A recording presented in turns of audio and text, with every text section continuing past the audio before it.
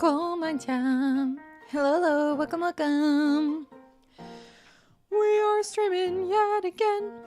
How are you guys doing today? Hello, Yuri. How you doing? Are you guys ready for the last gaming stream of this year? Are you ready for the last gaming stream of this year? Ooh. Is it gonna be the last Aviary attorney stream too? I wonder. Find out next on Yuri's stream. You got out of work early. Nice. I've been chilling at home. Well, I'm pretty busy. I'm pretty busy this end of the year, but I've been cleaning the spaceship. I need to properly clean the spaceship because I'm leaving tomorrow. I'm leaving after stream tomorrow. I'm sorry, I have to get comfy in my chair.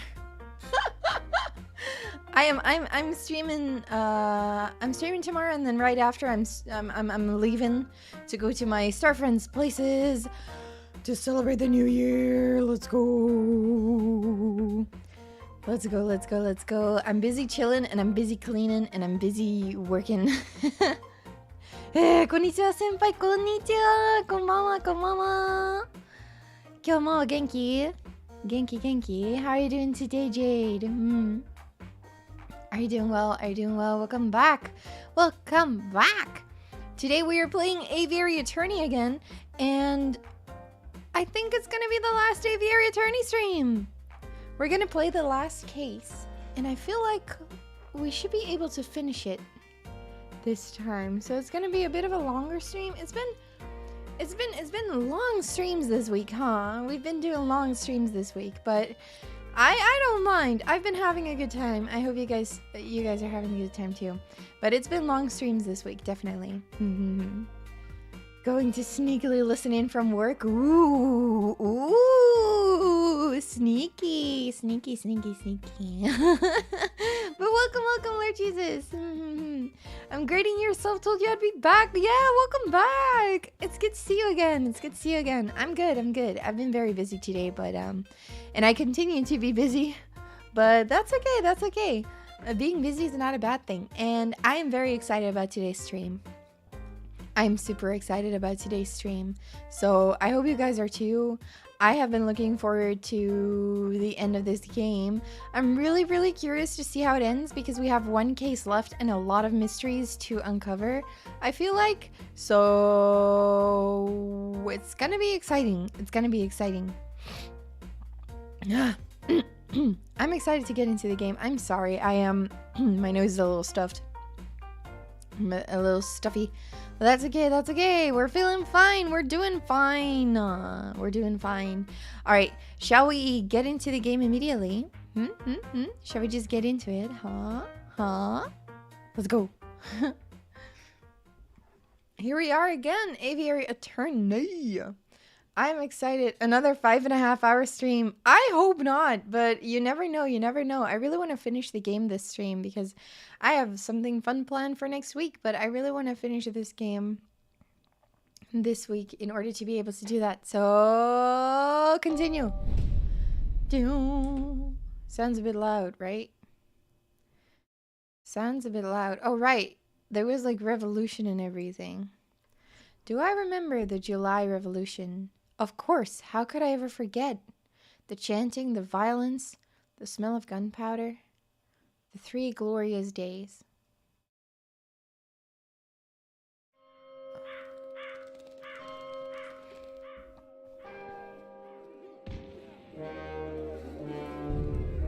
Uh-oh.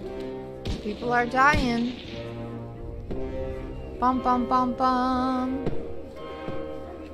This is not good. It's a revolution. Uh-oh. It's intense.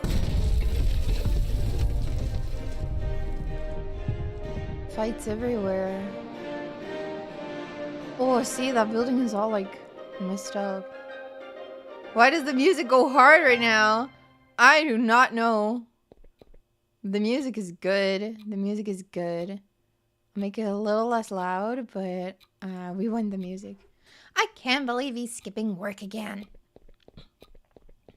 Sparrowson, I love you.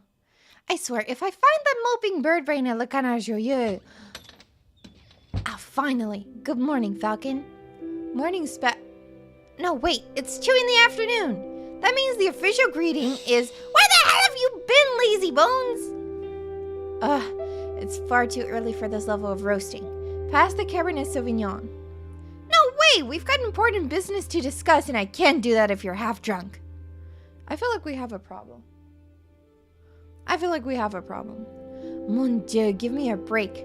I haven't had a good night's sleep since the trial. Something on your mind? It sounds a little loud for me. Wait, let me tune it down just a little. Actually, yes, it was what that wolf judge said about a revolution. Oh, pshaw, that guy was off his rocker. And besides, if we worried about every potential French revolution, we would never get any work done at all, am I right? Yeah, maybe you're right. Worrying doesn't do us any good. Tell me about the important business you wanted to discuss. Oh, yeah, the business. A letter. This one's from the Paris Police Department. Paris.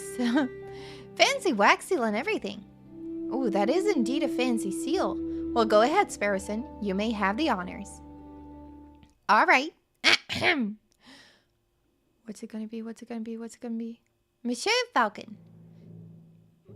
Oh. Meet me on the rooftop cafe opposite the Place de la Bastille. I have a proposal. Regards, Inspector Valerti. Ha! The inspector. That sounds weird. That's it. How terse. A proposal from the inspector. Interesting. Hello, Comfy. Welcome. How you doing? We're finishing Aviary Attorney today. Wait! I forgot something! I forgot my getup! There we go. Oh, wait. It's not properly attached. It's not fake. It's not a fake mustache. It is not a fake mustache. It's very much real.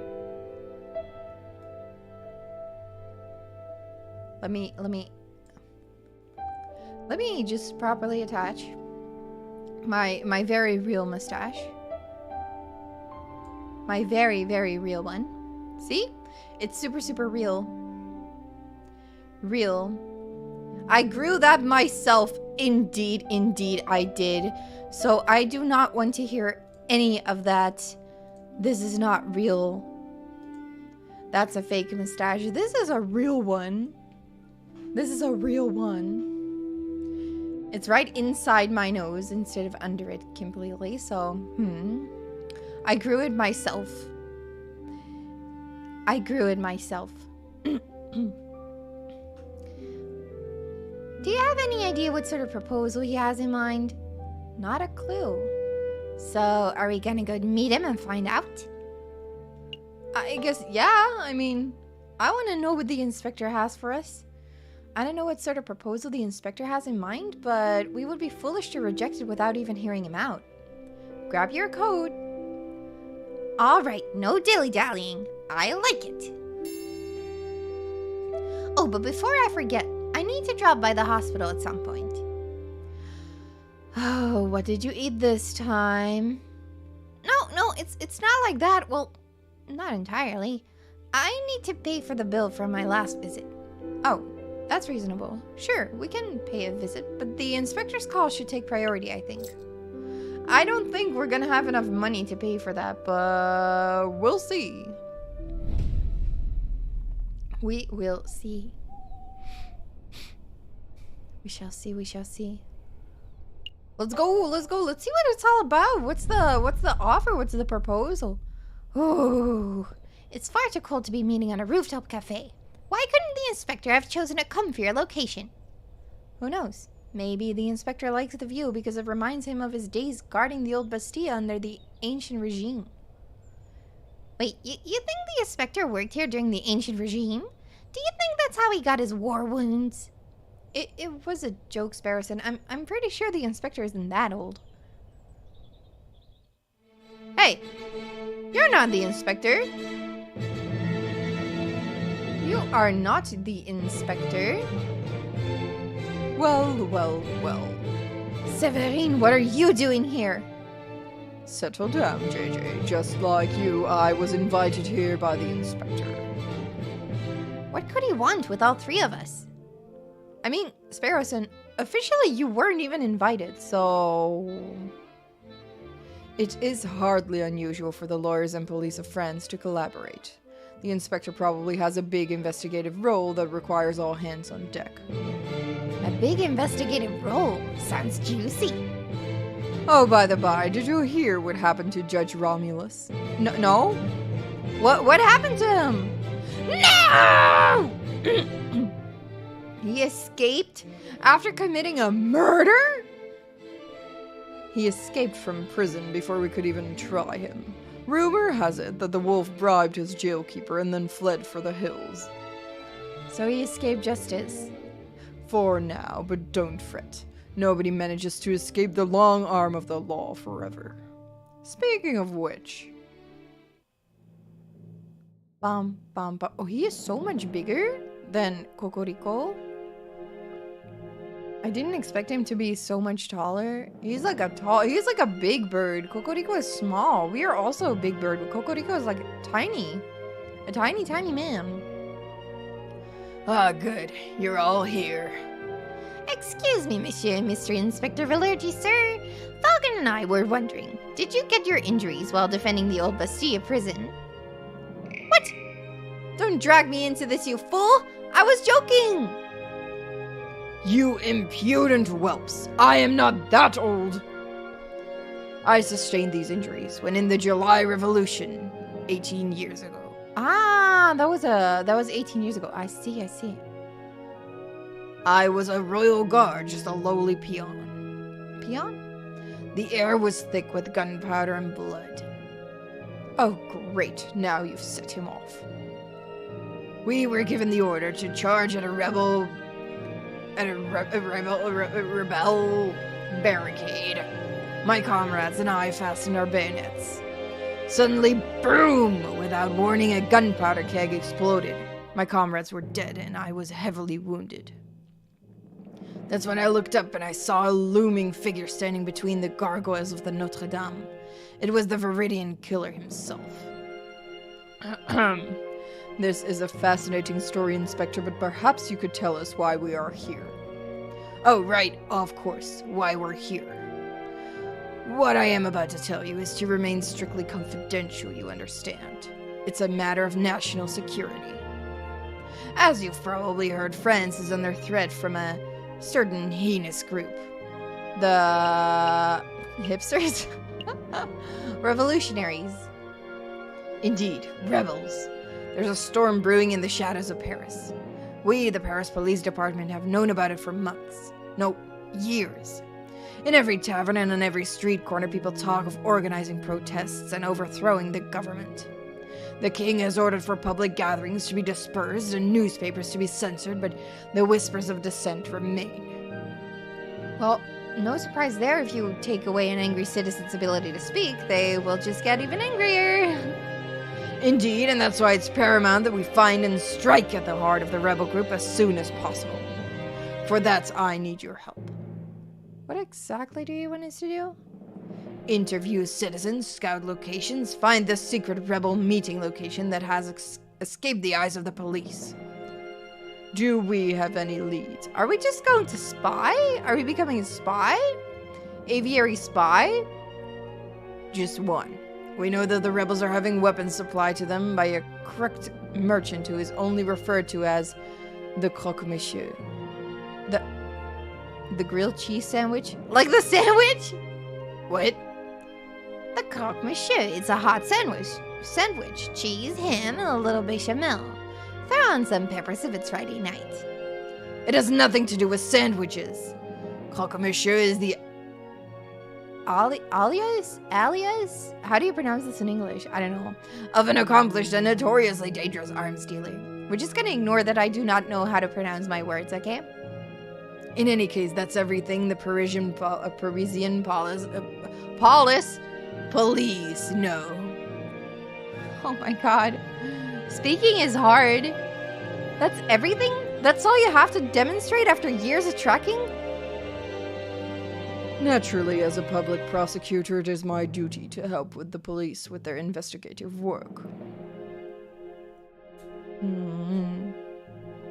I would be honored to lend any and all assistance. A yummy grilled cheese. Am I making you guys hungry again? Oh no. Suck up. That's very good to hear, Monsieur Cocorico, but what about you, Falcon? Well, to be honest, Inspector, I don't quite understand why you're asking me. I'm a private defense attorney. I work for citizens who get stuck in legal trouble. Rebel hunting isn't quite my forte. You want to know why I'm asking you? Look around you, Falcon. We are surrounded by corruption and incompetence. The judges are bloodthirsty wolves, the jailers are thieving ravens, and the National Guard are sitting ducks. Look at the slackers and dullards who supposedly protect and serve this country. Nobody cares about justice anymore. You saw my shameful display at the previous trials. Those are the results I produce with imbeciles to assist me. But you three, you care. Falcon, I saw you defending Dame Catherine and Prince Juan. I heard of your escapades around the city, frantically collecting evidence and interviewing witnesses. Frankly, you did more investigative work over the last month than I've seen any policeman do in a year. Not including myself, of course. Of course. I believe that you work really, really hard. Probably always. But, Dame Catherine... It doesn't matter. You have passion and conviction, and you aren't a total bird brain. By my book, that makes you a fantastic investigator, even if that is not in your job description. So what do you say? Do you want to sit around your office twiddling your thumbs until another pointless job offer falls into your lap? Or do you want to take this opportunity to do something great and help us track down the animals who wish to harm our glorious nation? What shall we do? Shall we help the country, or do we not want to help the country? Do we want to help the police? What happens if we don't? Do we want to help the police? What shall we pick? What do you guys think we should pick? Help? All right, we'll help them out. I would be honored to help my country, Inspector. Consider us on board. Excellent. Just what I wanted to hear. I had no such idea you were such a patriot, JJ. There's nothing wrong with a little national pride. Yeah, pride is fine and all, but do we get any compensation for this? Of course, here's 50 francs. You will receive another 50 upon the completion of your work. 50 francs? We're being undersold. Hush, Sparrowson, this is a great opportunity. I don't want to keep you any longer than necessary. You already have all the key facts of the investigation. Find the elusive Croque Monsieur and find where the rebels are congregating. Those are your two tasks. I will check up on your progress in 3 weeks' time, see what you can accomplish by then. I'll be doing my own independent investigation into the rebel group, JJ, so I suppose this is a competition of sorts. Try to keep up with me. Don't make me laugh, Severine. I have all the rebel leaders behind bars before you even have your first suspect. Come on, Sparrowson, we have a Croque Monsieur to hunt. Okay, let's go. What?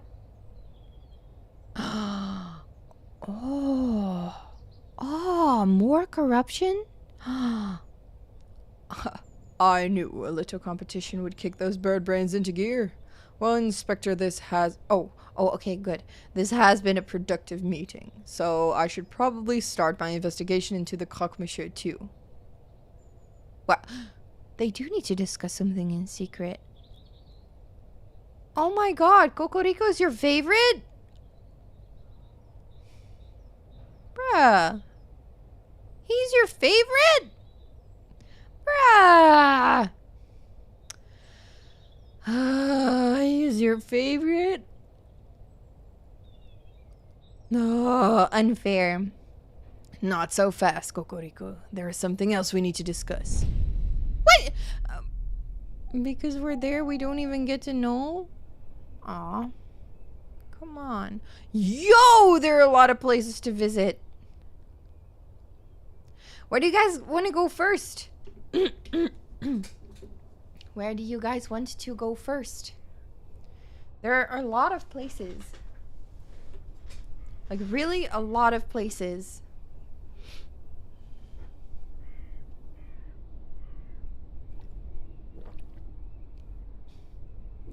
We've never had this many places to visit. Do you guys have a favorite place? Why should we go to jail? Maybe to like interview some criminals? Maybe about the wolf escaping? And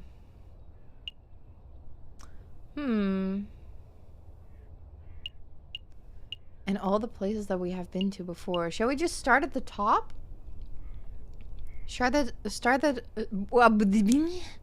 Today is not the day that I speak well, I have found out. Today is a day that I speak poorly. I am sorry. Shall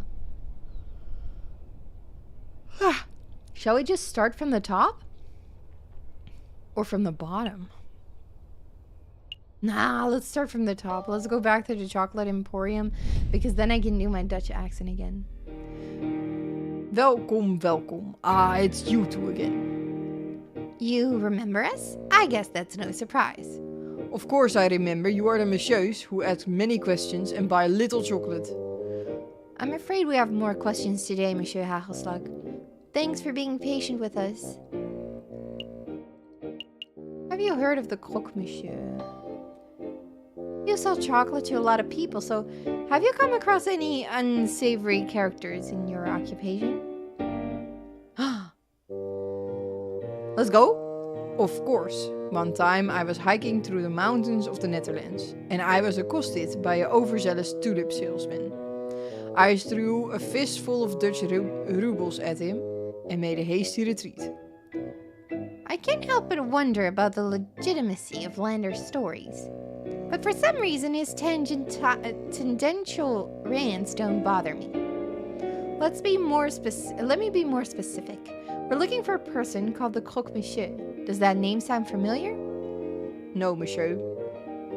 Well, do you know about an uprising then? Have you heard any rumors of rebellion in Paris recently? Why, monsieur, there are always rumors of rebellion in Paris. The citizens whisper in the shadows and the bourgeois cower in fear. Yes, but have you personally heard anything specific? No, monsieur. Well, I suppose we're done here. I guess it was a little silly of me to look for intel about a rebellion in a chocolate shop. Maybe I could help you with something else, monsieur. Like what? Well, you may have noticed that this is, in fact, a chocolate shop. I am of much better service as a chocolate salesman than a rumor mongerer. Of course. May I have a chocolate recommendation? I'm looking to buy chocolates for a friend. May I have a recommendation? Could it be?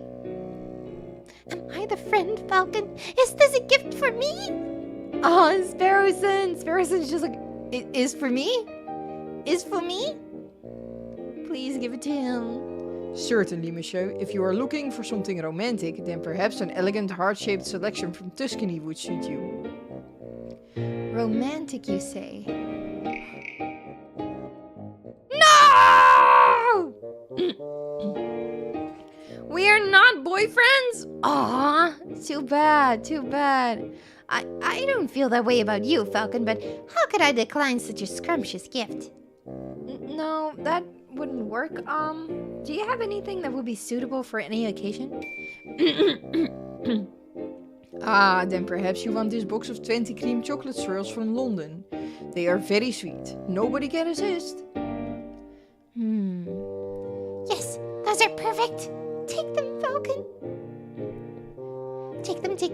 Take him.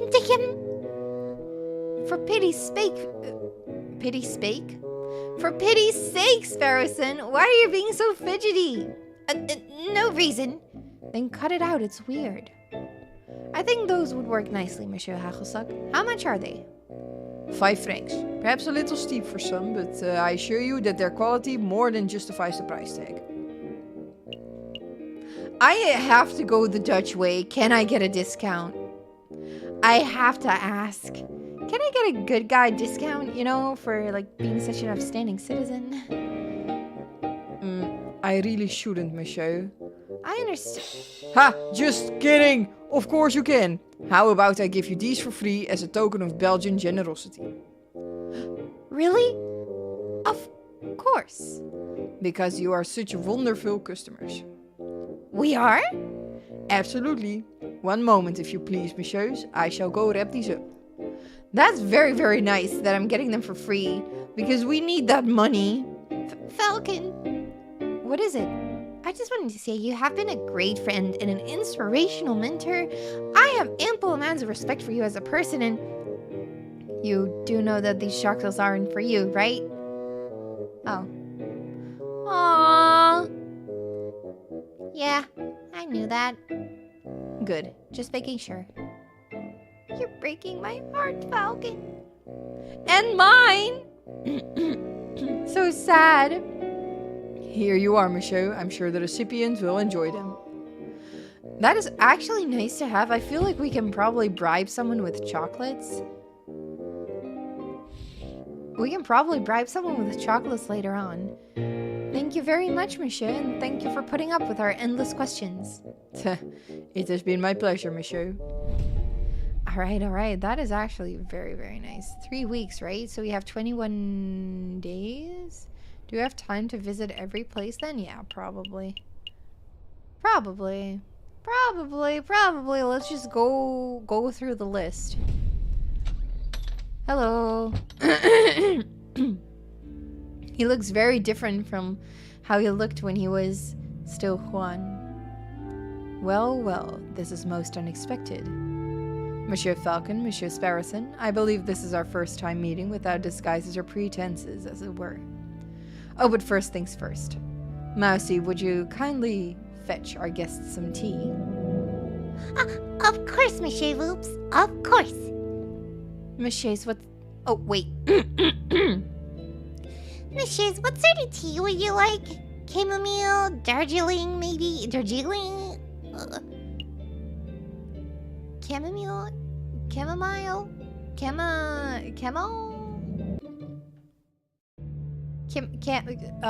What shall we get? You can try to assassinate the king again with the chocolate. Maybe we should not do that. We don't want to end up in jail. We want to put people in jail, not end up in there ourselves. What shall we get? What do you guys like? Tea or coffee? We can ask him about the coffee, but he offered us tea, so I feel like it would be rude to ask for coffee, but we could if you really want coffee, you guys. What do you guys think I should get? Do you guys have a favorite tea? Because I usually like the... Oh yeah, you like tea too? Yeah, I like tea as well. I usually have like wintry flavors. I don't drink tea a lot though. I don't drink it a lot. I usually drink it when I'm with friends. I really like green teas, and I like fruit teas, like fruit flavored teas, like orange flavored tea is like one of my favorites. Orange flavored tea, or blueberry tea. You like the smell of coffee but not the taste.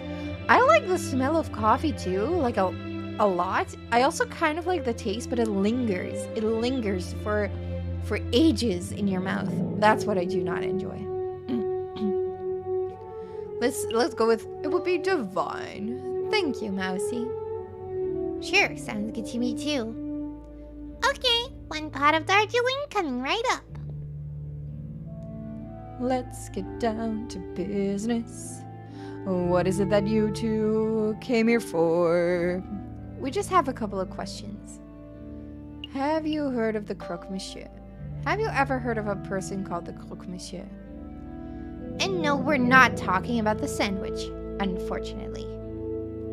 The croque monsieur, are you referring to the black market salesman? The man who claims to be able to procure anything, no matter how illegal? Yes, that sounds exactly like the person we're looking for. Do you know him?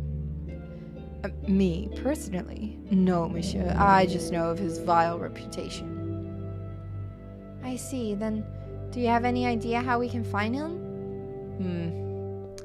Meeting the croque monsieur face to face is not easy. The man doesn't make himself known to just anybody after all. I know. I shall do a little investigative work on my own. Come back in 3 days and I will tell you where and when you can find the croque monsieur. That's an enormous help. Thank you so much, Monsieur Voops. Of course, there is a price. A price? It is just a small fee, a mere 30 francs. Hey, we saved your derrière over that Prince Juan business. Is this any way we could to show your gratitude? Monsieur Voops, you must understand that this is no personal errand. We are investigating on behalf of king and country. I am sure your intentions are noble, Monsieur Falcon, but I am running a business here and a fox has to eat. 30 francs, and I guarantee I will find you the croque monsieur. That's my final offer. What do you say? Ooh, shall we take it? Shall we not take it? We can try to gamble and see if we can earn some more money. We could do it and then gamble our money and see if we can win again. Maybe. I practiced last time. Maybe that's what we should do. Shall we go gambling? Shall we go bet our money? Is that what we should do? What shall we do? What would be wise to do? Because this is a lot of money from the money that we have. We have 105. We'll take it, and I'll try gambling up a little. Here you go, monsieur. Very good.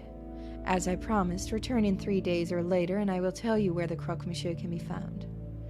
Rest assured that I will undertake my end of the bargain with care and diligence. I expect nothing less. Thank you, Monsieur Voops. It is my pleasure. Was there anything else you wanted to ask? Have you heard of an uprising? Of course. These days a man can't walk into a tavern without hearing angry men whispering about violence and revolt. I dare say that Paris may find itself in the midst of yet another revolution before the end of winter. But what can you tell us about the dissenters specifically? Do you know where they are meeting? I'm afraid I only know what you can read in the papers, monsieur. I know anti-government protesters were meeting out in the open until the government clamped down on large public banquets. With the banquets gone, who knows where the dissenters went? I see. Perhaps I can assist you with something else. No, that's all. Have a pleasant day. As to you. The tea's ready, Monsieur Voops. It's ready. I'm afraid you're too slow, Mousy. Oh, bother. Oh, bother. Oh, bother. Oh, bother. Bother. Cute. Shall we try, yeah. Let's go here. Try to gamble some... Fuck. I only just saw that there was, an event! No drinking. Bad Falcon. Calm down, Sparrow. I'm just here for information. Taverns are the first place people go to moan about the government. Therefore, they are perfect rebel breeding grounds. Oh, that makes sense. Oh, it's you two. What will it be today, wine or beer? I'm afraid it's just questions for now, Madame Cornell. We're looking for a man called the Croque Monsieur. Have you seen him? No, that name doesn't sound familiar at all. Okay, have you heard any of your patrons bad-mouthing the government? Of course, this is a tavern, hun. If people couldn't come here to grope and talk politics, where else could they go? Well, that's true, but has anyone stood out? Well, just between you and me, the pair on the drinking floor have been acting very shifty. No, I'm not saying they are or they aren't rebels, but they're doing far too much talking and not enough drinking, if you know what I mean. I think I do. Thank you, madame. Let's see, where to go? Well, let's first go to the card room. Ah, the big fellow has returned. Here to play some cards, monsieur. Yes. Deal me in. I know how to play. We're gonna be seeing if we can get some money in.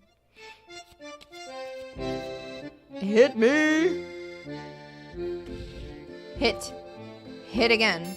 Perfect, see? Bam! First win in. Let's go. Shall we have another round? Yes. I'm gonna be on a winning streak. Mark my words. Or maybe don't. I am a little scared though. Alright, 20. 20 is very good. If he doesn't get 21. Nice! We won again! Alright, let's try once more. Let's try once more. Look at that. We are earning the money back quick. Thank you, Hector. Thank you. Welcome, welcome. Thank you for dropping in. Hope you have a fun stream. I will. Thank you. We're just playing a card game. Playing an innocent card game. Hit me. Hit me again. Hit me once more. Ah, fuck. Bust. I couldn't do it on 16 though. 16 is too. Oof. 15 in my first hand? Well. Hoping for the best. Ah, no! We lost by 1. Oh no, we lost all the money that we earned. Let's try it once more. Oh, I need to... Okay, 3. 3 is good. 3 is good. Go for 21. Hit me. Hit me again. Hit me once more. Ah! And I got the freaking 8. That was... Oof. That was not good. 15! Well, hit me once and hope for the best. 19. Oh, no. Yay! Okay, good. Thank God. Yo. I wanna do another. I wanna win another. We gotta win. 15 again. That's okay. 17. Yes!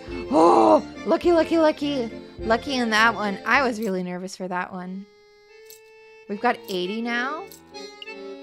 Let's see if we can win another. See if we can crank it up to 100. Cranking it up to 100.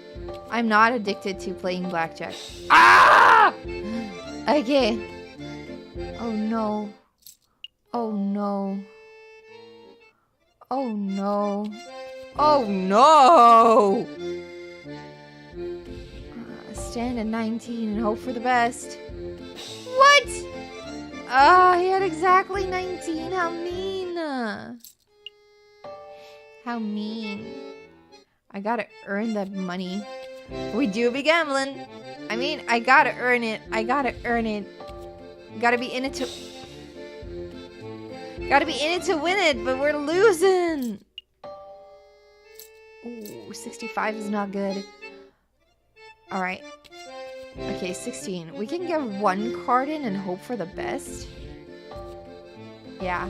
19. We have to stop at 19 and hope for the best. Yes! Alright, good. He got greedy. But I mean, you have to if you're not... Otherwise, he would automatically lose. Like, you can take the chance if you're almost losing. Okay, 10 and 10. 13, 17. I had hoped for less, but I can't win with 17. You can't win with 17. That's not gonna be high enough. Right, 8. I hope you guys like the music. Don't get higher than 19. Yeah, let's go! Or, well, higher than 21, but not anywhere between 19 and 21. We've got 70 now. I want to get back to 80 at least. 16. There's only 5 we can get. It should be fine. Ah, see, we got exactly 5. Let's go. 75, 75. Nice, nice. I'm getting better at this. We kept losing the first time, remember?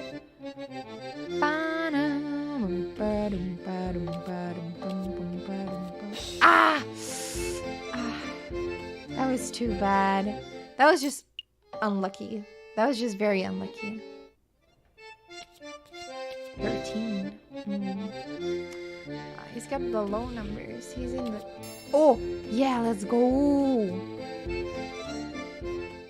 We got exactly how many we needed. Let's try to get to 80. And then we'll leave. I want to get to 80. We gotta deal with like 19. Oh, nice. Do we get to 80 with this? We did. Let's try more. I want to get to 100. I want to have like this little buffer of money. I want to be sure that we can pay for everything that we want to pay for. Am I gonna lose it all again? Am I gonna lose it all again? I don't want to lose it all. Do, do, do, do, do. Do, do, do, do, do, do.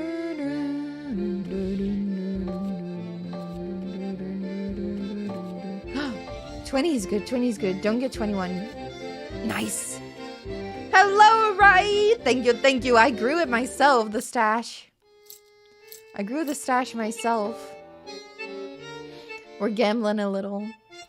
Just to earn some money for expensive stuff I have to pay for. 20 is good. 20 is good. Ah! His was better. Ah, rude. 20 is so good, though. We should have been able to get that one.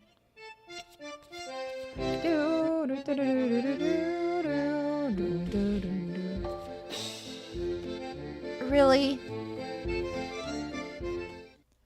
Really? We're back to 75? Oh. Try it again. 16 is not good. We can get a maximum of 5. Maximum of 4. Nice! Oh, thank God. I had to. You don't win with 17. We've got 75 still, but I want more. I want more. We need more. I want more. Ooh, hope for the best on 18. Hope for the best on 18. Ah! The dealer got 18 too. Makes us automatically lose. I want to get back to 80. Bring me back to 80. Bring me back to the 80s. Oh! That is not good. No, that's 65. We have to win 3 of them. Hello, Igor. Welcome, welcome. How are you? How are you? I am good. I've been doing a lot today. I've been working real hard. And now we're playing blackjack, trying to win our money. Win some money. Alright, we're back at 70. We're trying to get back to 80. I had the 80 before. I should have stuck with the 80. Stick to 80. Hope for the best. Nice. Nice. Are we back to 80 yet? No, almost. Alright, once more. We need to win once more now. Can we win this one? Oh, we got 1? Really? Lucky you. Ah! Everyone knows to keep gambling when you're already in the plus.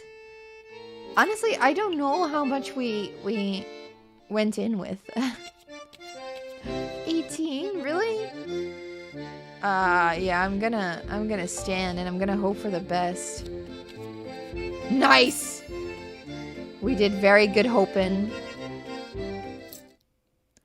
We're getting 75 now? Come on, come on. One more win. Please, let me win this one so I can get the 80. I want to get 80.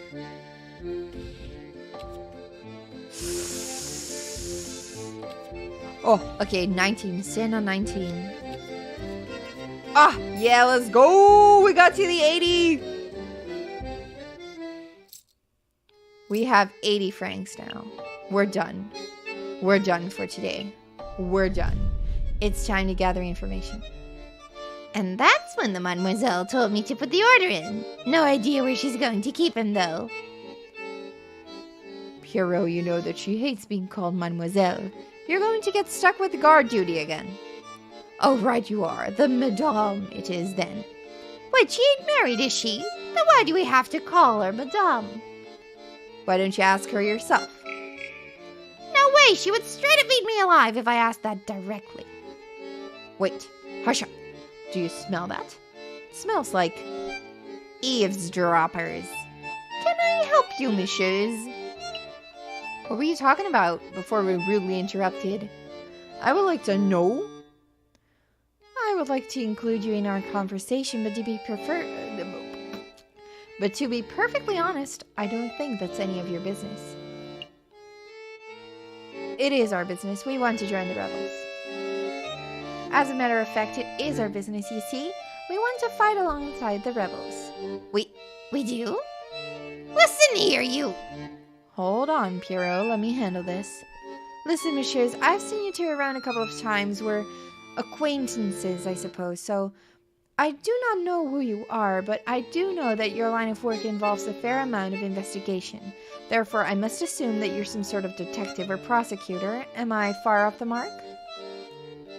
Well, nice mustache. Thank you, thank you. Thank you, thank you. I grew it myself. It is not at all fake. It is real. It's a real mustache. Trust me, it is real. As I thought. Now, I don't claim to be part of any secret rebel alliance. I've never heard of such a thing.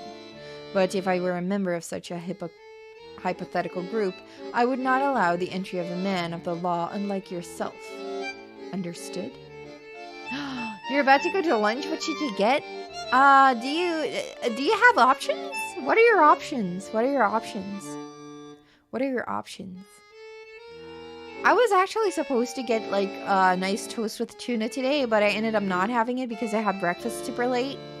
So I did not have it, but ooh, bagels are good. Yeah, you can get a bagel or just like the you can get a bagel, yeah. A bagel is good. A bagel is good. Maybe a bagel with tuna. Do you like tuna? How can you grow such a gorgeous mustache? Give advice. Well, first you have to really, really want it. It doesn't come easily. You have to really, really want a mustache. And then, first what you have to do is think about the mustache. Everything has to become a stash, right? Everything becomes a stash. You have to believe in the stash. You have to imagine yourself with a stash. You have to kind of like manifest it. Like manifest it. Get it? Right? You have to imagine yourself with a mustache. And then after you've imagined yourself with a mustache for a while, it takes a lot of preparation, takes a lot of prep. You have to think really, really hard about growing it. Focus all your energy on your upper lip. All on the upper lip.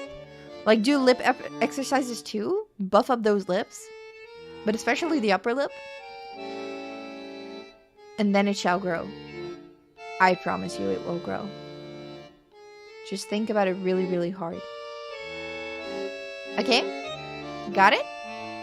Capiche? A lot of American fast food and sushi places. Sushi is good too. Like, again, do you like tuna? Because I like tuna. I like tuna a lot, so I would say if you like tuna, get something with tuna. Instruction on upper lip workout unclear. Got smacked in the face by random passerby. You have to practice alone, right? You have to practice alone. It's not a group effort. A mustache is not a group effort. It's a very hard and lonely road to getting to the mustache. Well, I'm sorry I did not specify, but I'm specifying now. It's a lonely road. You have to do it by yourself. You have to believe in yourself. But the payoff is real good. The payoff is real good. Trust me. Damn, that's a solid shutdown. Yeah, I'll try asking something else. Have you heard of the croque monsieur? Falcon, wait! There's a slight chance that these guys might be rebels, right? So if we ask directly, they might be scared off. Good point. I'll try to keep it subtle. The croque monsieur, tell me everything. Where'd you get that swanky hat? This old thing? It's just a regular cap I brought from... Oh man! Someone finally noticed me awesome hat. I've waited years for someone to notice. Look at this thing! Who's a pretty Polly? Who's a pretty Polly? I'm the prettiest Polly! Anyways, I bought it from a Mademoiselle in Les Alpes. I think the shop was called Ruse Odds and Ends or some such. Fantastic. Thank you, monsieur. Nice, Falcon. Now you can buy a swanky hat too. But we're now closer to uncovering the mystery of the croque monsieur. Oh, right. Well, where did you get the rifle? We're being subtle. You'll stick to your natural mustache? Mine is natural too. This is not a fake one. What are you implying? This is my real stash. See? It's so attached to my face. Imagine Falcon and Drip. Yeah. Falcon in the Drip with the hat and the rifle. I see you are carrying a rifle. Evidently. Who manufactured it? Ah, good question. See, most hunters around here are carrying old French Charlevilles, but this beauty is something special. See, it's American from the Springfield Armory, model 1812. Percussion lock firing mechanism. An American musket, you say? That's certainly quite special. It must have been hard to procure. It's true that you can buy guns of this quality from standard street sellers, but if you know the right people... Please go on. Well... Okay, listen carefully. You didn't hear it from me, but to meet the croque monsieur... Actually, it would be foolish of me to explain in public. It would be much easier if you just take this. The Book of Judges? What's this? Some sort of law book? The book's subject is not important. Just take it. Ah, I see. It's the Book of Judges from the Bible! Old Testament stories of God smiting people and stuff. I appreciate the gift, monsieur, but I'm not religious. Nor am I. Then why are you... Just take it, you idiot! Bible books are what we use to pass around in code phrases, don't we? Code phrases? Piero, please, I'm trying to be low-key, and I can't do that if you're mouthing off with a big beak of yours. Right you are. Try to forget what my friend said. Just with a little searching with the contents of that good book, you should be able to get what you desire. Is that a religious metaphor? No, monsieur, I'm being very literal. Book of Judges. What can we find in the Book of Judges? Huh. Thank you very much for the gift. But to be honest, I have no idea how this is supposed to lead me to our gun salesman. I see. Well, I hear that there's an excellent friar who performs Bible readings at Notre Dame Cathedral. Perhaps if you show the man your new book, he will be able to find you a particularly spiritual passage. Are you sure that this isn't all a religious metaphor? I feel like you're trying to convert me. I assure you I'm as secular as they come, monsieur. Friar at Notre Dame Cathedral. Thank you, monsieur. I'll make a note. Was there something else that you wanted? Meow. No, that's all. Thank you for your assistance. It's nothing. Get out of here already. You two seem like decent fellows. You shouldn't get involved in this rebellion business. Just do whatever you need to do with the croque monsieur and get out of Paris. That's what a smart person would do. I appreciate the advice, monsieur, but we are not smart. We're leaving. Are you ready to hit the road? Yes, let's make a move. We're going to the Bible reading. We're going to Bible study. Welcome. Where was it again? The Notre Dame Cathedral. The cathedral. The cathedral. Falcon and Sparrowson step into the grand atrium of Notre Dame Cathedral. Scaffolding. Meow. Don't interrupt me. Rude. Meow. Scaffolding lines much of the crumbling outer wall. Unperturbed, a handful of devotees are silently kneeled in thought. Here for a little prayer, are we, Falcon? I had no idea you were the religious type. Don't be silly. I'm following up on Fontaine's lead. We must find our mystery friar. Do you think it's that hunched-over fellow here? I bet it's him. He looks super suspicious. It could be. Let's show some tact. Excuse me, Monsieur Friar. Do you know what tact is, Sparrowson?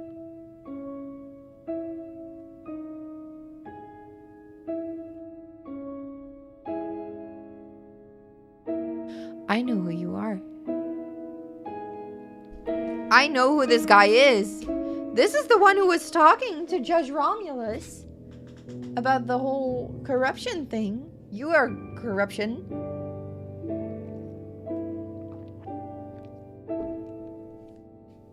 So that is who you are, huh? Welcome, my brothers, welcome. All are welcome under the roof of the house of God. Are you here to confess your sins, or perhaps you wish to join in our services? Actually, Friar, we're here because... Falcon! That friar, he looks eerily familiar. Yeah, he does look familiar.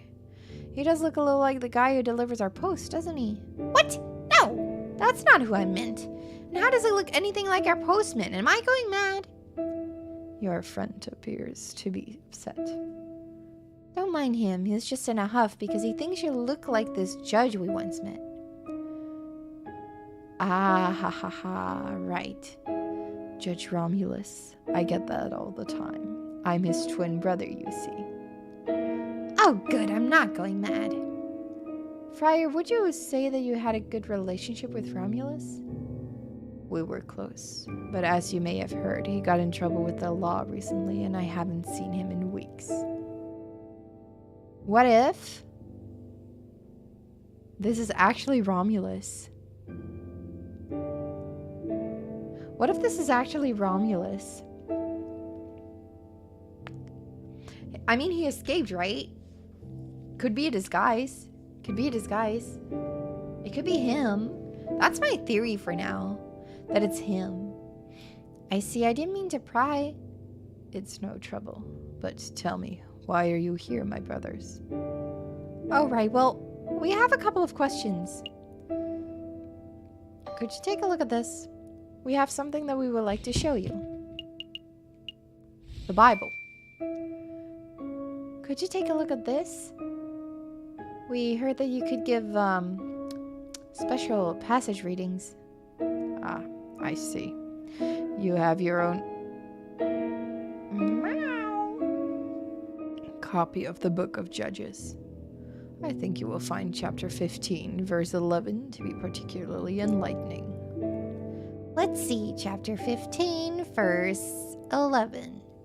This chapter follows the journey of Samson, the heroic judge with divine strength. In this part of the scripture, Samson is confronted by the men who are angered by Samson's notion of justice. Please, could you read the passage? Meow! What is up with you? Kitty cat, what is the problem? What is the problem? Come here, what is the problem? Come here. Meow. Here. What is the problem? What is the problem? Come here with me. Come be with me for a second. We've got cat. We have cat here. Do you want to say hi? Do you want to say hi? We have cat here. is it? What are we meowing? What are we meowing about? You have your own meow. What is the problem? Meowdy cat. Meowdy Chud. Welcome, welcome. Kitty cat, what is the problem? What is the problem? What is the problem? Are you so... Oh. Bye. He jumped away again. He jumped away again. Okay, cat's gone. I mean, he's not gone. He's right behind me, but he's behind me, isn't he? Fritz knows he's the bad guy. I mean, Fritz is kind of... He's a bit of a bitch, I have to say.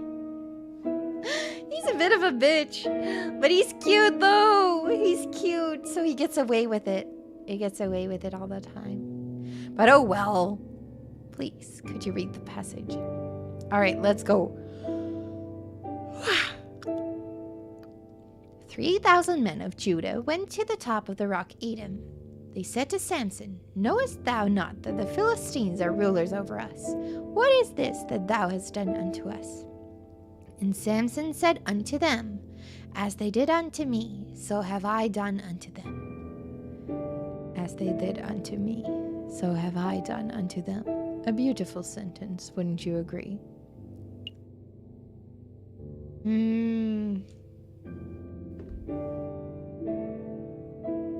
I guess we have to keep him happy, so very poetic. Yes, a beautiful summation of justice. You understand the passage. That's delightful to hear. Yes, Samson was a great judge. Not a judge of today who sits on a high chair and files endless paperwork. But an old judge, a holy judge, a shofet? They were to be admired and feared. They made their own judgments and dispensed their own punishments. Problem with an eye for an eye is that everyone ends up blind. Yeah, it's not the best way, huh? I'm starting to ramble, aren't I? Okay, let's get back to the point. The key word of the day is Etam. That's the name of the cave where Samson hid, the rock of Etam. Etam, got it. I'll make a note. It's like a backwards mate, but I'm confused. What do we do with this key word? That is for you to learn on your own, my brothers. You appear to be intelligent. I am sure that if you put your faith in the right people, you can uncover the truth. Well, we'll see what we can do. Is there anything else I can help you with today? What's with the scaffolding? Is some sort of construction work going on? That's right. A little repair, a little renovation. It's no secret that the cathedral has seen better days. The cult of reason did a lot of damage back in the days of the revolution.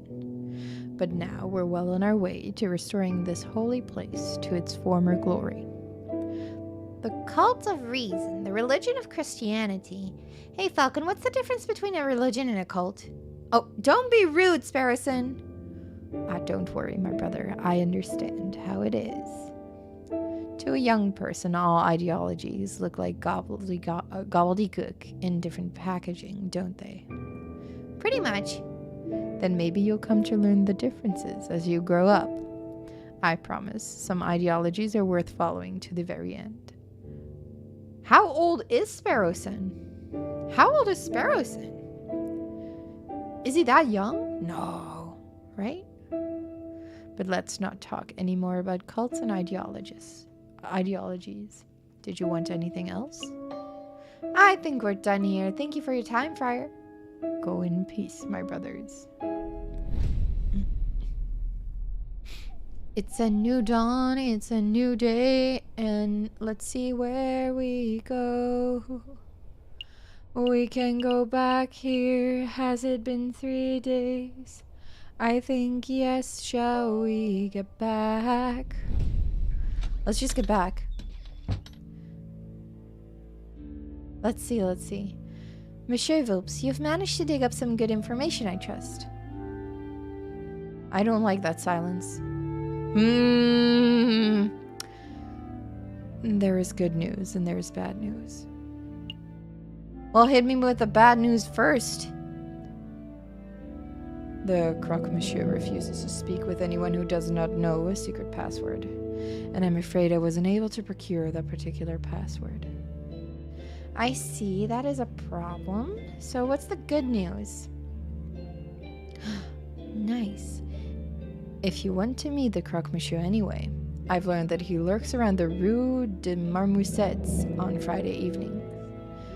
The Rue de Marmousets.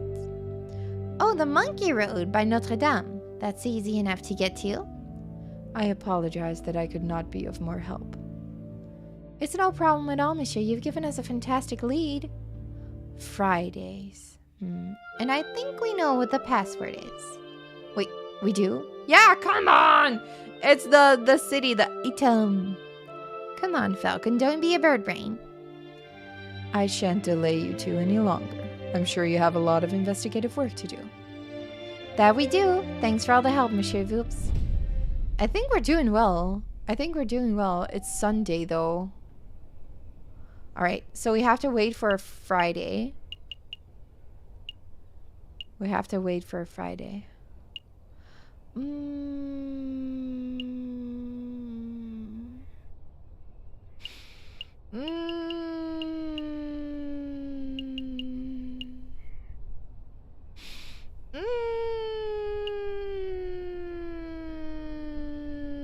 Let's go to prison. Check out what happened with Judge Romulus. Why did we come here, Falcon? We don't have a client to defend.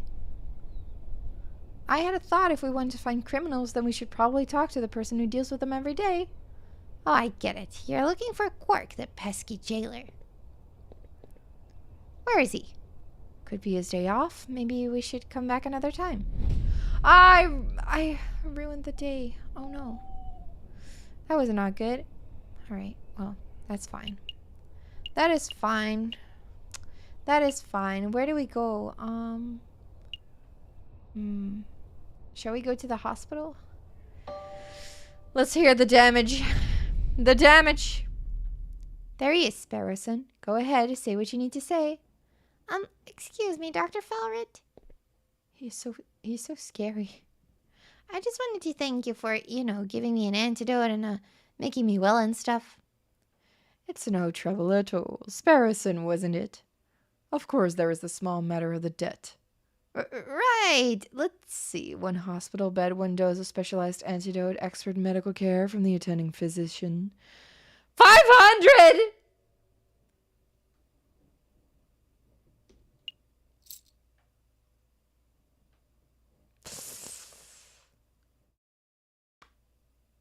Yeah, I do not have that. Well, Sparrowson, we're leaving you here. Bye. Oh no. Should have gambled more. Falcon, can I get an advance on this month's pay and the next month and maybe the month after's? Calm down, Sparrowson. I'm sure the doctor's a reasonable man.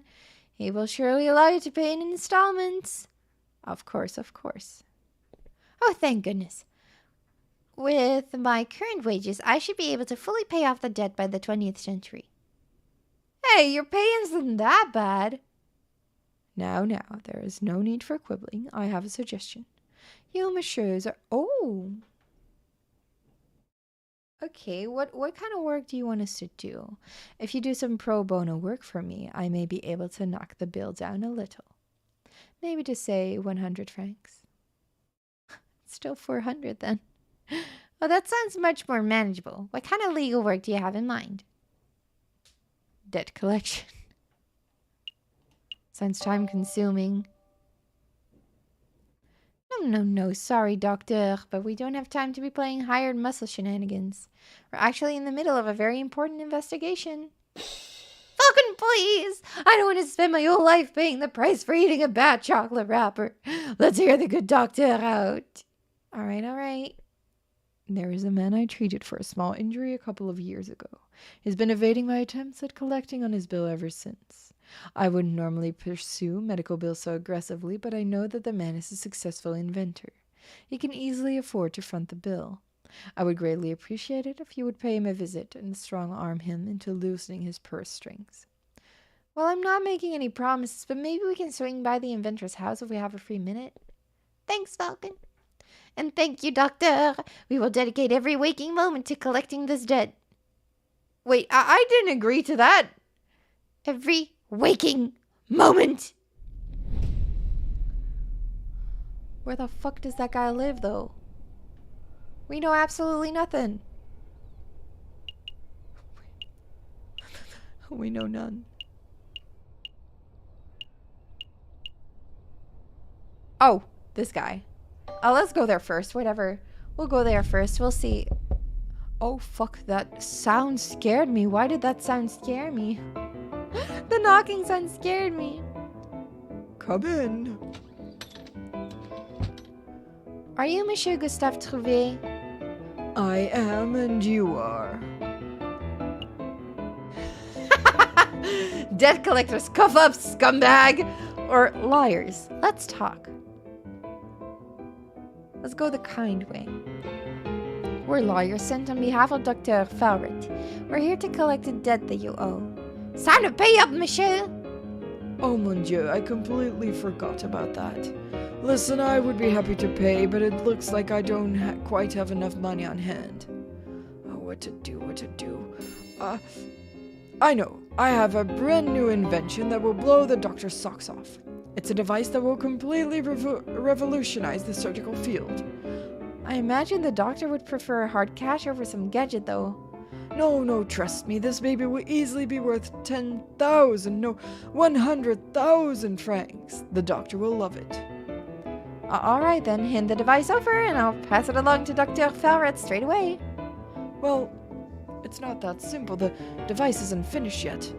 It's not finished? I know exactly what needs to be done, but I am missing some crucial parts. Perhaps if you had some time to spare, you could help me out. Run out and collect what I need. What? No, monsieur, that's absurd. If you have shopping to do, then you should do it yourself. Falcon, please help the man. I can't spend the rest of my life in debt. All right, no need to get panicky. We'll hear the man out at least. Great, I'll take notes. What is it that you need, monsieur? Let's see, I need a copper pot. A pot is in like a saucepan? What on earth for? It's a necessary component of my invention. I can use it to build a portable electric battery. You see, when a zinc rod is suspended in sulfuric acid, accompanied by a copper surface, a current is generated. Save me your scientific mumbo-jumbo. One metal pot should be trivial to acquire. One copper pot. Oh, the copper part is important? Okay, one copper pot. I wonder where we could find one of those. I've seen copper kettles at Les Halles markets, although those things aren't too cheap. I can't help but feel that I saw a copper pot somewhere else. What else? String. High-grade string to bind some components of the device together. Seems simple enough. I imagine Les Halles market would have that in abundance. Can we really afford to blow our whole budget at the market, Falcon? Surely there's a cheaper way to acquire string. Look, I have a loose thread in my jacket. Take it. The string must be higher quality than that, monsieur. I need something that's fishing line grade. I know where we can find one of those. From one errand to the next. For real. For real. Was there anything else you wanted? Some books, confectionaries, alcohol, groceries, perhaps? No, that's everything. All right, I've got it all written down. I feel a little conned. We came here to collect on a debt and left with a shopping list. We're going to follow through and get Monsieur Trouvé's items, right? We'll see. From one errand to the next. But we can almost go to the place where the thing is. The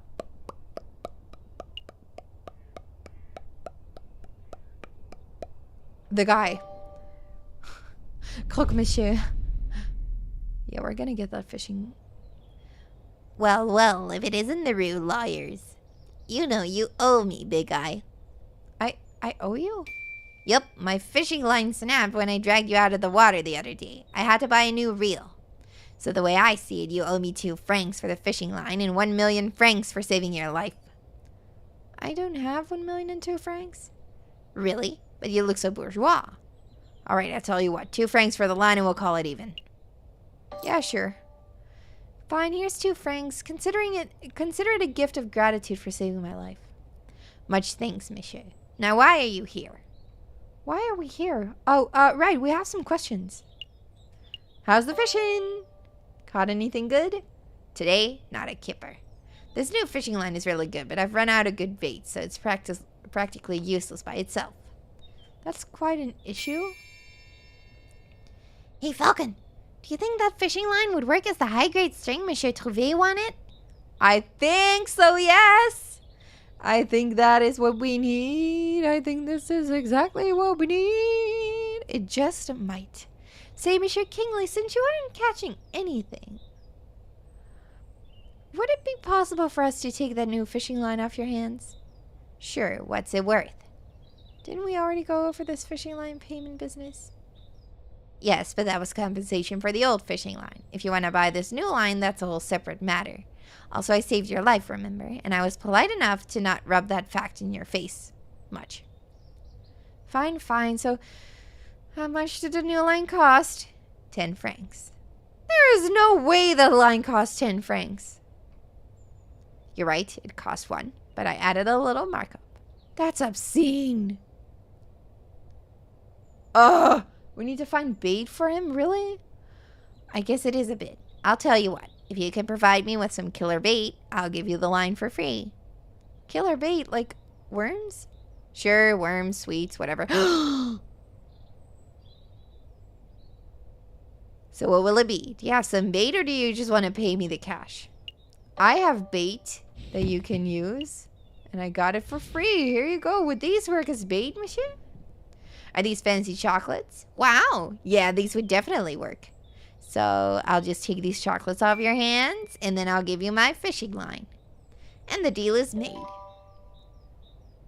Wait, hold on. Now I have fishing bait but no fishing line. I did not think this deal through. Oh well. Can I help with something else? Have you heard of the croque monsieur? A man called the croque monsieur. Nope, doesn't ring any bells. That's a strange name though. Did the man name himself after the sandwich, or was the sandwich named after him? I don't know. I have absolutely no idea. I can only aspire to have a sandwich named after me one day. The sparrowson. Thick slices of white bread, mayonnaise, cheese, chicken, bacon, slices of sausage, honey glazed ham. Stop, you'll give us all heart attacks. I think we're done here. Happy fishing, monsieur. Bye, Monsieur Fisherman. Hey, you know I hate being called that. Oh, you misheard my right as Rye and snapped into attention. Whoops. Whoopsies. Whoops, whoops, whoops. Oh. We need to go here for the croque monsieur to meet him. He's a crocodile. Of course he's a crocodile.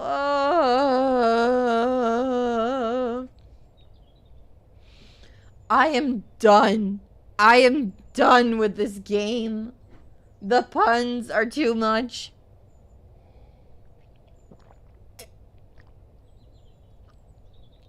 I can't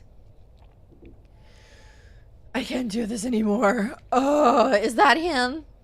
It must be. Excuse me, monsieur. If you did not see that coming at this point, this is solely on you. Well, did you see it coming? Did you think he was going to be a crocodile? Oh my god. Oh my god. Really? You're lying. You're lying. You're lying. You're lying. You're lying. Do not lie in chat. Now give him an Australian accent. As if I know how to do that. I can't. I haven't watched enough Australian shows to do that. I don't know how to do that. I can barely do an American accent. You're lying about as much as my mustache is real. So a lot. Because my mustache is super, super real. See, it's not coming off. It's not coming off. It's super real. It's not coming off. Not coming off. All right. What kind of voice? I don't know.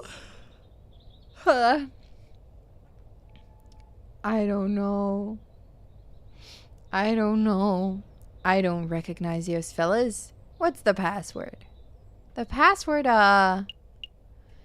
eat 'em! Oh. I took you fellas for bird-brained cops, but you actually know the secret password. So what do you want? Well, let's start with introductions. You are the croque monsieur, are you not? That's... I see. I see. That's the croque monsieur to you. Mon Dieu, people always get the pronunciation wrong. I'm not really hearing the difference, though. In any case, Monsieur Croque Monsieur, my name is... Don't tell me, you idiot! Bringing up names can mess up an entire meeting! Why do you think I use an alias? Just tell me what you want. Drugs, guns, explosives, slaves? Come on, I don't have all day. Well, to be honest, what I really want is... information.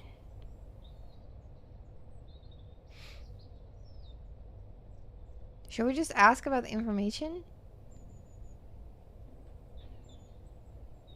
Or a fancy gun? Let's ask about the fancy gun. I feel like... I feel like because the guy, he had a fancy gun, then maybe we can get information like this. A fancy gun. I need an exquisite firearm that can't be bought from any old gunsmith or merchant. Ah, you're a man with discerning tastes, huh? Take a look at this. It's my own custom-manufactured masterpiece, the greatest pistol in the world. Double-barreled, ivory handle, percussion cap, of course. It takes Minier ball ammunition, so it's super accurate. It's certainly quite something. I'll give you this one right here and now for 500 francs. 500 francs for one gun? Looks nice, but it can't be that good. Listen, this is a one-of-a-kind gun, double-barreled Minier ball pistol. That's cutting-edge technology. Frankly, you're robbing me blind at 500. So, are you gonna take it or what? Do you take checks?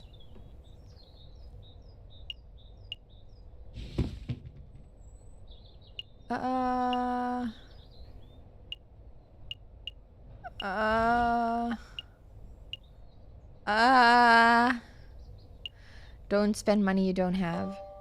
To be honest, I don't really have that kind of cash ready to hand over right here now. Oh, that's quite alright. We can do installments. How does 50 francs a month and a 10,000% APR sound? Well. Saint merde! It's the fuzz! Cheese it! Wait! Monsieur Croque Monsieur, come back! Oh, never fear, Falcon. I'll tail the dastardly fellow. Don't get too close, Sparrowson. The crocodile's got a gun! What is all this ruckus? Playing cops and robbers, are we, JJ? What are you doing here? Are you blind, Severine? That was a croque, monsieur. We were on the crux of extracting some vital information about the rebels, but your smug entrance just ruined everything. That was the croque, monsieur. I never would have guessed. You don't sound very concerned. Oh, don't get me wrong. I'm quite impressed that you managed to track down such an elusive criminal. But I have something much more pressing that I need to discuss with you. More pressing than finding the rebels? Perhaps. JJ, I want you to answer this question sincerely and honestly. What? Did you go by a different name prior to enrolling in Paris Law School? What are we digging into our background? What does that have to do with the rebel investigation? Or to do with anything for that matter? I would appreciate it if you would just answer the question, JJ. I need to hear it from your own beak. Have you ever gone by a different name? Well, yeah. But why? Yes. I don't deny it. A man has a right to change his name. Indeed, a man has the right, but why would a man do such a thing? I don't appreciate your accusatory tone. You sound just like Inspector Valerdi. Wait, that's it, isn't it? The inspector ordered you to dig up some dirt on me, didn't he? Answer me, Severine. What's going on? What did Inspector Valerdi say?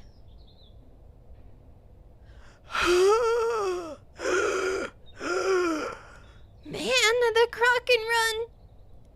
It appears that you two are making solid progress with your investigation into the rebel group. I'll be sure to let that inspector know. Where are you going? We haven't finished our discussion, Severine. We have. I learned what I came here to find out. Good day, JJ, and good day, Sparrowson. What was that all about? It doesn't matter. Severine's just poking his beak where it doesn't belong. Nosy blighter. So tell me about your little adventure, Sparrowson. You lost a croque-monsieur, I take it? Yeah. He looks like a stumpy reptile. But he ran like a gazelle. I lost him in no time at all. I see. Well, with the croque-monsieur's lead gone, our investigation has reached a dead end. Not entirely. He dropped something during the chase. He dropped something. What exactly? I'll show you. Follow me. I think you need to do more exercise, Sparrowson. Don't judge me. Ow. Ow. Ow. Mon Dieu, what is it now? Muscle cramp? No, my foot's hurting. I think I got something in my shoe. Well, get your beak and bear it. This is around where you saw the crocodile drop something, right? Yeah, somewhere around here. Oh? He dropped something. What did he drop? Well, let's put on our investigation hats and find whatever it is. Must be this. A piece of paper. It looks like a receipt. This is the thing croque-monsieur dropped. It's a list. 40 muskets, 20 pistols, gunpowder, 3,000 musket balls to be delivered to the sleeping city. This is an invoice. I don't see any names on here, but given the contents and quantities, the goods are probably intended for the rebels. Excellent find, Sparrowson. It was nothing. But the sleeping city, where could that be? Well, it's a city that sleeps a lot, so somewhere in Spain would be my guess. I'm pretty sure that the location is not a literal city. For one thing, we already know the city where the rebels are gathering. It's right here in Paris. Sleeping city is a code phrase, like a riddle. A riddle, Well, I'm stumped, and isn't getting us nowhere. Isn't getting us anywhere. Is getting us nowhere. Wah! We must find someone who can solve it.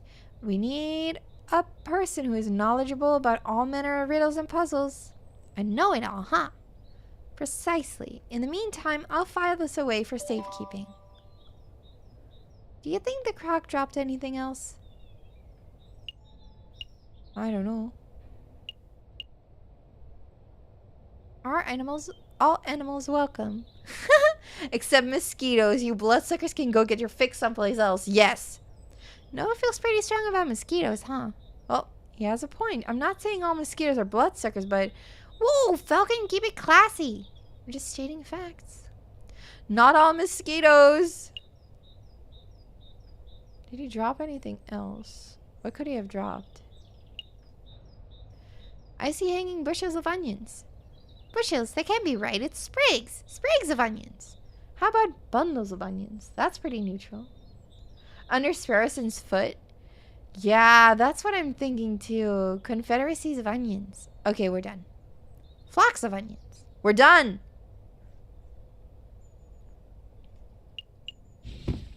Can I select Sparrowson from here? No. That's a shame. What if it's... It must be in Sparrowson's shoe. But we don't know what it is. An empty cart. Somebody has scrawled the word Descartes on it. The owner's name, perhaps? I don't think so, Falcon. See the graffiti on the wall behind you? This wall? Somebody thinks this funny. Okay, I like that though. I like that joke. Does that street lamp look broken to you? Yep, I think all the lamps on this street have been vandalized. The ground is covered in glass from the broken panes. Oh, that explains why my foot is hurting. It does? Oh, you stepped in glass. There's glass in the sole of my shoe. I must have trodden on some shards while chasing after the croque-monsieur. Oh no, my good shoes are ruined. Well, I wouldn't say good. You paid 20 cents for them. File this away in the evidence folder. You want me to file away the broken glass? It's probably going to be important later on. They're going to be like joking about it now, but it's probably going to be important later on. Yep, I'm filing an official formal complaint to the government. Their faulty street lamp has ruined my shoes and I am owed compensation. I think government officials have better things to do than worry about your 20-cent shoes, Sparrowson. We'll just see about that. Are you satisfied? We have real evidence to find. I think that was everything here, huh? Was that everything? Oh, it was not. The sign is difficult to read. The paint is faded. Tridelfritier? Chidelfquitier? There's no way it says that. You just made those two words up. All words are made up, Falcon. True. True? But still, Sparrowson, don't come for my neck like that. Don't come for my neck like that. Alright, now I think we've gotten everything, huh? We've probably found everything. Yeah, we found it all. I think we're done here. Okay, I guess we can always come back if we think we've forgotten something. Can always come back. Do we have to go back the next week? Could I? Do we have time to go back to... Hey. Cutscene?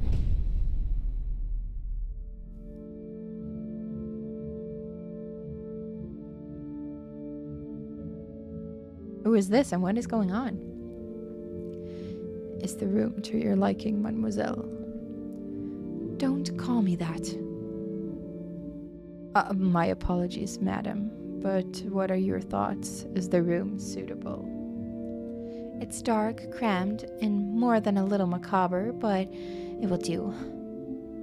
Excellent. I have hired private security to guard the entrance 24 hours a day.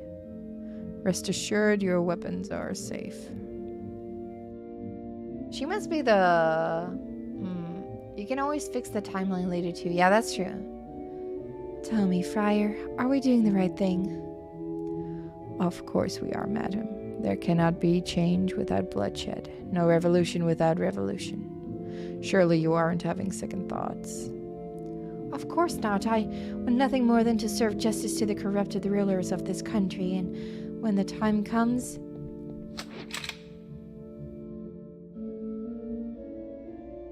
I'll be the one to pull the trigger.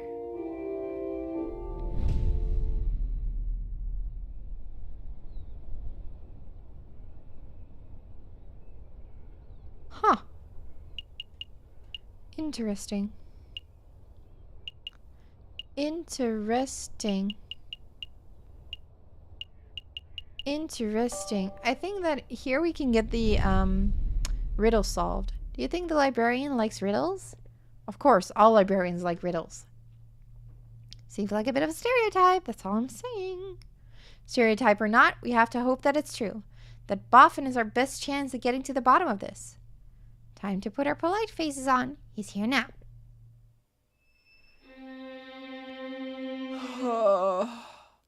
Good day, Dromio and Dromio. Why, good day, monsieur. It's a pleasure to see you again on this fine day. Tell me, kind monsieur, do you like riddles? Of course. Here's one for you, messieurs. What has 2 mouths and 4 ears, yet talks twice as much as it listens? You. It's you, messieurs, you. You come in here yammering and yelling, never stopping to close your beaks for 1 minute. Oh, very good, monsieur. Laughs first, and we need to get into his good books. Oh, what was that? Sorry, I can't fake laugh. Oh, mon Dieu. Stop this farce. You, messieurs, obviously have some inane riddle that you want solving, so let's hear it. Go on, spit it out. Oh, right. Well, if we were to say that there was a place called the Sleeping City in Paris, where would it be? That's a new one. The Sleeping City. Got it. Really?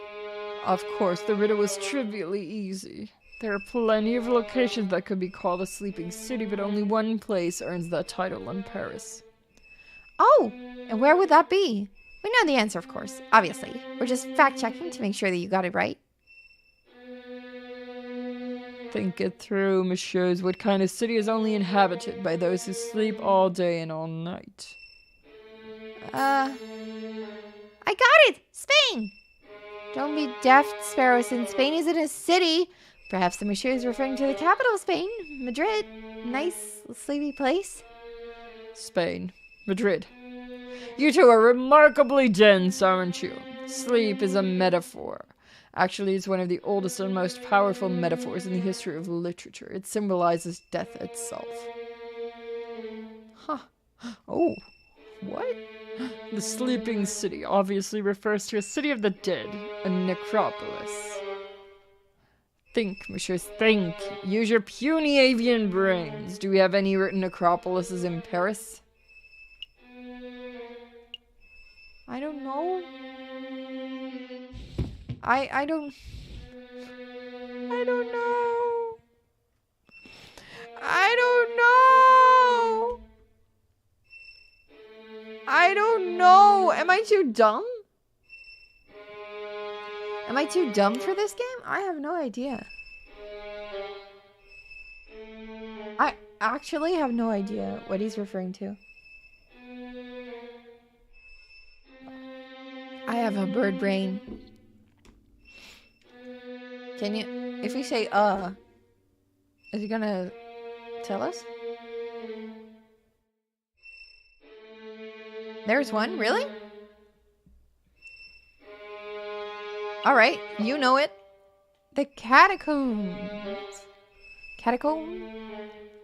The winding tunnels of the dead that lie beneath our very feet. Very good, monsieur. Oh my god, you knew this? Oh, wow. I had no idea. Wow, you guys are smart. Much smarter than I am, huh? That's the first semi-intelligent thing you have managed to say all day. You have more questions, don't you? Oh, yes. Tell us about the catacombs. Can you give us a brief rundown of the history of the catacombs? The cemeteries of Paris were overflowing by the end of the last century. It was a mess from what I hear. To create space, King Louis XVI ordered for old skeletons to be excavated and put into the unused mine tunnels that lie under the city. So with a little renovation and many years of hard work, the mines were successfully turned into a subterranean mausoleum. So what, it's basically a grave for a few thousand skeletons? Millions, more like. Don't underestimate the size of the tunnels, messieurs. Well, how do we get in? I know that the bourgeois like to tour the catacombs, don't they? Correct. It was quite the bourgeois tourist hotspot some 20 years ago. But if you were hoping to pay his visit, you are too late. The church had all the entrances sealed shut fairly recently. Why would the church do that? Believe it or not, they consider the turning of a mausoleum into a tourist attraction to be in poor taste. Right. They shut down all the entrances? Really? Surely there must be one or two left untouched. If there is such an entrance, it is not public knowledge. I see. Someone should know this. There must be some way to get in. City sewer, so we just need to find the right manhole and boom, we're in spooky, scary skeleton town. Spooky, scary skeletons and shivers down your spine. Boom, boom. That's a good idea, or maybe it connects to the same. Perhaps some swimming is in order. You two dunces are going to get yourselves killed. If you really wish to visit the catacombs, you would be best off asking those responsible for the closures. The dead people? Yeah, an entrance like at the church. That's what I was thinking too. Yeah, the Church, be sure. The church would know if any unsealed entrances still exist. Right.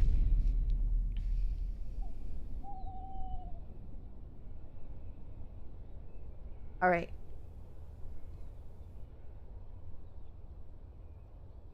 So, Going to...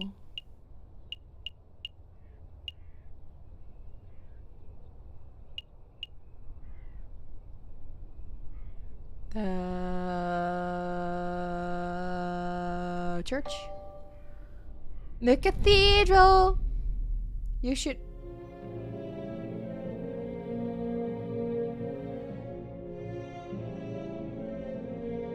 he is just out in the open? Dressed like a normal man out in the open? Did you sneak out to the Louvre again? I keep telling you, my brother, you can't risk being seen. There's too much at stake. Oh wait, it's another brother. Another brother. More brothers. More brothers. How many of them are there? How many are there? But the good word must be spread, my brother. We need as many supporters as possible. No more sulking in the shadows, no more cowering in the dark. We must rise up against our oppressors. Oh, but before I forget. I knew it. Here's your pen back. I borrowed it.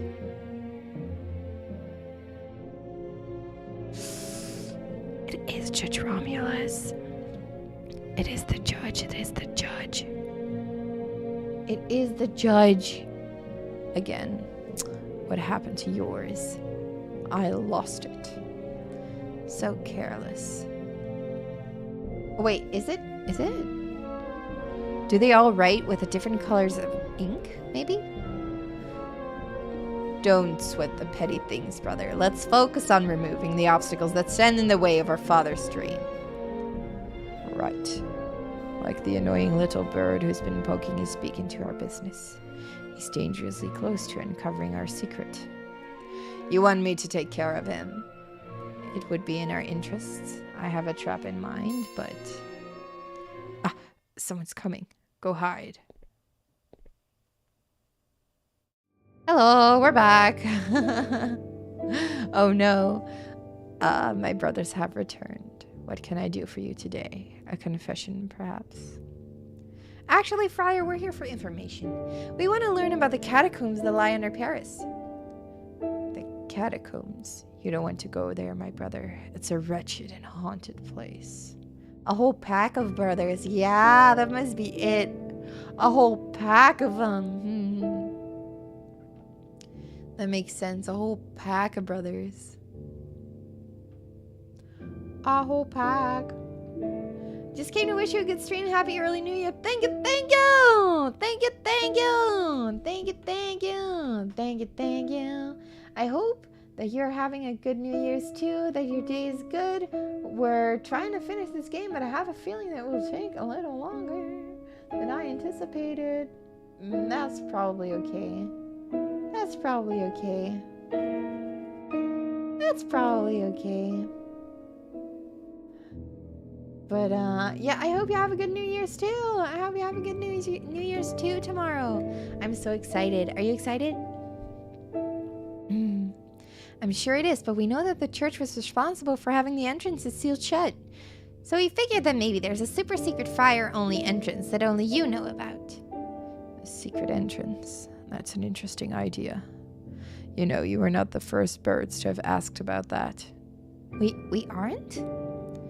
Yes, a cockerel paid a visit yesterday. Perfect posture and snooty, or one-eyed and scowling? The first. Our prosecutor, I think he said he was. Anyway, I'll tell you the same thing I told him. If you venture into the catacombs, you will not return. Understood. Was that a threat? No. Just a friendly word of caution. We wouldn't want anyone to get lost in the endless maze, would we? Now, if you two will excuse me, I have a sermon to prepare. Be on your way. Damn, another dead end. Maybe it's time to wrap this up. We can go tell the inspector that we found what we found and call it a day. That was definitely a threat. Yeah, I don't believe him either. He's lying. Why the fuck you lying? Why you always lying? Oh my god, stop fucking lying. Don't quit just yet. I managed to take something from the friar's pocket when he gave his little warning. Seriously, again? This is becoming something of a bad habit for you. Well, go on then. Let's see what you pilfered. This. You found this pen? In the friar's robes? Yep. Interesting. Actually, this is more than interesting. This is amazing. This is the exact same pen that Judge Romulus uses. It even contains the same green ink. Huh. Do you think it's exactly the same pen, or do you think Romulus and Remus just have a matching set? I honestly don't know. But I do know that this may come in handy, so I'm going to keep hold of it. We're still at a dead end, though. My gut tells me that the friar is hiding something, but I can't get him to cough it up. It's not like we can beat information out of him. Let's just go do our other stuff, and maybe we'll stumble across some more clues. Maybe you're right. Let's go. Swift-handed Sparrowson. Yeah, swift-handed little guy. He has been doing his best. Where do we get the iron pot? Not the iron, the copper pot. Copper. I've been thinking, like, where do we get a copper pot? We don't want to buy it. Where can we get it? Because we need a copper pot for the inventor? Do you guys remember where we found that, or... I feel like maybe in this house? Maybe in here?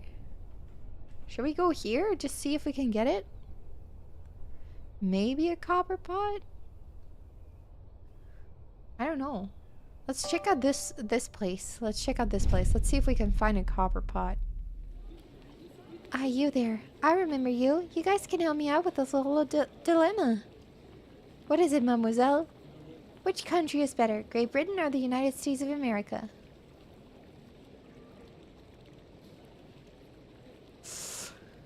Well... Ma'am, I have no idea. I am Dutch. I do not know this. I don't know.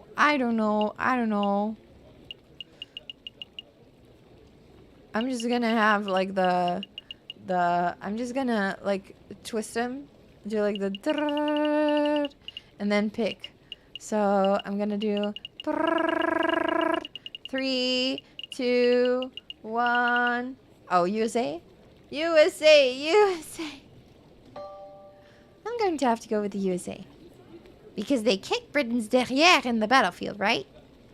Well, sure, that, but also because they are proving themselves to be a unique and formidable nation.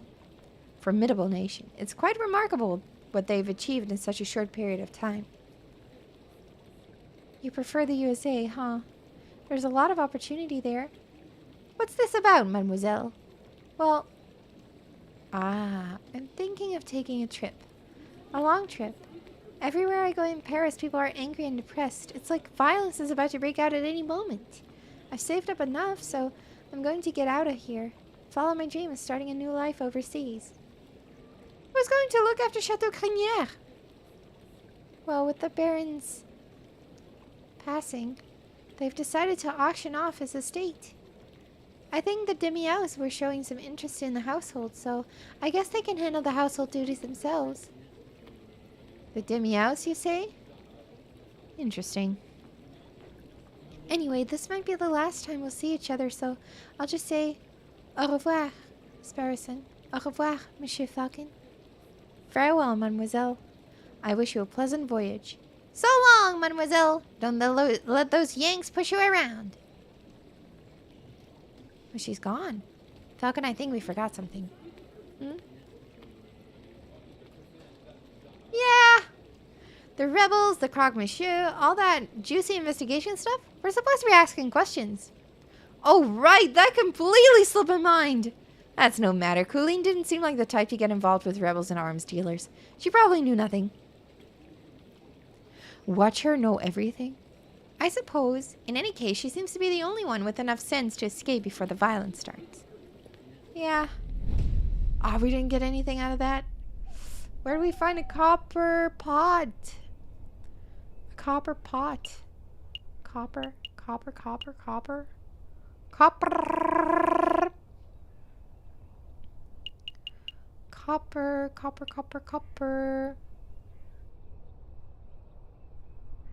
Where do we find a copper pot? At the palace? Maybe? Let's try. Oh, hello. Excuse me, madam. Do you have a moment to talk about the cult of reason? Oh, God. Peddle your pyramid scheme to someone else, bud. I've got a kid to feed. Madame, it's not a pyramid scheme. Madame, take a leaflet at least.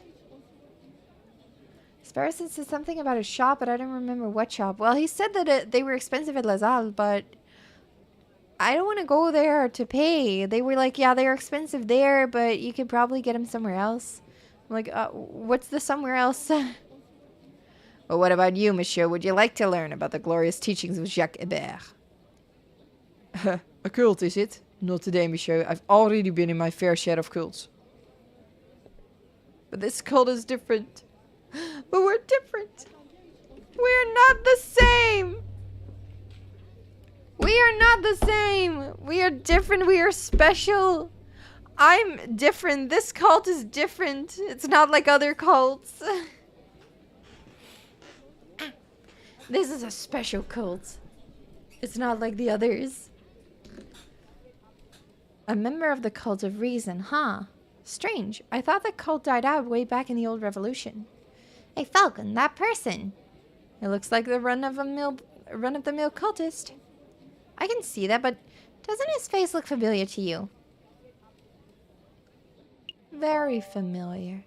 Actually, the resemblance is uncanny. Shall we get his attention? Uh-oh, he spotted us.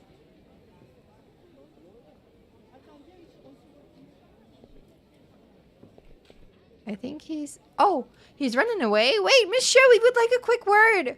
Come back. Teach us about the wonders of the cult of reason. Ah, he's gone. So I'm not going crazy, right? That guy was a splitting image of Judge Romulus, wasn't he? Can't deny the similarity. Then again, there are plenty of wolves in Paris, so maybe there's no link at all. Either way, we have an investigation to conduct, so let's focus on that. Right, where to first? Maybe we'll be able to find something here. This is the room we investigated during the poisoned rose case, right? Why are we back here? Is this where we find the copper pot? I can't help but feel that I saw something here a couple of weeks ago. Something that may be of use to us. Really? Alright, let's take a look around. Is it going to be this one? Or this urn? I remember it. It's the one that smelled of chocolate. It is! Nice! This is useful. Yes, but more importantly, it's made of copper. Why is that important? I see. You're thinking of Monsieur Trouvé's request. He wanted a copper pot, didn't he? That's what did nicely. But this is a museum piece. We couldn't just take it, could we? Couldn't we? I don't know, could we?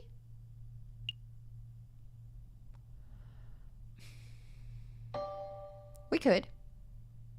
You want to be museum robber, Sparrowson? It's been my lifelong dream. Marvelous. Put this urn under your coat. That's not going to fit under my coat. You're already weirdly shaped. No one will see anything out of the ordinary. Hey! This is exciting. What else shall we steal? Nothing. We're going to leave before we draw suspicion. How about a painting? Just a small one no one would care about. Like the Mona Lisa. Let's steal the Mona Lisa. Let's not. Do you want to investigate this further while we're here? Maybe we should. Let's quickly see if there's anything useful. Columns. We have a job to do. Look like suitable size. I think they're made of bronze. That's no good. Oh yeah, we found it in one go, huh? How ironic. Oh my god. Alright, yeah. That's all. That's all we needed. That is all we need. We're done here. For now, at least. Can spend all day robbing Roman artifacts, I suppose. So where to next? Let's just visit every place here. I mean, we're here now anyway.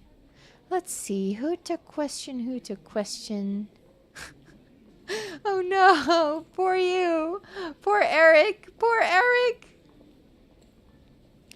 Oh dear, it's these guys again. Keep it together, Eric. Maybe they won't recognize you. Excuse me, monsieur. It's us, the Philistines, remember? Were they talking to me? Yep, definitely talking to me. Okay, deep breaths, Eric.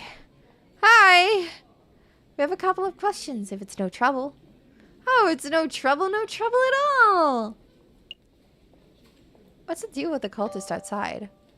The cultist? You mean that cult of reason fellow? Yeah, he accosted me a few days ago. We chatted for a while, not by choice, of course, but because I didn't know how to get out of the conversation, so got a little out of hand, and he insisted that I take a pamphlet. Huh. Let's have a look at this. Be Your Own God, an introductory guide to the cult of reason.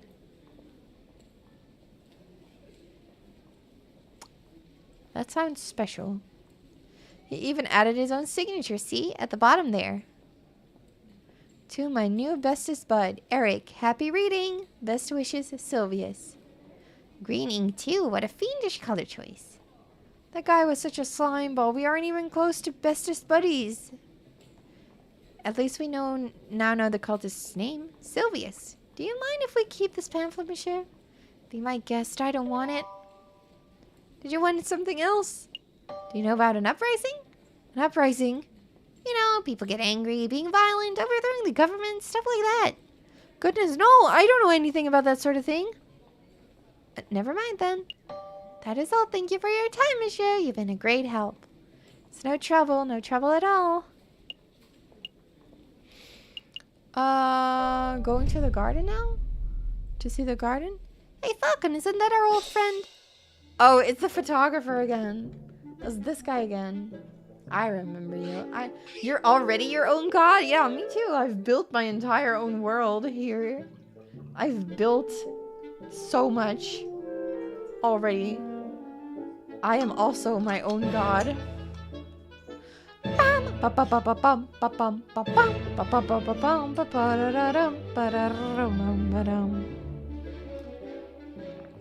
Oh wow, whoops. I spilled water on myself. I wanted to take a sip of my drink because my throat's getting all sore, but I spilled water on myself. Spilled water on myself, onto myself. Oh no. It will be fine. Alright. You. Oh, never mind. It's just you two. How's the work going, monsieur? I don't ask. I'm trying not to think about it. Endless piles of dog poop and litter. So what do you want? I haven't found any interesting bits of paper today, if that's what you were hoping for. Actually, we just wanted to ask a couple of questions if you have a moment. I have a moment, just the one, mind. What's the deal with the cultist outside? Yeah, he's been hanging around all week. Today he tried to hand me a leaflet, so I told him where to put it. And where would that be? What? Where did you tell him to put the leaflet? Oh! Oh, I see. Never mind. Monsieur Rubinho, what do you know about that guy? What's his story? Where did you tell him to put it, huh? Are you gonna tell us? Are you gonna tell us where you told him to put it, or are you just gonna keep it a secret from all of us? I see.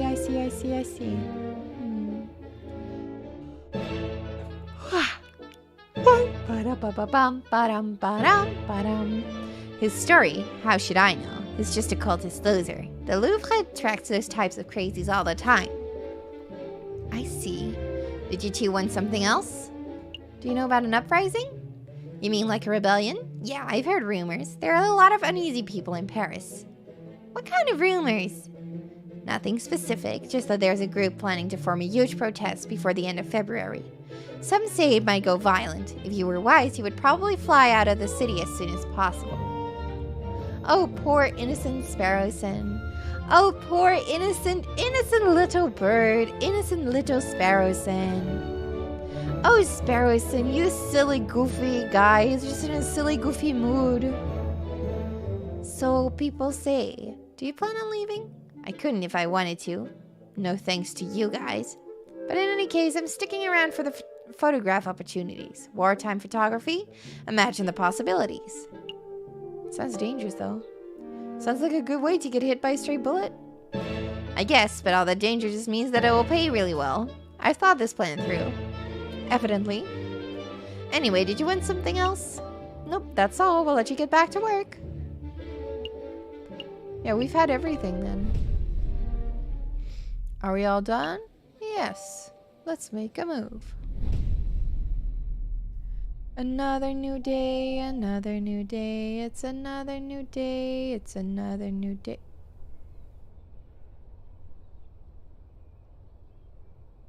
I can't choose where to go. Oh, alright. Cutscene. What's going on? What's going on? I couldn't choose where to go. Ooh, there he is! There's who? There who is? That's the rooster who shot the croque-monsieur. What? What?!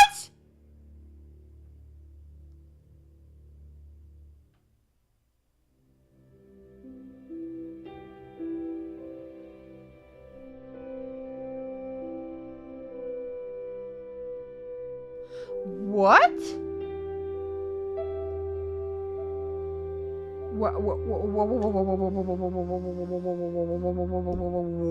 What? I think we're getting close to unraveling this whole rebellion nonsense. Let's not dawdle, Sparrowson. We're nearly there. All right, let me just deal with this letter first. Spam? I don't think so. It's from Cocorico. Severin? Whoa, go ahead, Sparrowson. Let's hear it. What? JJ, if this letter reaches you uninterrupted, then it means that I have been captured or killed by the rebels. What? Last evening, the inspector gave me a tip-off of a midnight trade between the rebels and the croque-monsieur en route as Marmosets.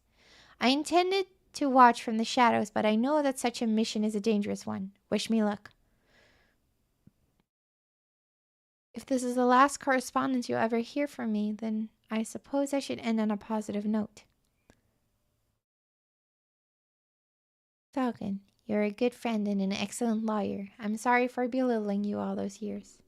Kind regards, Severine Cocorico. What? Is this for real? There's no way. This letter has to be some sort of setup. It is Severine's handwriting. Where do you think he is? I don't know. Why would he go alone? I don't know. But we have to go help him, right? I mean, if that trade was at midnight last night and it's 10 o'clock now, he might still be okay. Maybe. I don't know. Come on, Falcon, pull yourself together. We've got to act fast while there's still time on the clock. Sverison, I have a bad feeling in my gut.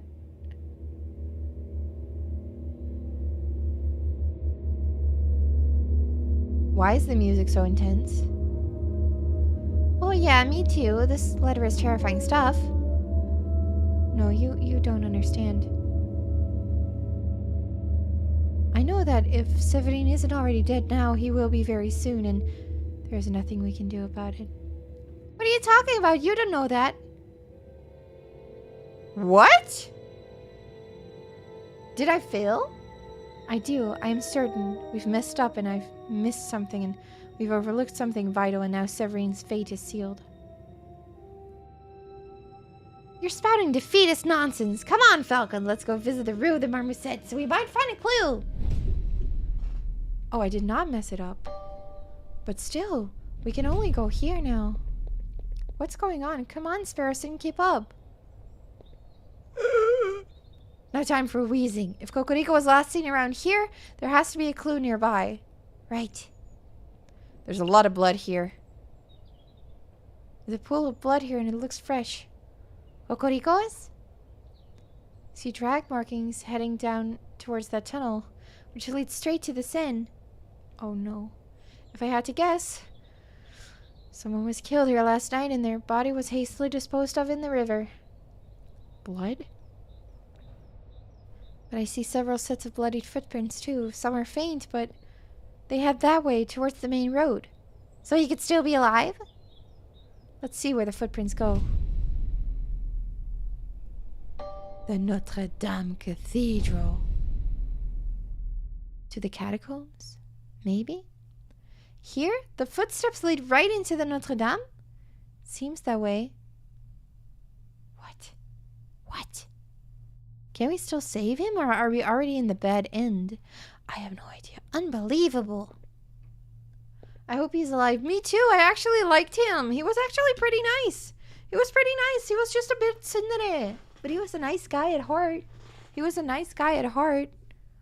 Oh my, I hope he's alive too.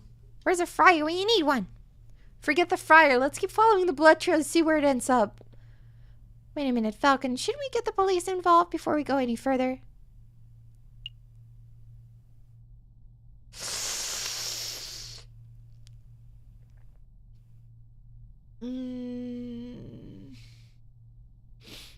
Get the police involved or not? Get the police involved or not? Shall we get them involved or not? What do you guys think? What do you guys think we should do? On one hand, I think it would be smart, but that also means that we have to wait, so we might be too late then. And the fact that it says the police can be trusted is kind of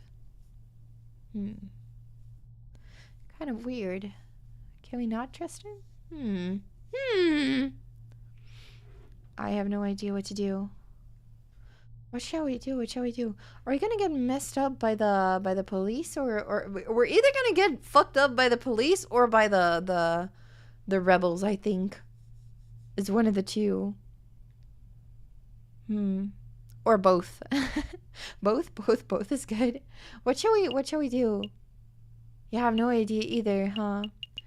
I feel like we should. Yeah, we should hurry. Oh, that's what it said. Yeah, you remember what Severin wrote in this letter. The inspector was the one who gave him the tip-off. Huh? What are you saying? That you think the police are in on this? At this point, anything's possible, and we have to stay focused on the trail. Hey, wait up! The way leads straight down to... the catacombs. So that is where you are. Man, I'm famished. Where's that mouthy parrot gonna relieve me of duty so I can go grab a snack? The trail keeps going. Hey, isn't that the conciergerie jailkeeper? Quack? It's Quark, you dummies! I had no idea that you were a religious man, monsieur. I'm not. I had a career change. Private security pays much better than regular old jailkeeping, you know? Monsieur, we don't have much time, so I'll keep it brief. We're following a trail that leads to the door behind you, and we need you to let us pass. The door behind me? Ha! You idiots! That door leads straight to the catacombs. You don't want to go there. Catacombs. And besides, just because I know how to get in, doesn't mean I'm just going to let you pass. Got a job to do. I have integrity. I promised to act as a guard, and that's what I'm doing. You want to ride, don't you? Bingo. What you got? We can beat him up. We can also give him a present.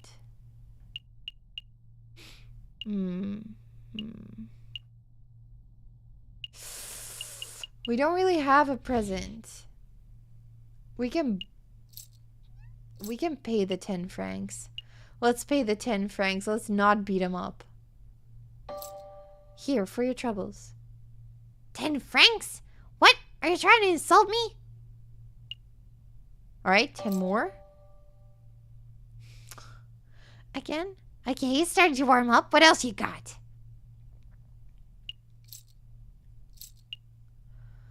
Oh, fuck. Oh, no. We didn't do the gambling for nothing.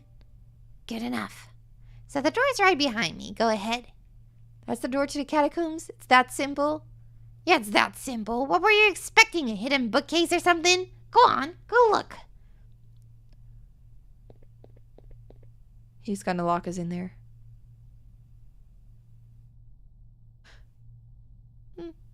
Ha! What idiots. They're walking straight into a pitch black maze without even a torch. I wonder, Oh my god. will they get lost and starve, or will they find the crazy lion girl and get shot? Either way ain't my problem. Upon entering the doorway, Falcon and Sparrowson find themselves at the top of a stone staircase that spirals into the abyss below. And the sound is very scary. Here goes nothing. They begin the descent. Oh my god, the sound is scary. What's gonna... Oh, I'm scared. I knew an underground passage would be dark, but this is ridiculous. I can't even see my hand in front of my face. Just keep putting one foot in front of the other, Sparrowson. Ah, I think that was the last step. Now it's just twisted tunnels ahead of us. I should take up smoking. If I smoked, I would have a match right now, and we would be able to see where we're going. Plus, you know, all the health benefits. I would probably be calmer. Keep it together, Sparrowson. I know. I'll unravel this loose thread from my jacket. We can just trace the string to find our way back if we reach a dead end. Oh, good thinking. Just like Theseus and the Minotaur. Oh my god, the music is terrifying. Wait, there aren't any Minotaurs in here, are there? Head of a bull, body of a bull. Scary stuff. That's not... Actually, never mind. Feels like there's a gap in the wall here. I guess the path branches. I can feel a slight breeze coming from the passage to the left. The air seems a little more stagnant to the right. Oh god, the breezy path or the stagnant path? I feel like a breezy path leads outside. Probably. Or to a room. The stagnant path is probably a dead end, is what I'm thinking. Then? But what do you guys think? What do you guys think we should do? Where do you guys want to go? Where do you guys want to go? It's kind of hard to choose. I'm leaning more towards the breezy path. I'm leaning more towards the breezy path. Let's try to go with that one. Yeah, there's a chance that the breeze could be caused by an opening. Let's head that way. The wall feels weird and bumpy. What kind of stone is this? I hate to break it to you, Sparrowson. That's not stone. Oh, wait, so what is it? Well, we're in a crypt. Oh dear. I thought we would be dealing with one or two coffins, not walls of skeletons. Keep it together, Sparrowson. Severine's life is on the line. Oh, You're right, I have to stay focused. The music is scary. It looks like the path branches again. Are my eyes going funky from the darkness, or is there a glimmer of light coming from the right path? No, I see it too. There's definitely some light on that side. Follow the light path. Follow the light. Oh, finally we can see. It's definitely getting lighter. I can see my hands again. That might just mean that we're getting close to an exit, right? Maybe this has all been a wild goose chase and... Hush, listen. Voices? Voices. We're getting close. Wait, Falcon, aren't you scared? Terrified. Yo. Oh, this is scary. There they are. Yo, is that Cocorico in the middle? Oh no. I'll ask one more time. What is your name? The parrot sit on it too. Are you with the police? The royal guards? Speak, bird. Man, Bowmore, we've been here all night and he simply ain't talking. He didn't react to coaxing, he didn't react to torture. Maybe it's time to, you know, administer some justice. Justice. That word. At least he's alive, yeah. Oh, the rooster finally crows? You want to know who I am? Fine. My name is Severine Cocorico. I'm a public prosecutor for the Cour d'Assises. Well, Sevi, it's been a pleasure, but we can't be having spies running around our base of operations now, can we? So without further ado, I hereby sentence you to... Wait a minute, Pierrot. This is no ordinary spy. 'Cause he's a prosecutor. What? No, because he's the bastard who condemned my father 10 years ago. So it is an eye for an eye. I see. That's what she's doing, an eye for an eye. Why, are you sure? I had my suspicions when I saw his smug air of arrogance, his holier-than-thou glare. But now that I know his name and occupation, there is no doubt. Do you remember, Bird? Do you remember the trial of a homeless lion in the winter of 1835? What was your father's name? Jean Beaumont. What were his crimes? His only crime was trying to feed a starving child. He took a handful of vegetables from a grocer's stand, not out of greed, but out of sheer desire to see me survive. But he was seen by a policeman, another arrogant cockerel like yourself, actually. So my father was thrown in jail. He was dragged to court, and I had the privilege of watching the proceedings from the stands. I remember your sharp words. This man is a thief. This man is a scoundrel. He deserves the harshest possible punishment for his crimes. You didn't care about the consequences. You didn't care about why my father did what he did. All you cared about was fulfilling your lust to see a criminal behind bars. My father received a sentence of 5 years. He died on his 3rd. Do you remember him? Oh no, and that's actually very sad. That's sad, but Cocorico has changed. He has changed. Mademoiselle, in all my days as a prosecutor, I have seen over thousands of cases. I'm not going to remember a single bread thief. You rotten Connard! We're all just insects to you, aren't we?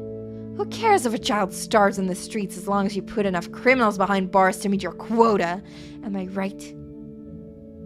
Your silence speaks volumes of your guilt. Severine Cocorico, you have been tried by the people of the Second Republic. We have found you guilty on the counts of conspiracy, of the murder of the croque-monsieur, and on the murder of my father, Jean Beaumont. Oh, I have been found guilty. Mademoiselle, if you want to shoot me so you can fulfill your revenge fantasies, then by all means shoot me.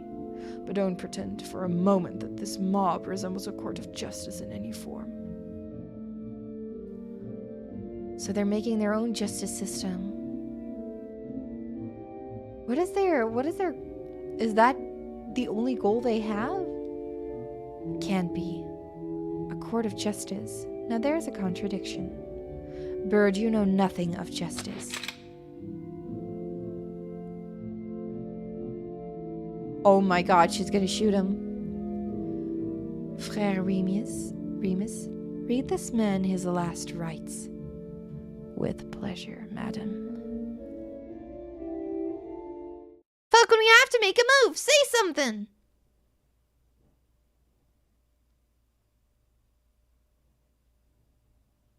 They just want their own kind of justice. Yeah, we have to speak up. We have to do something, otherwise he dies. All right, I'm going in.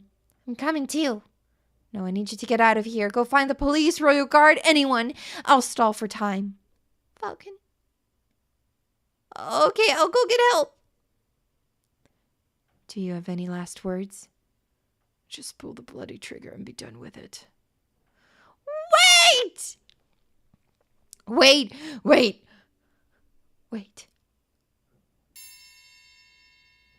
What? Are we gonna die? He's right. This is a terrible trial. There's no evidence, no defense, no examination of the facts. You've dragged a man off the street and decided his fate based purely on your own prejudices and whims. Who the cluck does this bird brain think he is? I am this man's defense attorney. You did not just do this. In an underground court built on lies and corruption. You are his defense attorney, really? I am JJ Falcon. JJ, what are you doing? Defense attorney, you're a Ravaloony is what you are. Or a spy. I've seen this monsieur eavesdropping on our conversations before. He cannot be trusted. Everyone, please hear me out. Oof. Appeal to...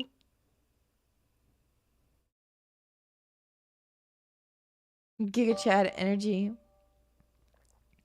Frère Remus, you are a man of God. Surely you don't approve of this sort of mob violence. I see no issue. The good book is full of stories of violence. Joshua ransacked the city of Jericho. Ehud and the judges were ruthless assassins. Samson killed thousands before meeting his fate. Well, sure, but that's the Old Testament. What would Jesus say about this? He would say, I did not come to bring peace, but a sword. Matthew 10:34. Oh, damn.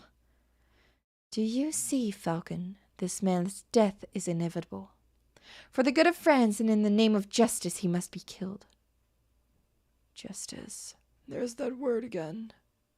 Madam, I won't presume to know who you are or what you stand for, but shooting this man right now would not bring you justice. It would only serve to satisfy your desire for revenge. Justice, revenge, was the difference.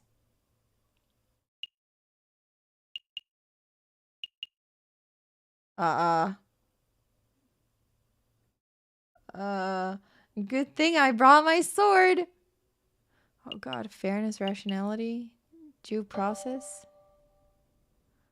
By following an organized chain of events, justice ensures that both sides have a fair and balanced trial. My father did not receive a fair and balanced trial. Then this is your opportunity to show the rooster how it should be done. She put the gun away. That's a good step. That's a step in the right direction. Madam, surely you aren't entertaining the words of this heathen. Fine, Falcon. We'll play this your way. We shall have a formal trial for the murder of the croque-monsieur.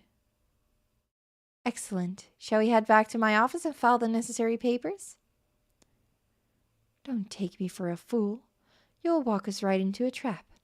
We shall have the trial right here and now. Right here? In the catacombs? It's as good a place as any. I suppose we'll be needing a judge. I volunteer. No, thanks, Pierrot. We're trying to form a courtroom, not a circus. Just go see how the security is doing, Pierrot. We don't want any more spies wandering in. Rightio. Oh God. Perhaps I can help, madam. You know that I'm a pious man, after all. Okay, Remus, you can be our judge, and I will lead the prosecution. What about the jury? With due respect, I don't trust your peers to be impartial. She did not say this. Look around you. As we speak, we are being watched and judged by countless dead men and women. They shall be our jury.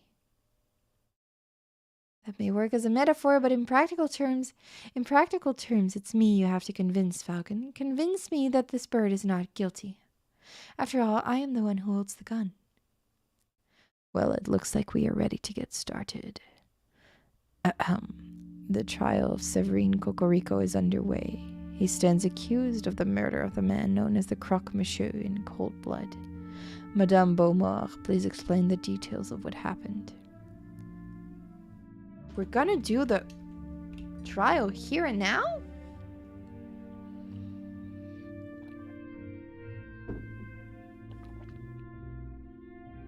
This is crazy. This is crazy. All right. Very well. Last night at the stroke of midnight, 2 gunshots were heard on the Rue de Marmousets. Pierrot alerted us, and we managed to arrive before the police did. On the scene, I saw the man known as the Croque-Monsieur, a good friend of ours, lying in a pool of his own blood. Standing over the body, I saw the murderer, Severine Cocorico, still clutching his murder weapon. Am I to understand that you did not witness the crime firsthand, madam? That you only saw the aftermath? Yes, but one of us did happen to see the incident itself.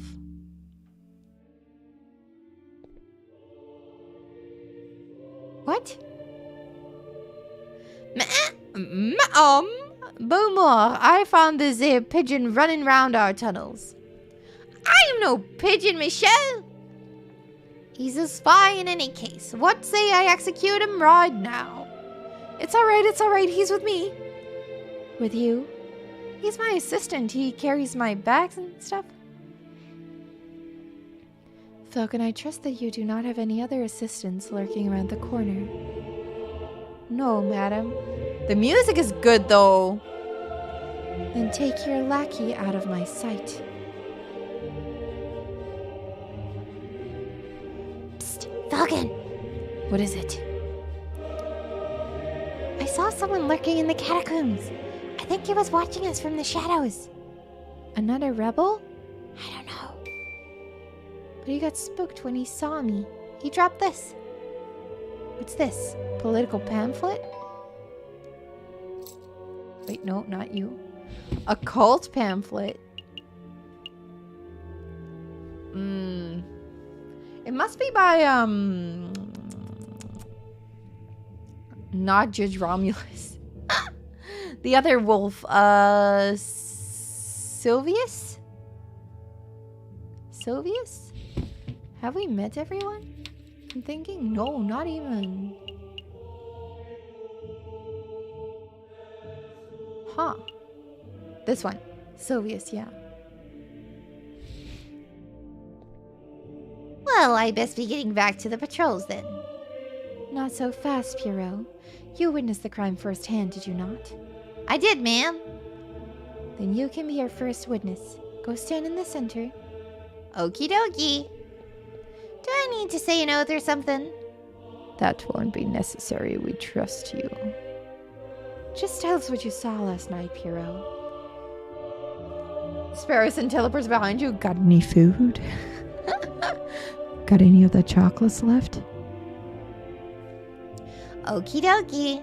I saw it as plain as day. The Croque-Monsieur was just minding his own business on Rue de Marmousets, when all of a sudden this here brute of a rooster appeared with his gun in hand. Bam! The rooster fired. The croc slumped to the floor. Using the last of his strength, the Croque-Monsieur drew his own gun. Bam! The croc fired back. Oh? So, to clarify, Cocorico shot first? Yes, ma'am, no question there. What happened next? Well, I knew you guys, Fontaine, Remus, and you, ma'am, were only a stone's throw away at the cathedral, so I ran to get your help. We all arrived back on the scene maybe a minute after I had left it. And there I saw the dead croque-monsieur and the murderous Severine Cocorico with my own eyes. Thank you for your report, Pierrot. It's nothing, madam. You see, Falcon, Pierrot's not the sharpest knife in the kitchen. True that. But he's honest to a fault. I would trust his word with my own life. I don't doubt the man's honesty, madam. Nonetheless, I would like to cross-examine the witness. Cross-examine? What does that mean? I don't claim to be an expert of the law. That was always my brother's role in the family, but I think a cross-examination means that Falcon would like to waste our time by asking pointless questions. Actually,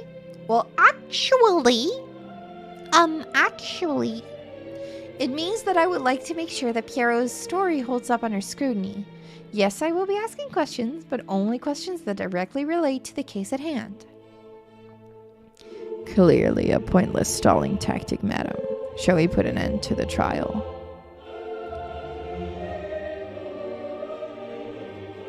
How are you guys enjoying the music? No, we will let the bird have his little cross-examination. But I'm warning you, Falcon, don't mess with me. Don't mess with you? Oh my. If I get the slightest inkling that you are rambling to stall for time, I will end this trial on the spot. Do I make myself clear?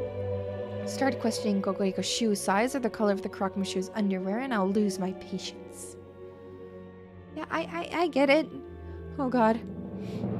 This is a weird cross-examination.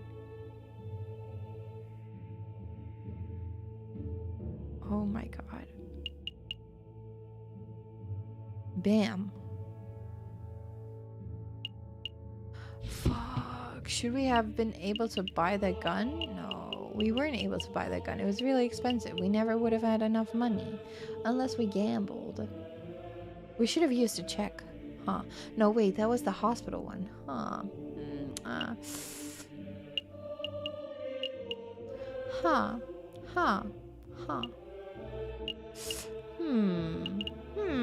I am struggling to figure out what to do because I have no idea. Plain as day? Yep, plain as day. Pierrot, I would like to remind you that this crime occurred around midnight in February on an overcast, moonless night in an unlit alley. What's your point? Would have been too dark to see. It would have been dark. So dark that you could not possibly have correctly identified the people involved. Hey, I swear I saw what I saw. Hold on, Falcon, you slipped up. You say that the alley was unlit, but I distinctly recall there being lanterns over Rue de Marmousettes. Oh, that's right. We live in La Ville Lumière. There's a gas lamp on every street, but they're all broken. You're right. Yes. You're right, Madame Beaumont. There are street lanterns over Rue de Marmousettes, but they wouldn't have been any good. Because they are broken. They are completely non-functional. As proof, I present the glass shards that line the alleyway. These shards originate from the panes of the broken lamps. And I've still got holes in the sole of my shoe. Double proof. Oh, poor Sparrow son. Those glass shards could have come from anywhere. You could send one of your underlings to see the broken lamps for themselves if you want. And waste more time? I think not. This sounds like a stalling tactic. Excuse me, Madame Beaumont. I don't remember whether the street lamps were or were not broken, but I do remember that we had to use a torch to light up the scene. Hey, whose side are you on? I'm just saying Falcon might be right. It was particularly dark, so it's possible that there weren't any lit street lamps. Are you saying I'm a liar? I thought we were buddies. Stop quibbling, both of you. Maybe the lamps were broken and maybe they weren't. Doesn't matter. I know that Pierrot's testimony is accurate because I, personally, saw the rooster at the crime scene 1 minute after Pierrot did. 1 minute? That's plenty of time for the real murderer to escape and for a passerby to stumble upon the scene, is it not? You must acknowledge that it is a possibility. I acknowledge nothing. I feel like what's gonna happen is that the gun that Kokoriko was holding probably is the gun that was sold by Croque Monsieur. I feel like it was his gun that Kokoriko was holding. He just picked it up probably. That's what I'm thinking. That's what I'm thinking now. There is an inkling of doubt. You know that there is a slight notion that Pierrot may be misremembering what he saw. Don't badger the prosecution, Monsieur Falcon. I wasn't badgering. On to the next witness. Madame Beaumont, do you have anyone in mind? I do. There is someone among us who is something of a gun connoisseur. A man who knows everything there is to know about the craft of weaponry. Oh, that's me again. Shut up, hero. Get off the stand. Yes, ma'am. I call Fontaine forward. Very well. What's he gonna say? Now, Fontaine, is it true that you are a gun specialist? Well, I hate to brag, but yes, I know about guns, their mechanics, their beauty. Have you heard about the revolver mechanisms America is developing? Wonderful stuff. Fontaine, let's stick to the guns that were found at the crime scene. Tell us about those. Oh, right. Very well. This is the gun found on Séverine Cocorico's person at the time of arrest. Fuck. That is not the one. That is not the gun that I was thinking of. That is a different gun. Oh no.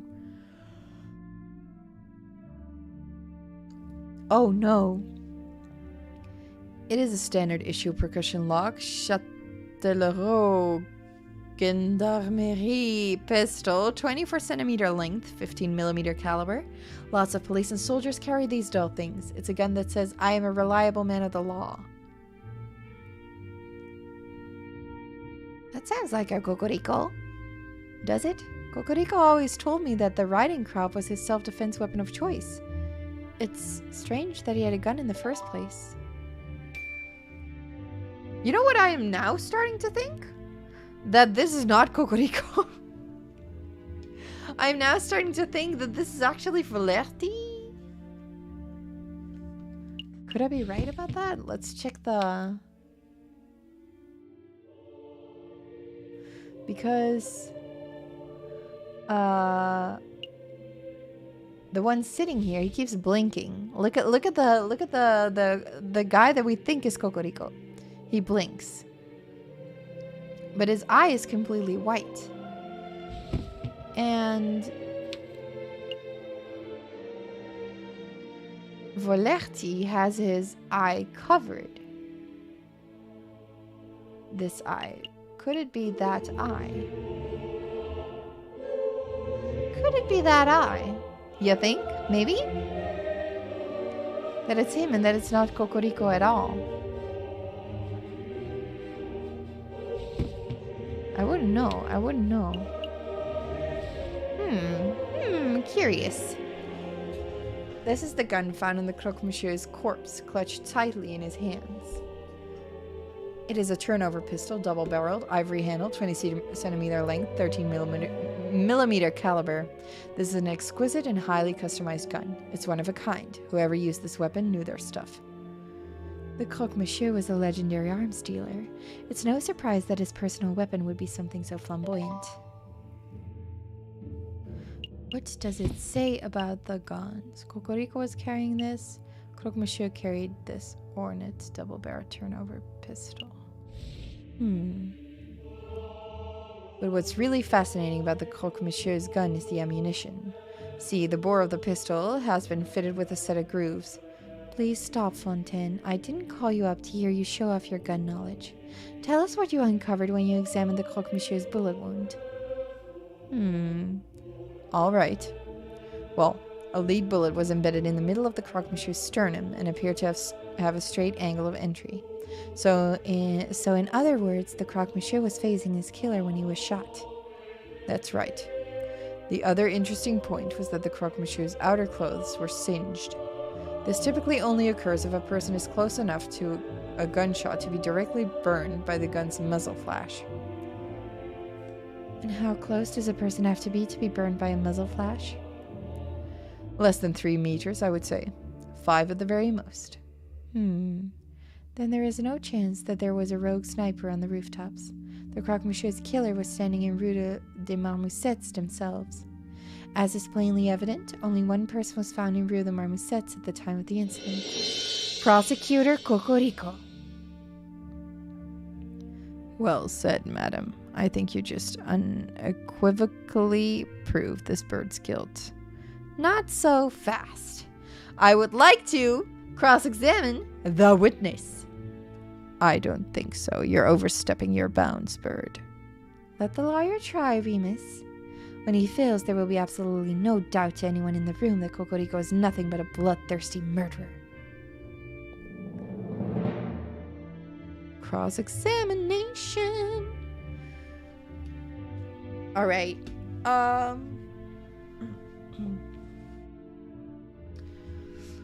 All right. I need to see the guns again. I need to see the guns again.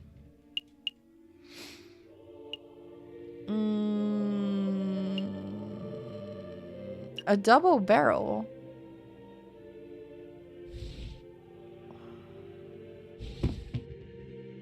What does that even mean? Does it shoot 2 bullets at the same time? Can't be. No, just one, right? Double barrel?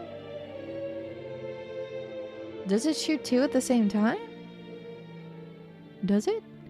Does anyone here know their guns? Like, does a double-barreled gun shoot 2 bullets at the same time? Is that it? I have no idea. I don't know how guns work. I have no idea. A standard police pistol. Police pistol. It must not be Cocorico. I feel like it's not Cocorico. Maybe this one. I have a question regarding Cocorico's gendarmerie pistol. Are you sure the gun was fired? That is an excellent question. Yes, there are a couple of ways.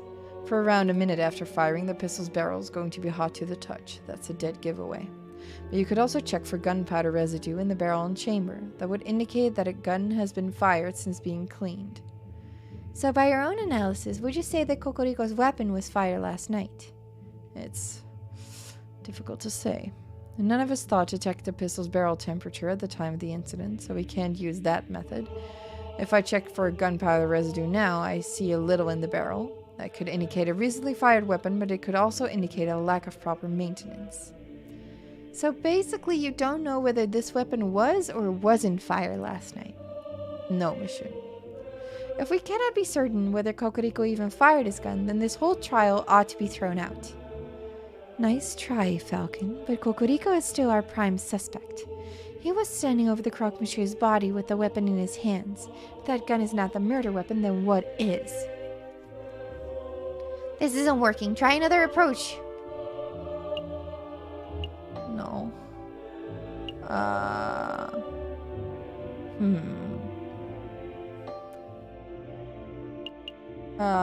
Tell us about the ammunition. We heard about that. Maybe. You were about to say something about the gun's ammunition before Madame Beaumont cut you off. Could you give us the details? Oh, great. Now he'll never stop talking. I'm glad you asked, Falcon. He is so excited to talk about the guns. See, as you probably know, most bullets are just small, round lead balls, right? But that is not the case here. This particular weapon uses an advanced iron-tipped, aerodynamic, carefully grooved... Actually, it would be quicker if I just show you. Take a good look. This is an iron-tipped mini A-ball. It is very rare, top-of-the-line technology. Before last night, I had never seen one of these in person before. Like I said before, the croque-monsieur was a legendary arms dealer. It only makes sense that he would have access to the latest weaponry. Where did you find this bullet, Fontaine? In the turnover pistol's chamber. Hold on. I'm confused. I thought the croque-monsieur fired his gun, so how is it possible that this gun was still loaded with a bullet? Oh, it holds 2? But it only... Oh, but it fires 1 at a time. Ah! A turnover pistol is double-barreled. This means that it can hold 2 bullets at once, ready to be fired in quick succession. I see. The croque-monsieur's fired 1 bullet, but died before he could fire the second. I trust you have no more questions about this matter, Falcon. We've wasted enough time already. Well, where's the other bullet? What other bullet? The fired mini A-ball. There were 2 shots last night, remember? One from the assailant, one from the crocodile. I scoured the scene for a couple of minutes, but I couldn't find it. It's a pity. It would have been great to have 2 of these magnificent bullets. Madame Beaumont, did anyone find the fired mini A-ball in Cocorico's body? In his body? You are asking if Cocorico was wounded by the bullet. No. That much is plain to see. So again, I must ask, where is the fired mini A-ball? Well, I don't have any clue. What are you trying to get at, Falcon? Isn't it obvious? If the bullet wasn't embedded in the alleyway wall, and it wasn't embedded in Cocorico, then that means...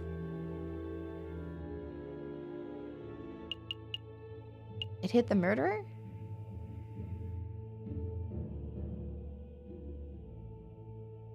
It hit the murderer? The real murderer was hit. It must still be embedded in whoever attacked the croque-monsieur. A ludicrous notion. Makes perfect sense. The double-barreled turnover gun. The missing bullet. Fine, I'll humor you. Let's say that a bullet did indeed hit the real perpetrator.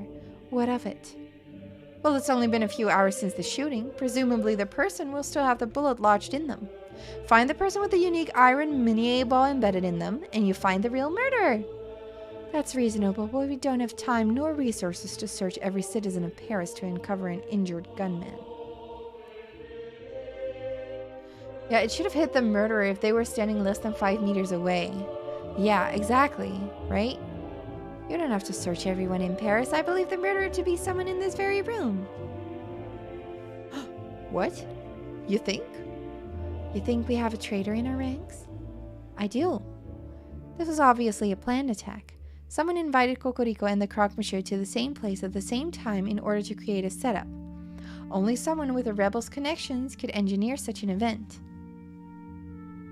This is ridiculous. Are you really saying that someone in this room was shot last night? That's clearly untrue. It's the friar. Yeah, I'm thinking that it's him or the cult master. Like the cult guy. The other brother. Who is like also somewhere in here. But not in this room. But like in the catacombs. A bullet wound can be concealed. Perhaps if you all were to take off your shirts. No.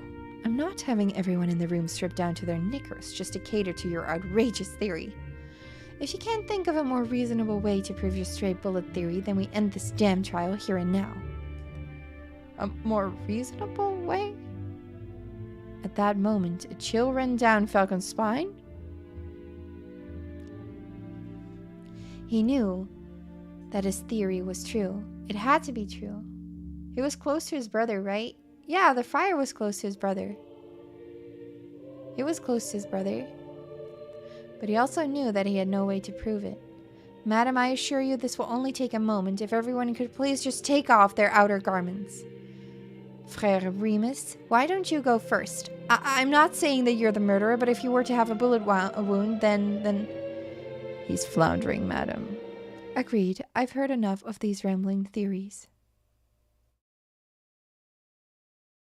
No! Falcon, your respect for your comrade is admirable, and you displayed great valiance by leaping headfirst into the lion's den.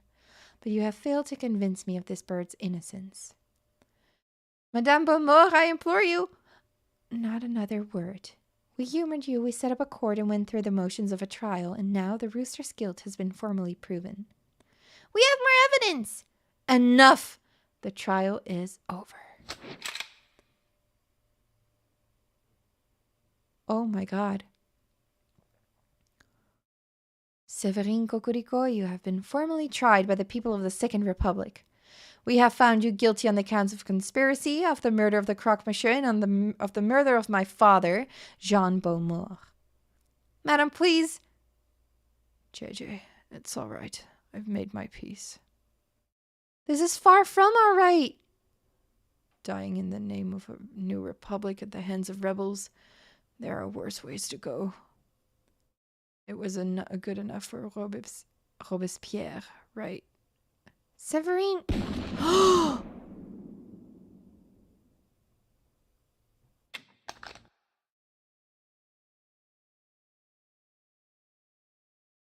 No! No!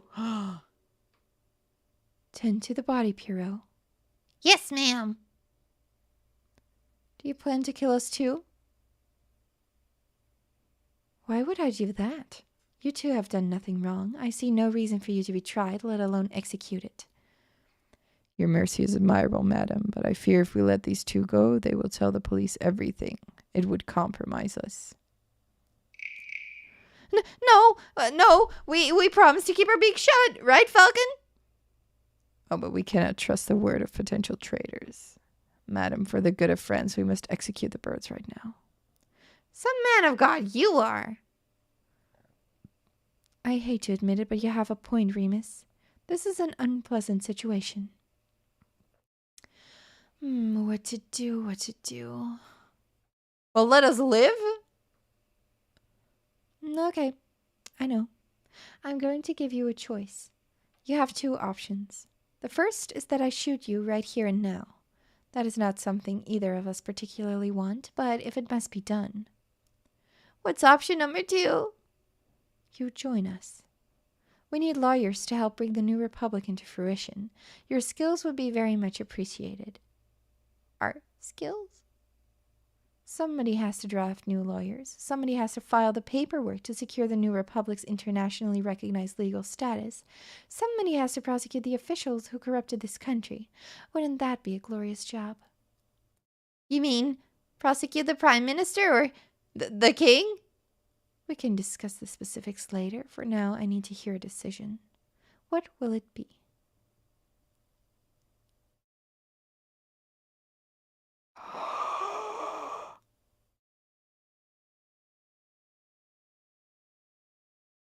Oh my God.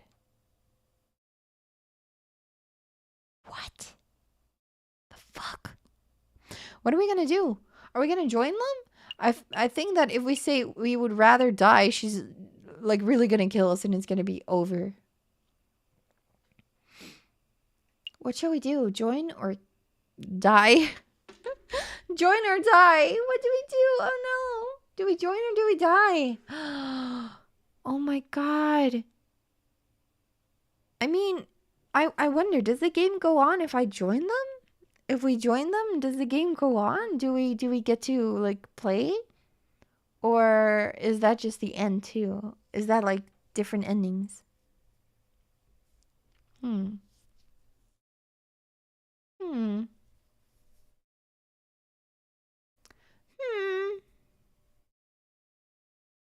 I have thoughts, but I'm literally always on another path with my brain on how scenes like this turn out.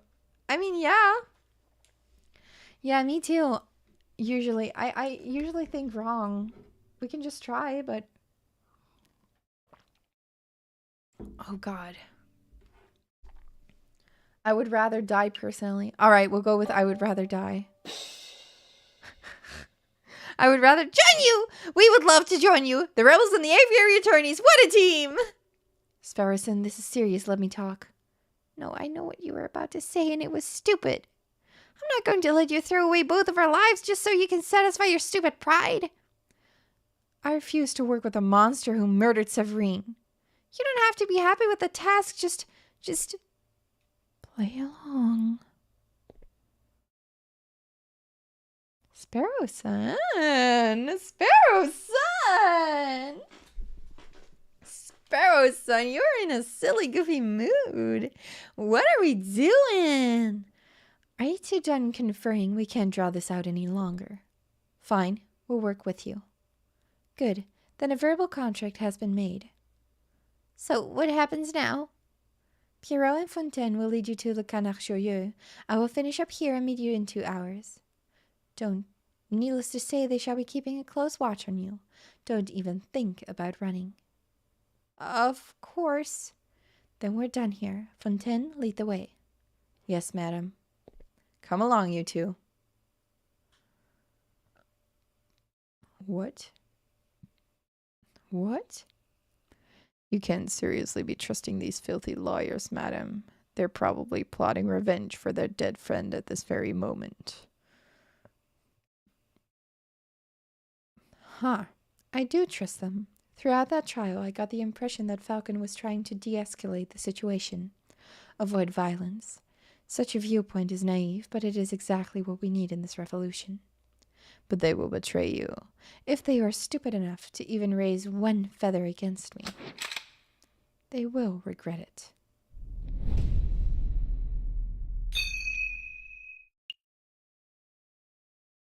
What? What? What? What?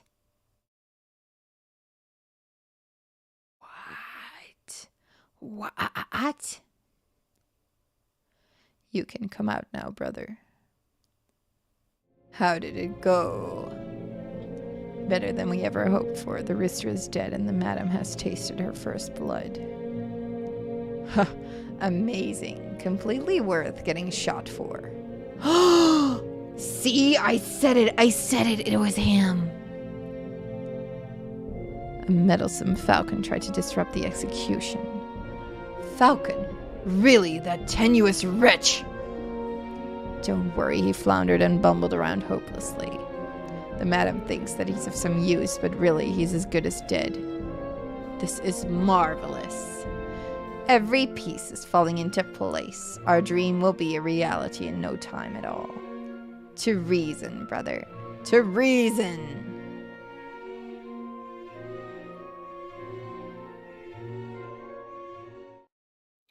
What?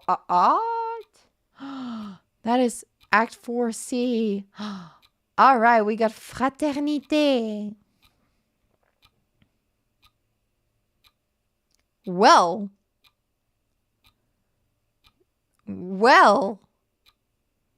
I hope that you don't harbor too much hate for the madam. I know that the rooster was your friend, but the madam does what she does for the good of France. Boy, oh boy, this is awkward. It is a bit. Perhaps a round of drinks are in order. After all, this is a tavern. What do you two say? I'm not thirsty. I mean no disrespect, Fontaine, but I'm not thirsty. Me neither. I get it. You're both a little shaken by what you saw. We need to neuter these wolves? Yes! Neuter them! Cut their balls off! It's like yeah. Can we at least get you some wine? Just a small glass to calm the nerves? Fine, whatever. Very good. Pierrot, fetch our guests some drinks. It's your round. My round? No way, it's your turn. Turns don't matter. You still owe me for that omelet I generously paid for last Friday. Well, you owe me for that coffee on Tuesday. Okay, so that's 30 cents of coffee deducted from a 60-cent omelet, plus the 25-cent peanuts you swiped from my pantry. Hold up, I ain't so good at mental arithmetic. Listen, Sparrowson, you need to go. Go. Yes, I'll create a distraction. You head straight for the back door. Is that such a good idea? If we both stick around, we could both end up dead as soon as we rep that line is the wrong way. If we both run, these two will probably shoot us in the backs. So, the way I see it, one of us running is the most viable option. Falcon. Don't argue. Once you're out, find Flaherty and tell him what you've seen. Okay. So it's agreed. You get this round, I'll owe you 2 cents. Yep, and you hold on to him 2 cents. Be right back. Don't you move or nothing. He'll hold me to the 2 cents. That Pierrot's such a miser. Anyway, I don't feel like sitting in silence. Let's talk to pass the time. I have a gun question. We need to distract him. I can distract him with a gun question. A gun question? Do go on. What do you prefer? Muskets or pistols? What's better? What's better? Well, both weapons have advantages and disadvantages. It's not really a matter of one being better. As you can see, I prefer to use a musket. The longer barrel makes it more accurate, especially over long distances. So for hunting, there's no argument. The musket is superior in every way. But for personal defense or for close quarters combat, sure, some would prefer the pistol for such a situation. You see, a smaller weapon offers a greater degree of maneuverability. All right, I brought treats. One for me, one for you, and one for... Hey, where's the little one? The little one? He's right. Oh, Sparrowson got out. Oh, merde. I lost him. You lost him? How did you lose him? I was gone for 2 minutes. I think I dropped the ball in this one. I'll say, the madam's gonna string us up for sure. Actually, we should make up a cover story. We can't let her find out about this. And there she is. Oh no! Oh, they're dead. They are dead. They are dead. You guys are dead, my guys. Oh, you are dead. You are dead. Oh no. You can't let me find out about what? They let Sparrowson escape. Tweedledee and Tweedledum over here weren't paying attention and let Sparrowson walk casually away. Madam? We can explain. I swear, I give you two bozos one damn job. It doesn't matter. That little bird was dispensable for our plans, but Falcon isn't. What's important is that he's still here. Madam, if Sparrowson runs to the police, then both this location and the sleeping city are compromised. We should keep this meeting brief. Agreed. Falcon, let me quickly fill you in. As you probably know, we're planning to form a protest. An enormous protest on the 14th of this month. We intend to draw a massive crowd at the Place de la Concorde, and then we shall march across Tuileries Garden. A march across Tuileries? Do you intend to storm the Louvre? No, the Palais Royal. That's where the King and Prime Minister will be residing. I would like it to go peacefully, but peaceful uprisings have a habit of turning violent, don't they? Exactly. We can't let the leaders of this country escape amidst the chaos. They must be tried for their crimes against the French people. On that note, I want you to lead the prosecution. You want me to prosecute the King of France? The King and the Prime Minister. They are both responsible for the rampant inequality that plagues this country. On the day of the revolution, we will drag both of those overpaid bourgeois onto the streets, and you shall prosecute them then and there. I think I understand. Prosecuting the pair for crimes against humanity, I suppose, could certainly be done. If I were to interview a lot of citizens, gather a lot of evidence, file some paperwork, I could probably prepare a case in around 2 months. We don't have the luxury of time. Use your ingenuity on the day, just like you did in the catacombs. You can't be serious. There is no alternative. The wheels of the revolutions are already turning, and the revolution will ignite in under a week. The question on my mind is, what do we do with you until then? You can leave him with us, ma'am. We will keep a good eye on him. After seeing the atrocious job you two did guarding the little bird, I think not. I'll just have to guard you myself, Falcon. You shall spend this week at my side while I complete our preparations. At your side? All day and night? Absolutely. I'm not going to let you out of my sight for 1 minute. Seems excessive. You can trust me, ma'am. No, I can't. You've promised to help me, but I know that you don't actually believe in the cause of the Second Republic. If I give you 1 grain of freedom, you will undoubtedly flee.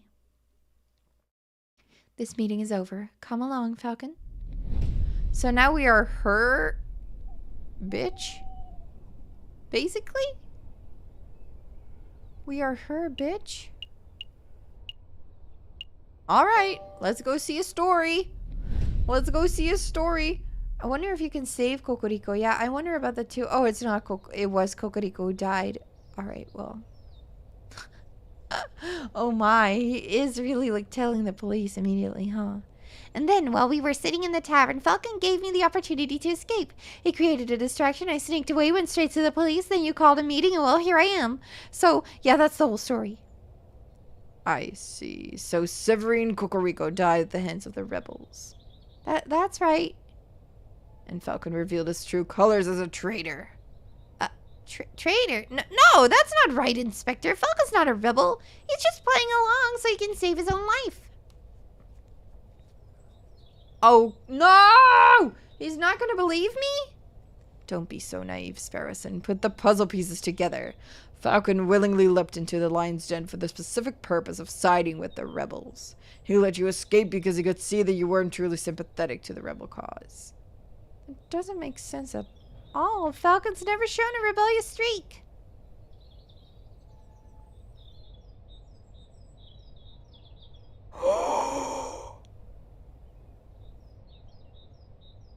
Are we betraying everyone?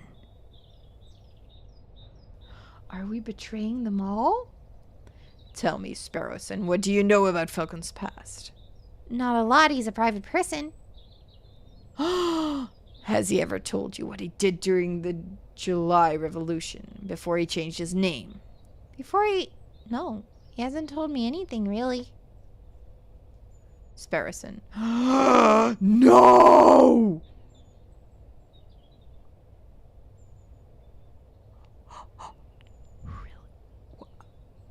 What? Let me tell you about the man they call the Viridian Killer. What? Oh. Alright. Anyway. Oh my god. Is it not Sparrowson? Is it Falcon? No. No. No, it can't be. No. No. Right? What? Tell us more! Yeah, we want to know more. Let's see. Where do we want to go? Does it matter? Let's go to the Palais Royal.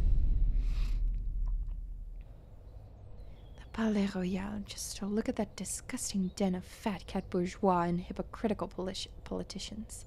The king is probably in there as we speak. Probably sitting in his high chair, stuffing his bloated face with cake and wine while he boasts about being the perfect citizen king. Did you come here just to moan about the king? No, I've come to assess the potential battleground. On the day of the rebellion, I might order Pierrot to set up a barricade over there. What do you think? There? Right outside the Palais Royal? Of course, it's a perfect place for a defensive garrison. We can gather furniture from nearby buildings, build a wall, position rifles to fend off the police. Oh, wait, that's her. Whoops. I'm getting eye flashbacks here. For real, yeah. Falcon body swapped? What? That would be wild. If he did body swap, that would be a wild conclusion to this game. That would be weird. That would be like where would they have hinted at that? Where would they have hinted? Where? In the darkness? Who knows? I have no idea. When the time is right, it will serve as the ideal location to launch our assault on the palace. So, you weren't just throwing empty words in the tavern. You actually do intend on dragging the king out of the palace through violence. Of course, he will never abdicate on his own volition. It's not as if I want to see bloodshed, Falcon. It's necessary. It's inevitable. I mean, we have to be realistic. There is no way to bring change to a country without using violence, is there? Imagine if they break out into song and dance at the end. Yes. I think there are ways. People look back on the violent moments of history, the executions, the wars, the bloody revolutions. But who's to say that a country could not be overturned just through the chance of the people? A pacifist revolution. Interesting. I would love for such a thing to be possible, but maybe it would be better to avoid building the barricades. At least until it's clear that violence is inevitable. That's good. That's a good compromise, madam. Can we... Can we convince her not to do it? Can we prevent the revolution? We can prevent the revolution? No, wait a minute. Lizaz, huh? Let me guess. You have a weapon supplier somewhere around here? Or maybe this is where you plan on meeting an informant, a government defector. It's as good as a meeting spot as any. Actually, I'm here for groceries. There's no need for that look. You think that because I'm a gun-toting rebel, I don't need to buy food?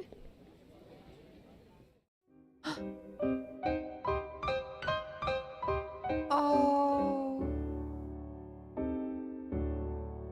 Because they are poor, she helped them out? Is that what she did? Well, if it isn't so tan and low gambad, you're growing bigger every time I see you. Ma'am, you have to hear this. Something big went down here yesterday. A policeman! A nasty, ugly policeman! Let me guess, he was bullying people into revealing secrets on the whereabouts of the revolutionaries? Well, that's how it started, ma'am. Same old bullying tactics. He was pushing around this old beggar rat who hangs around the market sometimes. But when the rat wasn't speaking up, the policeman drew his gun and shot him. The policeman shot the beggar just like that? Yup. But then the coward cop went and ran before we could turn on him. I find this difficult to believe. A policeman wouldn't openly shoot a beggar without just cause. Open your eyes, Falcon. This is the regime as Parisians live under. We are ignored by the government, oppressed by the police, and hanged by the courts. Why do you think I'm fighting so hard to make a change? We can't put up with this sort of bullying. No, this can't be right. Something has to be missing from Sotan's story. Do you mind if I ask a couple of questions, madam? Sure, ask away. Make it quick, Falcon.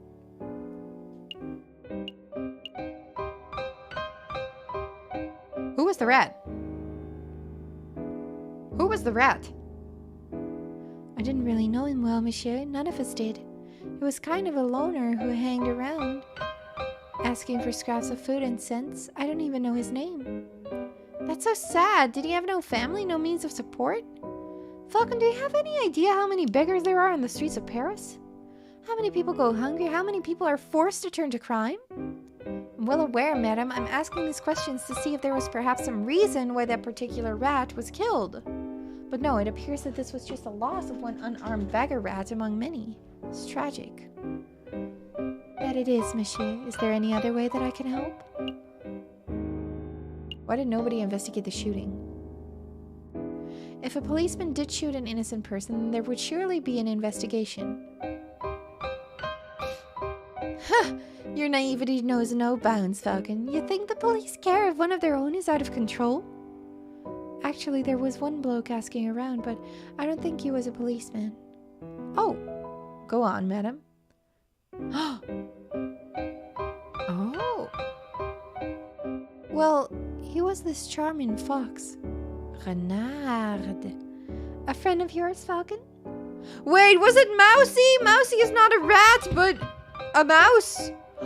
No! Was it Mousy? No, Mousy is not a rat. Mousy is a mouse. Right? Oh, don't let it be Mousy.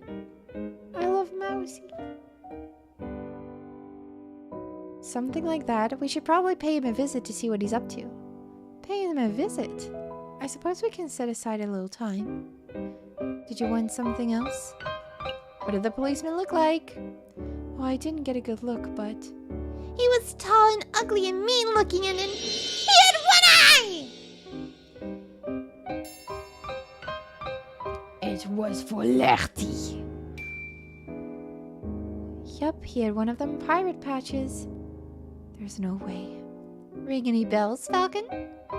I know a man who fits the description, but it simply couldn't be him. He's a bitter individual, but he's morally righteous. I can't imagine him shooting an innocent person so recklessly. Don't let your bias towards the justice system affect your judgment, Falcon. If you think you know who did this, then please name and shame him.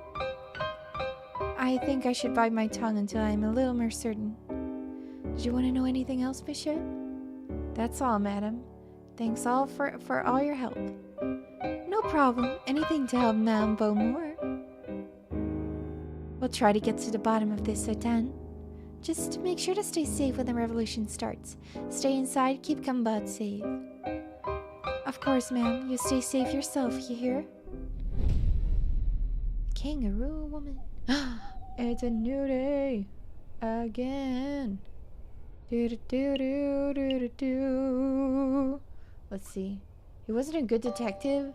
I want to know if it's Mousy. I have to know. Is it Mousy? Oh, Mousy's alive. Thank God.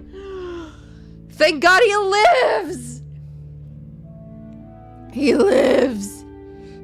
Visitors, Monsieur Voops, visitors! Really, Falcon? What do you hope to accomplish in this sleazy back alley establishment? Sleazy? Madam, my back alley office is perhaps a little cluttered and eclectic, but I resent the accusation of sleaze. Maybe I should do the introductions? Monsieur Voops, this is Madame Beaumont, a, friend of mine. Madam, this is Renard Voops, private investigator at your service. It's a pleasure to meet you, madam. Ah, how stoic. I'm sure you have some pressing questions to ask, Falcon, but before we get started, there is something I must tell you. Monsieur Sparrowson dropped by earlier. He informed me of your situation. Sparrowson? Is he alright? Oh yeah. He is now working with Inspector Valerti, attempting to unravel the rebel plot. Just as I thought. It appears that your lackey has solidified his position as a traitor to the Second Republic, Falcon. Perhaps, perhaps not. Sparrowson doesn't strike me as the person who sides with any ideology. But, you know, he asked me the most peculiar question. Would you like to know what it was? Of course!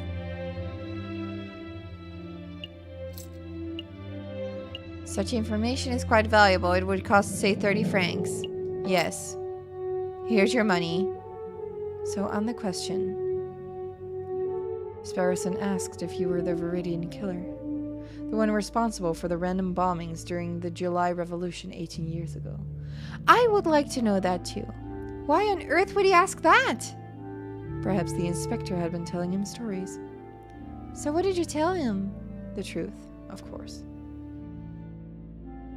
That is, I have no idea who the Viridian killer is, but that I knew that it couldn't possibly be Falcon.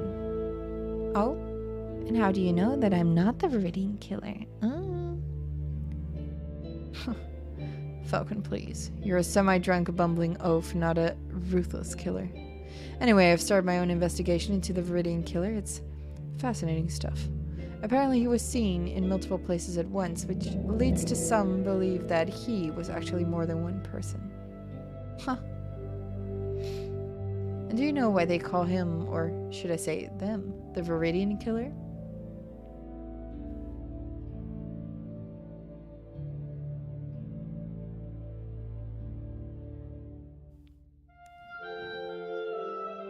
It is all the wolves. The wolves, all of them. All of them together. It is them. Viridian is a greenish color, isn't it? No, I don't have a clue. Crimson Killer would be a much cooler name. It appears that no one knows the origins of the name, which leads me to suspect that he, or indeed they, chose their own name. Ah, this is all fascinating, truly fascinating, but perhaps we can return the conversation to why we're here. Of course, Monsieur Voops, we heard that you were investigating the murder at Les Halles. No! It was a friend of Mousy! No! How sad! That victim was a friend of Mousy's. More of an acquaintance, really. Well, we want to know if you managed to uncover anything. Did you find any leads, any juicy clues? Not as such. It's quite a peculiar case. Did you hear that the murderer wore an eye patch? I did.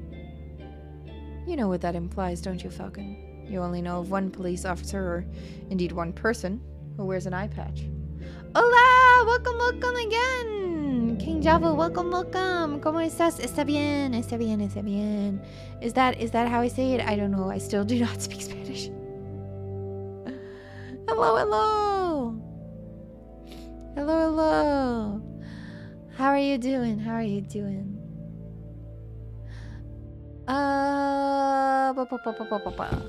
Yeah, I only know of one person.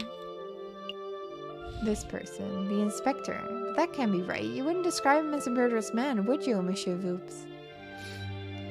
Murderous? I don't know. He's certainly passionate about finding the Viridian killer.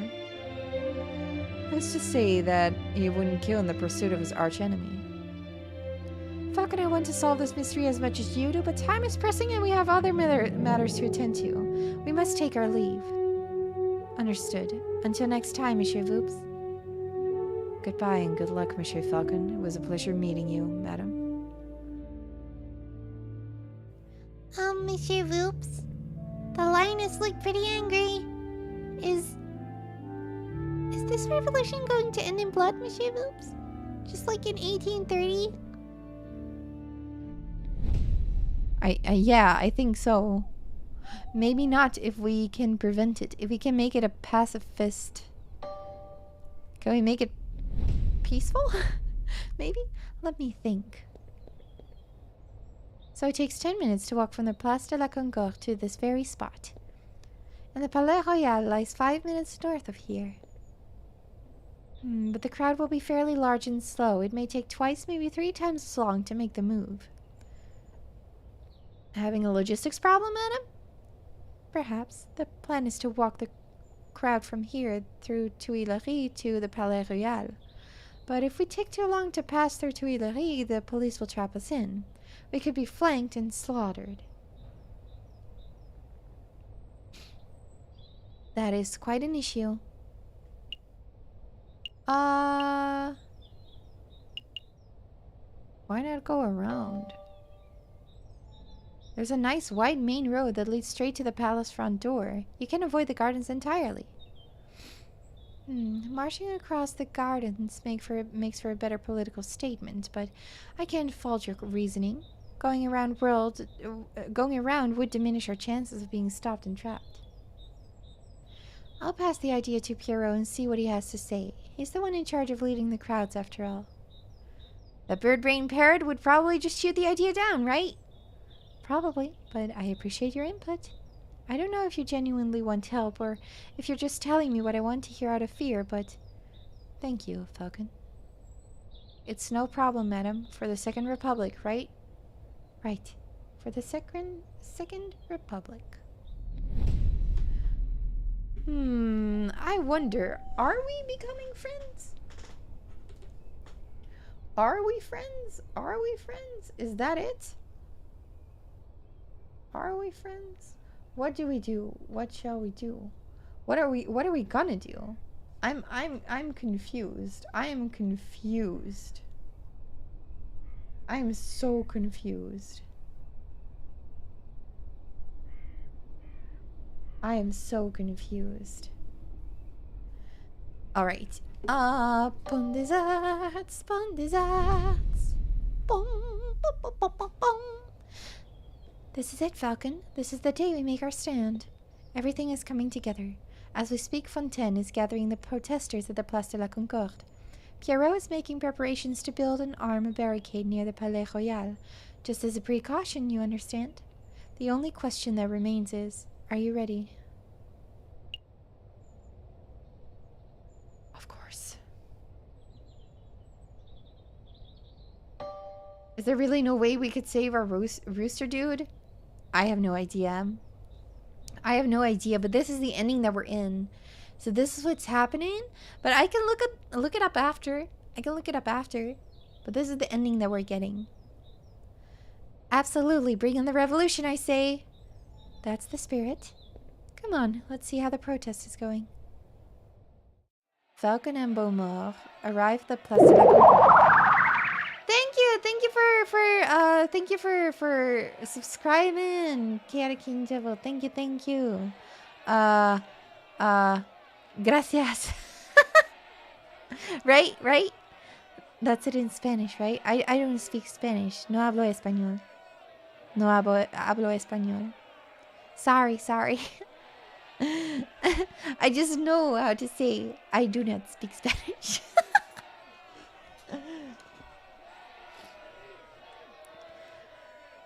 The air is thick with the chants, shouts, and cheers of hundreds of protesters.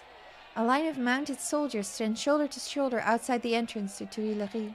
You barely speak Dutch? What a mood! What a mood! Lo siento, pero no puedo hablar inglés muy bien. I am trying to translate that, but let me throw that into translate. Wait, let me.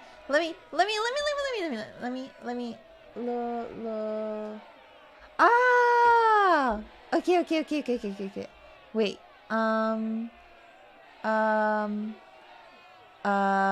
Let me use Google Translate.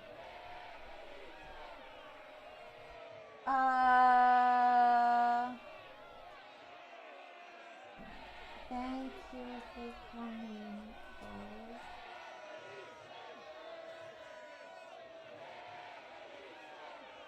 Thank you for coming, though. Gracias por venir.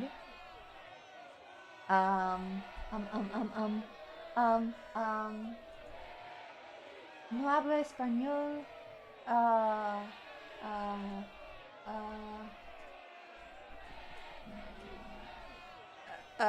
Let me. Tratar de entenderte? I'll try to understand. I will try to read. I will try to understand. I will try to understand. I will try.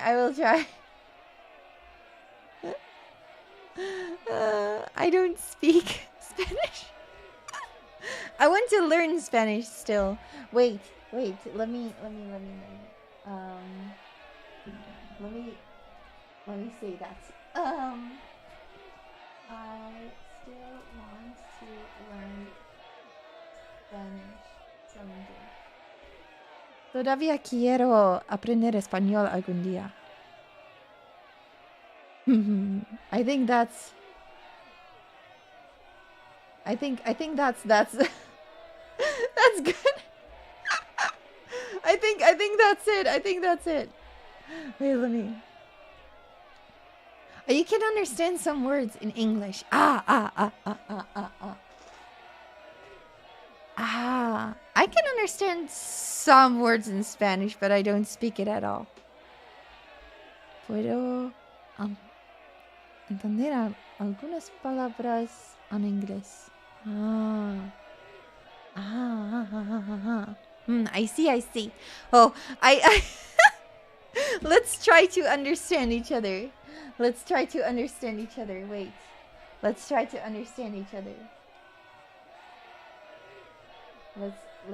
to understand each other. Let us try to understand each other. Wait, so let me.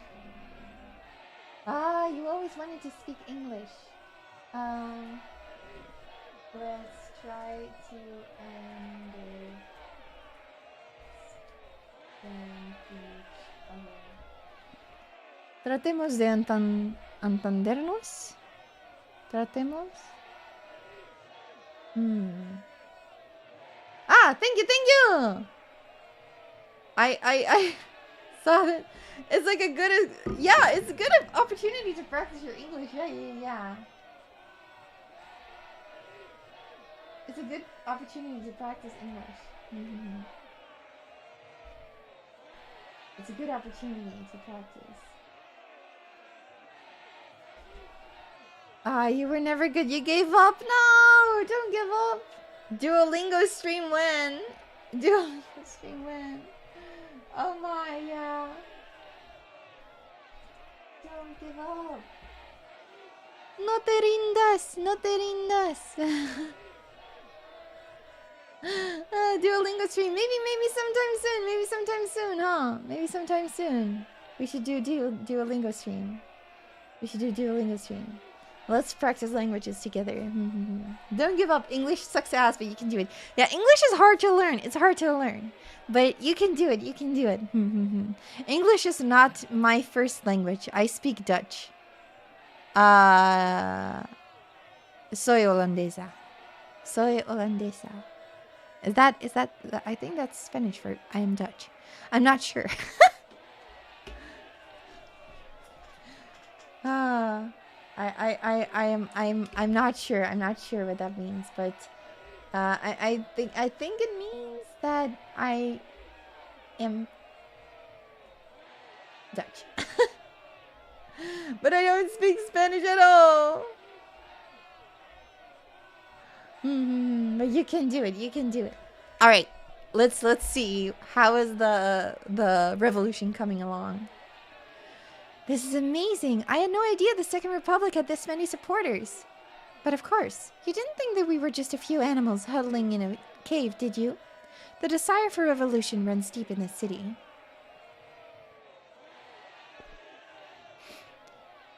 Everything's in place at the Palais Royal, ma'am. Just say the word and we'll set up the biggest barricade you've ever seen. Then we can all storm the building and drag that cocky king out his chair. There's been a change of plan. We're still going to protest, but we're going to do it peacefully. No firing from behind barricades, no violence, no capturing the king or prime minister. Madam, are you feeling all right? Quite all right, thank you. But what of your desire for a better France? You cannot achieve that without bloodshed. We can certainly try. Falcon convinced me. Falcon. Pacifism seems like the Christian approach, wouldn't you say, Friar? I see. So that's how it is. Excuse me, madam. Uh-oh. He's gonna do something, probably. I think the Friar disapproves of the new strategy. He probably thinks I've gone soft. Maybe I have. But I'm not deviating from this path, even if each and every rebel leaves my side. Don't worry, ma'am. You're not alone. We're not here for the violence, madam. As long as you strive for a better France, we will always stand with you. This stupid bullet wound. The damn thing's opening up again. What's the news, brother? Is everything in place? We have a problem. The mademoiselle refuses to use violence. She's turned timid. Yeah, they're totally going to try to bomb the crowd. Turned timid? How? It appears that the liar Falcon is somewhat of a lion tamer. JJ Falcon, and that bird is proving to be more trouble than the rooster, I swear. Brother, listen, if there is no violence, then there will be no power gap. One leader will just peacefully replace another. We need chaos for our plan to work. Guess we'll have to follow through with our contingency strategy. I'll find the victim, you find the suspect. Don't push yourself, brother. You're still injured. What are they gonna do? Look at those scum, foul vermin, the lot of them. Mark my words, Sparrowson, every one of these petulant dissenters will take the first opportunity to turn aggressive. They lust for violence. They don't look too violent to me. Trust me, this is just how the crowd looked before the July Revolution. It only takes one crazed individual and the entire crowd will explode into a frenzy. Hey, it's you! Friar, it's good to see you again. What? Are they working together, Sigil? Oh. No time for pleasantries, Inspector. You're needed urgently on the Place de la Concorde.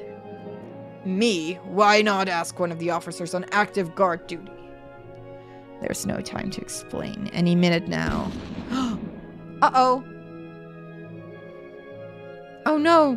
Ah, do you hear that gunshot? I think you think Remus is duping Valerti? Yeah, me too, maybe, yeah. Oh yeah, he still thinks he's a friar, huh? It's already begun. Come on, Inspector, we must make haste. Inspector, I really don't think you should be trusting this friar. He's a two-faced wolf. A two-faced bitch! Friar Remus has provided me with reliable information in the past. I trust his judgment. But Inspector... This isn't up for discussion, Sparrows, and I have a duty to uphold. Stay put. I'll be back in no time at all. But... What should I do now? Oh. Oh. Oh. Oh. Oh no. A gunshot. It was nearby too. So the friar was right. Violence really is an inevitability. We haven't reached that stage yet, madam. I can't afford to take chances, not now. Pierrot, march the crowd to the Palais Royal and construct the barricade. Yes, ma'am! Fontaine, Falcon, we're going to find the source of this disturbance. It came from here, Inspector. Hurry, hurry! Oh, they're gonna kill him. I'm moving as fast as these old legs will... Oh, they're not gonna kill him. They're gonna frame him. Mon Dieu, a body! Oh no. Just a little bird woman. This woman must have been the target of the gunshot we just heard, but I don't see a shooter. I think the gunshot came from over here. Inspector? Falcon? Well, I should have known that the Viridian killer would have had a part in this. Inspector, I'm not...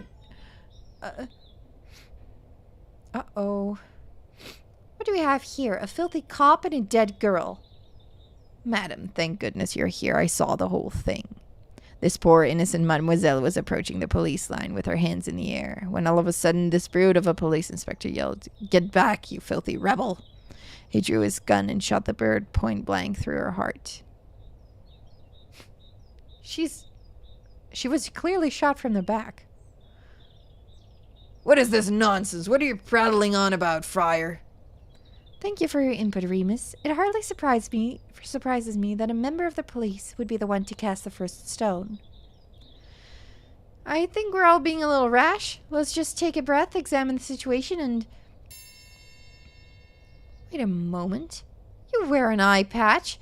You only have one eye, Inspector. How observant. Tell me, were you the policeman who killed the rat at Lizal's too? They're all in on it. They're all in on it, even the kid. Lizal's, what are you talking about? 2 incidents of a one-eyed policeman gunning down an innocent victim. There is no way that is a coincidence. What we have here is a filthy, corrupt individual who takes pleasure in oppressing the common citizen. Am I right, Inspector? Really shouldn't be surprised that a stupid rebel makes stupid assumptions and come to stupid conclusions. But open your damned eyes, mademoiselle. I'm not the assailant here. Don't call me mademoiselle, or stupid for that matter. Your guilt is plain to see. Given the circumstances, I ought to judge and execute you right here and now. Falcon, don't just stand there gawking. Vouch for me. Yeah, I know this man. His name is Inspector Valerti. He is ruthlessly law-abiding, so much so that I can't envision him shooting a man without just cause. Oh, shut up, Falcon! I'm done with your idealism. Idealism?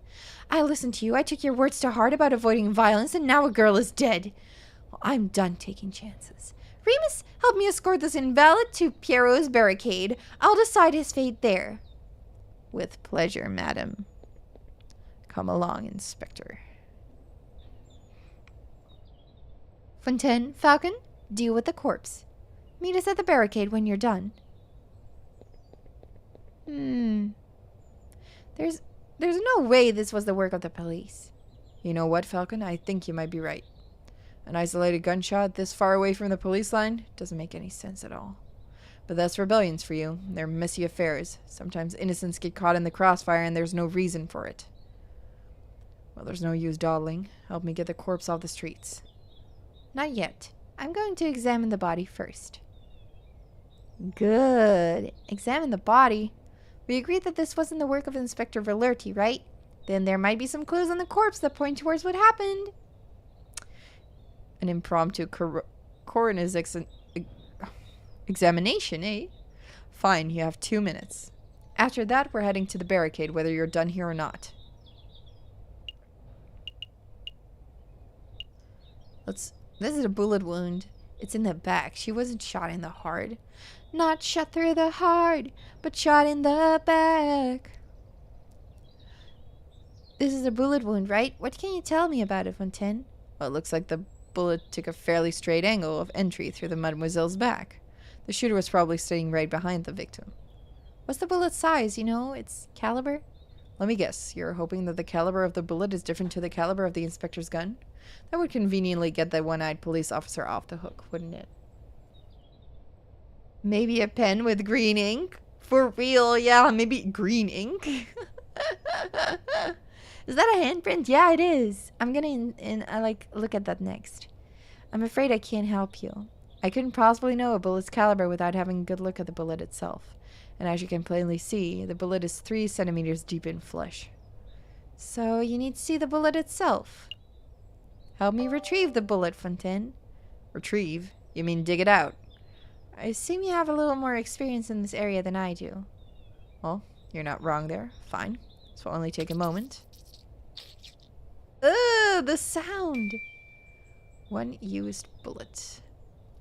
Looks like a standard lead rifle or pistol ball, but I'm afraid I cannot tell you its caliber. Why's that? No! The bullet fragmented upon impact, monsieur. I gathered all the pieces, but I cannot assess its diameter with any accuracy. So I would guess that it was 13 to 17 millimeters. Sorry that I can't be more specific. That's an enormous help. Thank you, monsieur. Like, we can look at her face, at her hand, but let's look at the handprint. What's this mark? It almost looks like a handprint made in blood. Probably the mademoiselle's. How was it her handprint if it's on her back? I don't think so. It's the handprint of a left hand on the girl's left shoulder. There's no way a person could comfortably reach that spot on their own back. I suppose so, but if the handprint doesn't belong to the girl, then who does it belong to? The murderer. It has to be. The question on my mind is, why is the handprint made in blood? Maybe because... Okay, what I'm thinking is that this is, like, it was obviously done by Sylvius, right? By the other wolf. He obviously did this. And I think that he was trying to stop his own wound from bleeding. It was opening up again. That's what he said. And that his hand was bloody. And that he just touched, like, that's his blood on her shoulder. That's what I think. Did the murderer sully their hand on the girl's gunshot wound? Or were they injured prior to the shooting? There's so much to uncover here and no time for thorough investigation. Let's look at her hand. It's a long shot, but maybe this girl's faking your injury. Just for the sake of thoroughness. I really ought to check for a pulse. Right. Nope, nothing. Everyone's been so fixated on who did this that nobody stopped to ask who this girl was. I don't know, monsieur. Given her clothes, she's probably just another working girl. Just another? I didn't mean to sound glib, but it's true. This is one mademoiselle among the thousands who live in Paris. Who was she? Where did she work? Will her family miss her? I don't know, but in the long run, I don't think anybody will care. I care. I can't afford not to. I don't know who this mademoiselle was, but I'm going to see to it that justice is brought about for her death. Is there anything else? Anything I'm missing? Nope, I think that's it. Must be it. I'm done here. Very good. Let's move this body off the street, then. We must hurry to the Palais Royal. Rest in peace, mademoiselle. I'll see to it that justice is done. Everything's going just as planned. The madame's probably fuming right now. She'll attack the Palais Royal, the Prime Minister will flee, and then... Excuse me, monsieur. What do you want? I'm busy. Don't you recognize me, monsieur? I knew it was Romulus. I just knew it. It must be Romulus. What a burn! This man! I know that my disguises are a little more complex than yours, but I assumed you would recognize Prince Juan when you saw him. You're Prince Juan? Indeed. And you're just Romulus, the corrupt wolf. I know what you did. You tried to assassinate the king, you shot the croque-monsieur, and just moments ago I saw you murder a maiden at the Place de la Concorde. You truly are a vile individual, aren't you? Yeah. As if you have any proof for any of that stuff. I'm out of here. I also know you're one half of the Viridian killer. I knew it! I knew it! It's the wolves. Let's go! On any other day, I would gut you where you stand, fox. But as it happens, I'm a little busy today. Oh, the Viridian killer's too busy to kill me? Is that the truth, or is that bullet wound of yours starting to affect your prowess? You must have lost an awful lot of blood. What do I do? Sparrowson, oh no! Oh, hello, Monsieur Voops. Ah, Monsieur Sparrowson, perfect timing. Who now? Oh, you're that fledgling. I guess this is what they call being stuck between a rock and a hard place, huh? Monsieur Sparrowson, be a dear and help me restrain the Viridian killer. This guy? He's the Viridian killer? Looks more like Judge Romulus to me. Well, you would be right about that too. Ah, so he's two scumbags in one.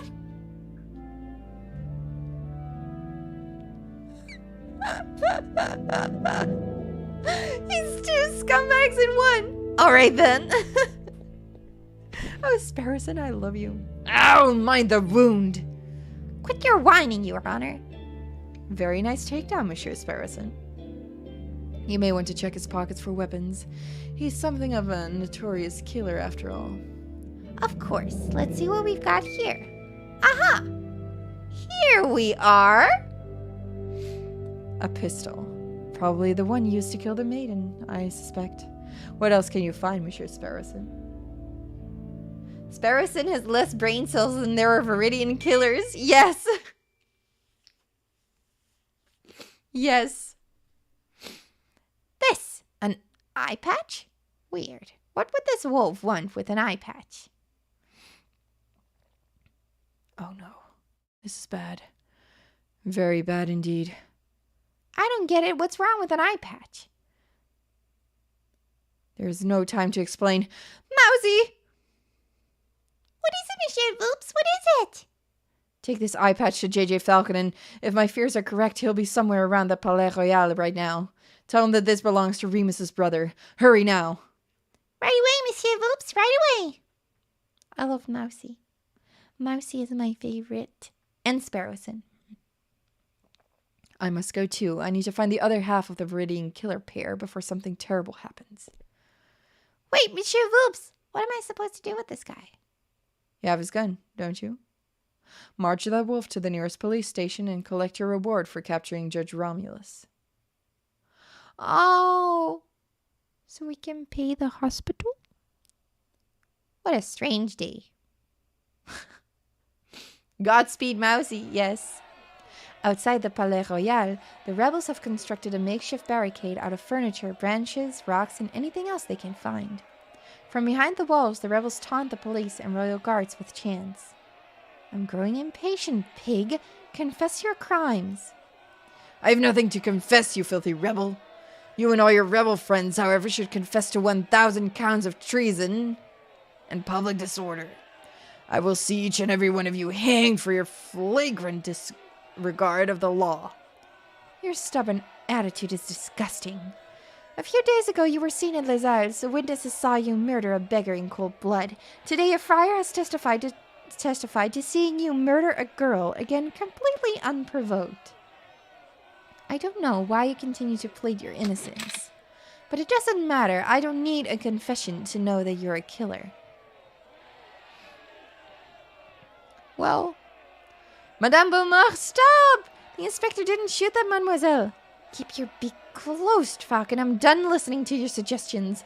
This policeman is as guilty as every other monster in a decrepit justice system. It's my duty to execute him. Madame Falcon has uncovered some pretty convincing evidence. I would recommend that you hear him out. Please, just give me 5 minutes. 5 minutes, I can convince you of this inspector's innocence. 5 minutes is precious in a time like this. I can't afford it. What if you're wrong? Are you willing to see another dead innocent? Thank you, madam. Having my life saved by the Viridian killer. How humiliating. Quiet, pig. Your life is mine until I say otherwise. Okay, so first of all, let's recap on what Frère Remus had to say. Wait, where's the friar? He's a key witness to this crime. He scarpered as soon as he dropped the inspector off. Said he had some business to attend to. Business? Oh, he's bombing the place. Man, oh man, those barricades are looking pretty scary. But I mustn't fear, for I am a brave duck. I'm the great Officer Beck. Handsome, intelligent, strong. Truly a fearless hero who will be remembered for... Hello, officer. You scared me, monsieur, monk? Friar, actually. Frère Remus. Listen, officer, I have something of great importance to tell you. I was just passing by the rebel camp. And I overheard a conversation. Oh, that sounds good. Do go on. They said they were going to launch an assault very soon, and when they do, they're going to rain hellfire on the place. Oh no, it's just as I feared. What do we do? What do we do? What do we do? What do we do? It's simple, officer. As soon as you hear the first gunshot, you need to retaliate. Hit them with everything you've got. Every cannon, every rifle, every piece of artillery. Don't leave a single piece of the barricade remaining. That is the only way you can be sure to survive. Ah! Total annihilation. I like it. But Friar, I'm confused. Aren't you a Christian? Yes, so what? I don't know. That your idea doesn't seem very Christian-y. Oh, I see. You think this is a moral issue. Let me tell you a secret, my dearest duck friend. There is no God. No overarching morality or higher plan. No heaven to save the righteous or hell to punish the sinners. There is only you, your artillery, and 10,000 rebels who want to dine on Peking duck tonight. Understand? That's an awful lot to take in. Then let me simplify. It's you or them. It's me or them. Forget about the Friar Falcon. We all remember what we had to say. Present your case based on what you can recall. Okay, I will. But you may want to wipe that mouse off your shoulder first. Sorry, wipe what? Mousy! Oh, it's you, Mousy. Monsieur Falcon, special delivery from Renard Voops. Thank you, Mousy. What is this? An eye patch. It was found in Remus's brother's clothing. Remus's brother's... This is an eye patch belonging to Judge Romulus? That's interesting. Where is Romulus? There's no time, Monsieur. Just take it. I have to run, Monsieur, but you have to do your best. Monsieur Voops and Sparrowson believe in you. Sparrowson? You've seen Sparrowson? How is he? There's no time, Monsieur. Good luck. Are you quite done, Falcon? Very much so. Let's begin this trial. Okay, so let's remember what the friar said. Mademoiselle was approaching the police line with her hands in the... Yeah. Point blank through the chest. Definitely not true. She was shot in the back. The girl was clearly shot in the back. I know. I remember seeing the bullet wound for myself. But that's quite a glaring inaccuracy in the wolf's testimony. It is an inaccuracy, but it is an irrelevant inaccuracy. Does it really matter if the girl was shot in the front or the back? Either way, a girl died at this pig's hands. It does matter. If the girl were shot from the front, then this might indicate a police confrontation turned ugly. But if she were shot in the back, then what? This could indicate that someone targeted and assassinated her before she could even react. That doesn't paint the inspector in a particularly flattering light, Falcon. Yeah, she is right about that. I have to give her that. She is right about that. It is very relevant, though. Yeah. It is very, very relevant. If there's anything we have learned from Ace Attorney is that these things are relevant. Madam, you're missing the point. A shot to the back breaks the currently established narrative. The girl was targeted and murdered in a stealthy professional attack. Therefore, this was not an ordinary police confrontation. You've made an assumption, Falcon. You've assumed that just because the girl was shot in the back, she must have been stealthily killed. There are other possibilities. Perhaps the girl was scared by the police, started running away, and was shot in the back as she fled. That scenario is impossible. If the girl were running away, then she would have been at least a couple of steps away from the killer at the time of the shooting, right? Right. But I know that the killer was standing right behind the victim. They were less than 1 meter apart when the gun was fired. They were standing that close? How could you possibly know that, Falcon?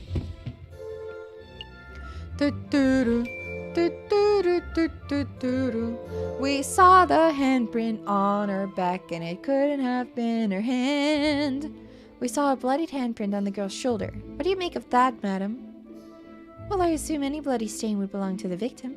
A mark made with the girl's dying breath, perhaps? No, it was a print of a left hand on the girl's left shoulder near her upper back. The left hand print, but the inspector doesn't have a left hand. You are a genius. That is true. That is true. You are my Sparrowson. You are helping me out. You are my Sparrowson. You are so right. The angle and positioning of the print indicate that it could only have been caused by another person. So that's why I'm so certain that the killer was right behind the girl at the time of the attack. I see. That's quite a theory. But Falcon, you've left an important question unanswered. Why was the handprint bloody? The print was made with the victim's blood, yes? So it can't possibly have been made prior to the shooting. The killer must have wiped his hand on the girl's clothing after she had already died. And if that's the case, then might suggest the scenario is still possible. The girl may have been running from the police when she was shot. No, I'm still trying to work out the details, but I know that the print was made prior to the shooting. Maybe the shooter was injured and his hand was already covered in blood. You talk big about breaking the established narrative, and now you present me with that baseless drivel. Well, where do we go from here? How does this handprint nonsense really affect the situation? Ugh. Do you find something funny about this situation, Inspector? I do. This whole trio is patently absurd. It's an animal core through and through. But there was something particularly funny about the last exchange. You were both so focused on when and how this handprint was made that you missed the larger issue. I don't have a left hand, you idiots. I couldn't have possibly left that mark. Oh, right. Of course. Well, madam, what do you say to that? Maybe the handprint came from an accomplice, or maybe it had nothing to do with the incident, or... It feels good to see someone else speculating wildly for a change. Okay, fine. I don't have a solid explanation. Must concede that it's possible, maybe even likely, that the person who left that mark was the murderer. Therefore, as much as it pains me to say it, I must concede that the inspector probably did not shoot the girl. So that's it! The inspector is off the hook! No. There's still the matter of the incident at Lizal's. What incident is this? I know nothing about it. Ha! As if you don't know. The beggar rat was shot and killed in Lizal's a few days ago. The attacker was described as a scowling police officer who wore an eye patch. Sound familiar to you? Go on, Falcon. Explain the pig out of this one. Until 5 minutes ago, I was at a loss, but I was recently presented with a piece of evidence that makes the answer all too clear. This was a false flag operation. False flag? Explain yourself, Falcon. Madam, what do you know about Remus's twin brother, the man known as Romulus? Not much. Only that he was forced to flee the country by our oppressive government around a month ago. That is... Half true, madam. You see, it is correct that Romulus is being hunted by the police. But I've had the suspicion that the wolf was lurking in Paris itself, although I never managed to find definitive proof of this. Anyway, it turns out that my suspicion was well-founded. He was recently apprehended, I think. You think? I don't know the details, but it doesn't matter. What's important is that a reliable friend found this on Romulus's person just moments ago. An eye patch. Romulus has perfect vision. Why would he need something like this? There is only one plausible explanation. It is part of a disguise. Something to conceal his identity and make him appear as someone else. A disguise. You're saying that Romulus shot the bagger rat just to frame this police inspector? There was a sussy imposter wolf among us, yes. The music is getting so intense. Exactly, madam. It's no coincidence that Frère Remus happened to find the very same inspector just as another murder occurred today. So Remus was in on it too. Two wolves working together to make this policeman look like a murderer. But why? Why would they do that? To rile you up, madam, to make you lust for violence. And if your actions today are anything to go by, I would say that they succeeded. Damn. I've been so stupid. How did I let myself get so misled by a couple of wolves? Trial's over. Go, Inspector, you're free. It's about time. You're letting him walk, ma'am? Of course, it would be criminal to confine an innocent man any longer than necessary, even if the man is a bitter, stubborn pig. Falcon! Yes? I don't understand you. You're stupid, you're reckless, but you fought beacon talent for my freedom. I'm starting to suspect that you really aren't the Viridian killer at all. Well, it certainly took a long time to pass that fact through your thick skull. Inspector, if you're still hunting that villain, maybe you should speak with Renard Vulpes. When this is all over, I mean. I hear he's been doing some research into the Viridian killer. Maybe he knows something. Lust for MILFs, not violence. Exactly. Like the make love, not war? It's like lust for MILFs, not violence. Maybe I will. Madam, it appears that your gang of rebel filth don't intend on assaulting the palace anytime soon. I'll relay that information to the artillerymen. Maybe we can keep a peaceful standoff going until this blows over. Thank you. I appreciate that. All of you stay out of trouble. So, what happens now, ma'am? We're going to continue our protest peacefully. We're going to stand here chanting and shouting until the Prime Minister and the King both step down out of sheer humiliation. It might take days, weeks, but if we manage to change this country without one more person being harmed, then... Well... Oh, wait. Well. I need to sneeze.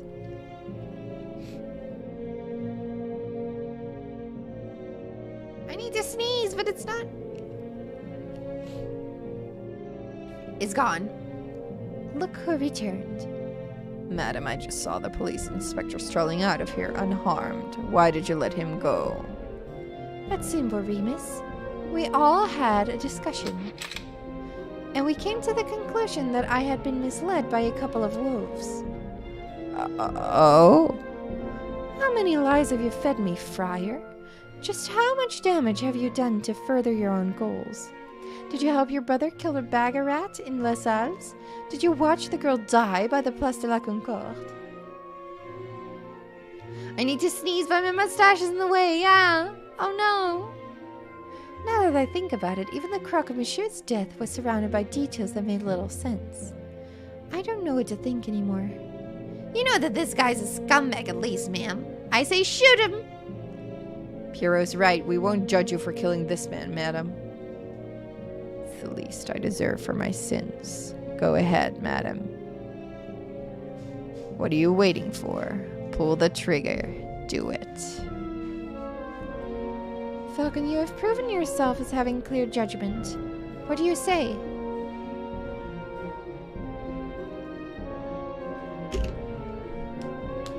Well.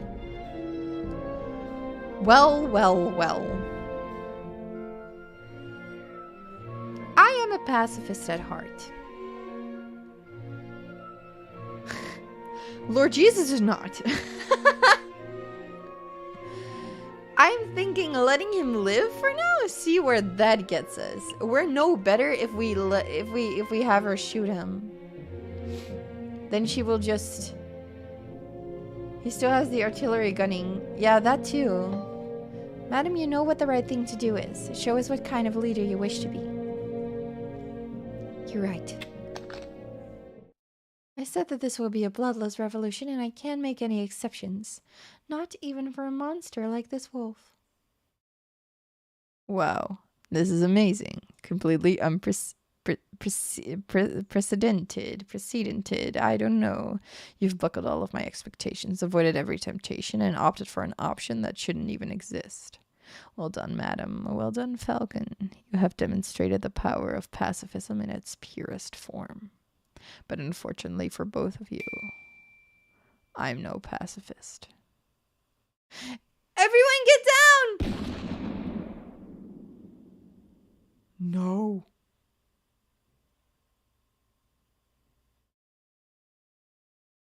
Oh my. What? Suicide. Shooting himself in the head? What a loony. Hardly surprised that the wolf would be too cowardly to face a real punishment. This isn't right. It's not the solution I wanted either, Falcon, but I can't say I'll mourn the friar's death. No, that's not what I meant. I meant that it doesn't make sense for him to kill himself so abruptly. And that comment of his, it was almost like... I think we need to get out of here. All of us, right now! Hello, how's it, Bussy? Yeah, I'm still alive.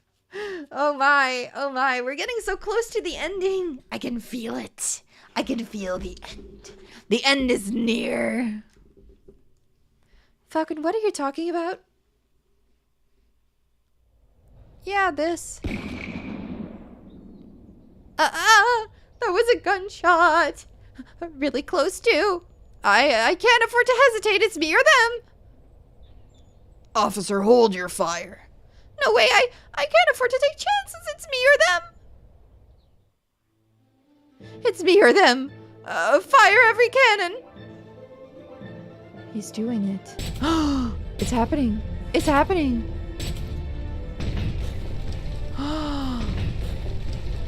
Oh.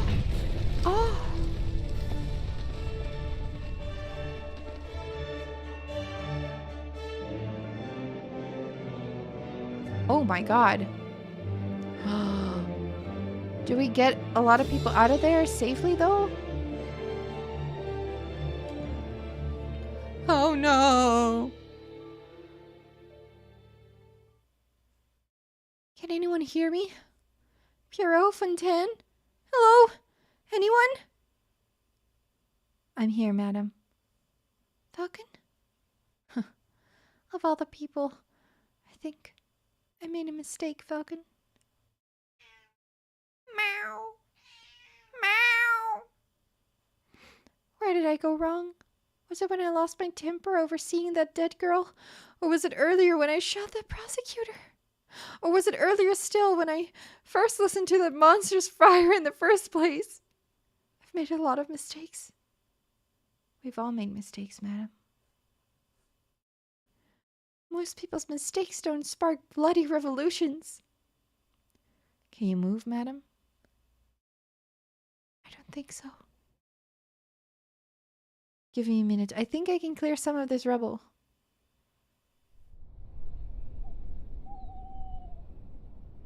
What? What? What? Dear Monsieur Vulpes, I'm writing to you from the Demiao Railway Express. Modern technology truly is amazing! What is this? What is this? I've decided to take your advice and have gone on vacation until things settle down. The king fleeing to Britain, the Second Republic taking over, it's all crazy stuff. Anyway, before I left, you asked if I knew what happened to Falcon. Well, I got my hands on a copy of the official police report, and it says that Falcon... What?!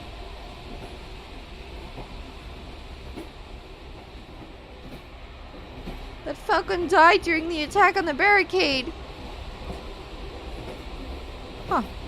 But it also says that the police didn't find a body, same as Leonie.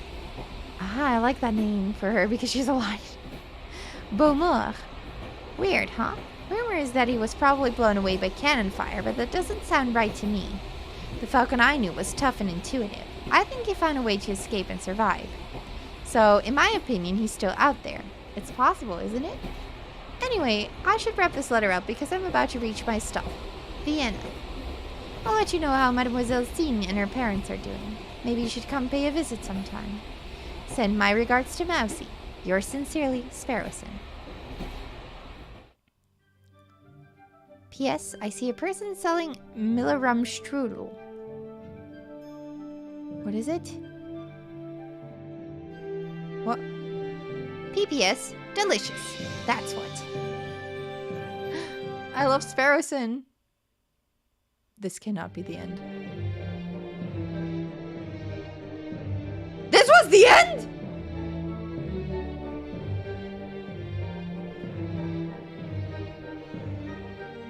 What? What?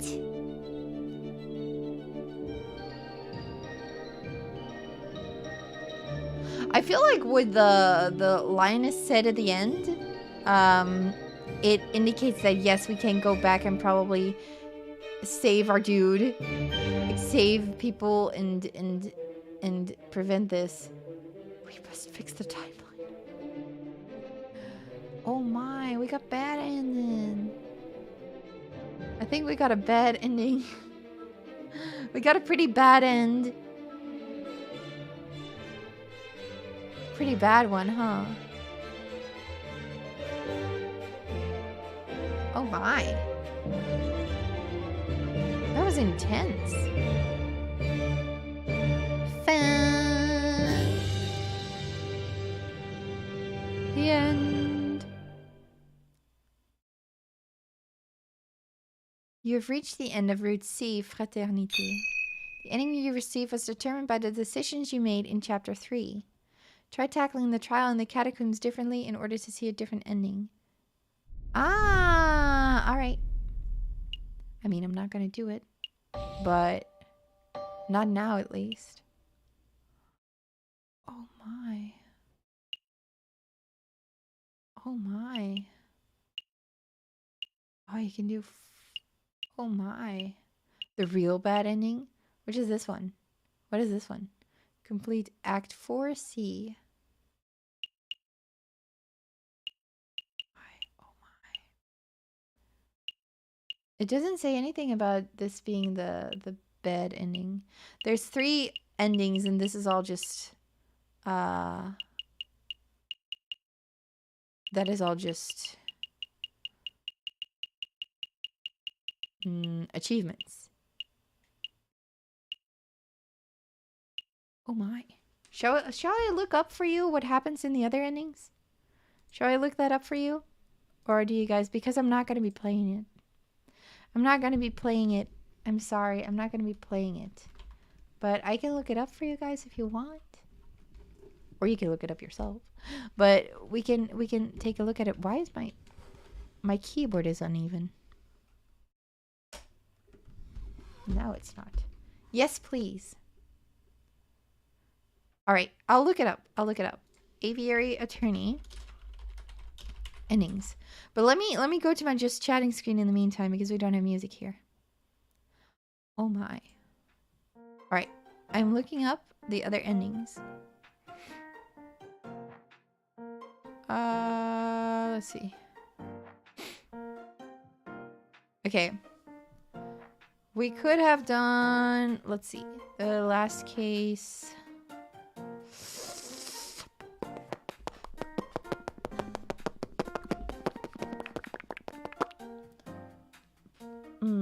Yeah, spoiler alert for those who want to play. Spoiler alert. Wait, let me add a text source.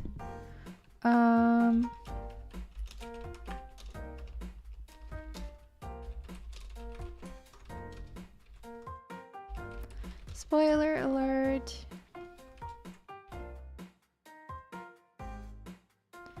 Spoiler alert.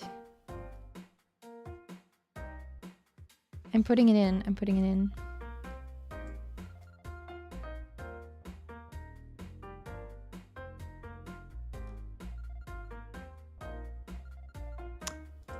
It's all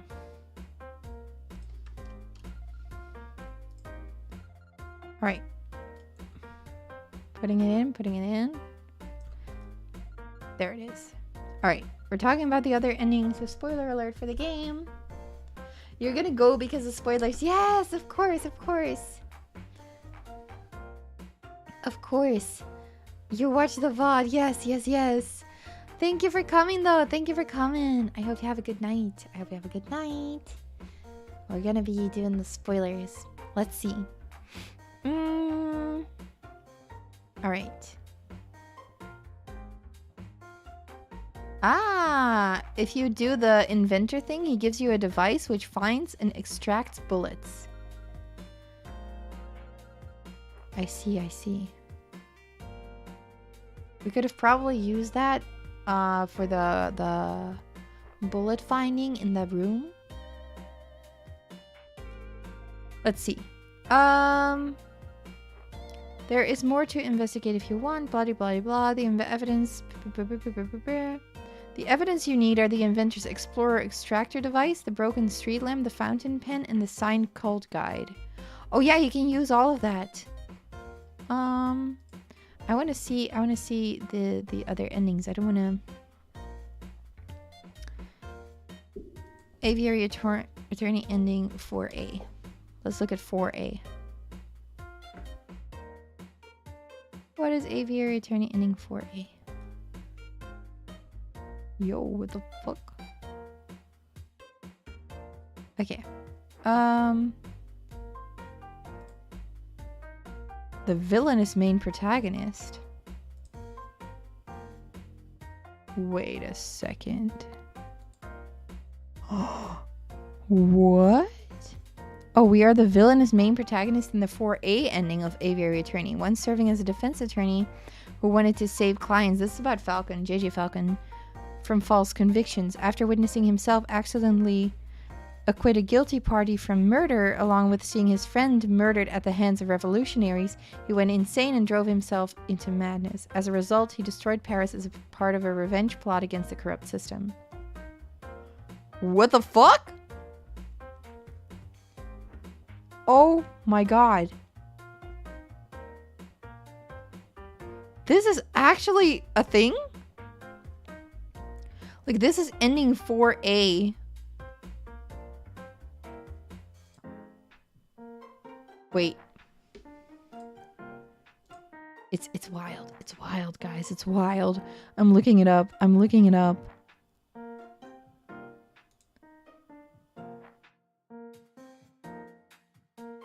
Aviary Attorney 4A.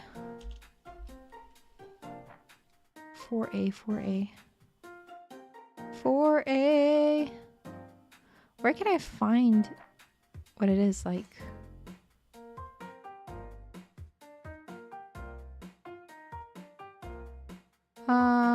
All right, 4A, you get 4A by not saying anything when the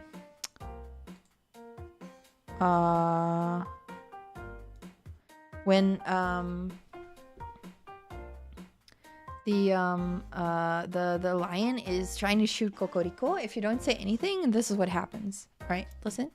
This is what happens. JJ Falcon decided to let Cocorico die at the hands of the revolutionaries, personally seeing no way to save them due to his pessimism. Sparrowson wasn't able to see Falcon for a while as he went mad. Falcon learned that Catherine de Miao planned to take over Jorquaya's mansion and decided to take matters into his own hands. He enacted his revenge by planting a bomb inside the mansion and announced that he was going to enact due justice before triggering the bomb, killing her in the process. Bro. Falcon would go on and plant bombs all over Paris as a revenge plot against Inspector Valerti, starting with the front of the courthouse. By the time Sparrowson figured out that he was the one who killed Catherine Damiao, it would be too late as Paris would already be engulfed in flames as a result of the bombings. Falcon stared down at Inspector Valerti from the Cathedral of Notre Dame, hoping he'd spot him. He watched sadistically as the city burned and people died, calling it a beautiful sight. Inspector Valerti went up the cathedral in order to boast how he knew he was the Viridian killer all along. Falcon, filled with rage, told him that he is no innocent one either, as he's purposely let Kokoriko die just to lure the Viridian killer out. What the fuck? Inspector Valerti tried to apprehend him peacefully, but Falcon wanted to settle it with a duel. Despite the duel ending in a failure as Inspector Valerti wanted to grant him mercy, Falcon shot him anyways, triggering a reflex shot from Valerti. As he collapsed, he attempted to tell Inspector Valerti that he wasn't the actual Viridian killer, but Valerti had already died, leading him to think it was for the best he didn't know. Sparrowson managed to save Falcon by bringing him to the hospital to help him recover both mentally and physically. After his recovery, they both took a stroll down the ruins of Paris, discussing about the future. Falcon, alongside the support of Sparrowson, decided to turn himself in for his crimes, knowing it would be for the best. What the fuck? That's a crazy ending indeed. Yeah, that's a weird-ass ending. Aviary Attorney ending 4B. Oh my god. That is a weird ass ending. That's a weird ass ending. That's from the villain wiki.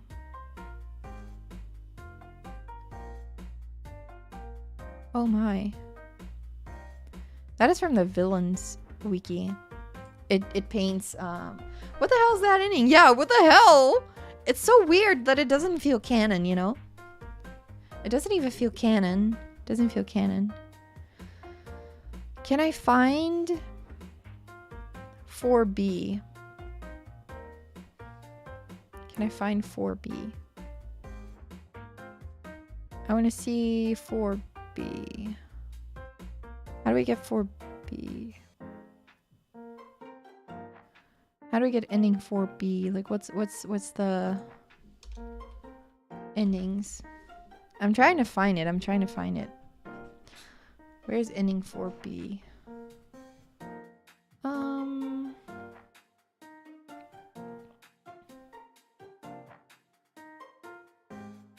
That's probably like it also feels out of place somehow with the vibe of the game, even with the ending we actually got. For real, yeah. We still don't know Falcon's past. What was his name? Probably talking about the Viridian killer, but there was a different name.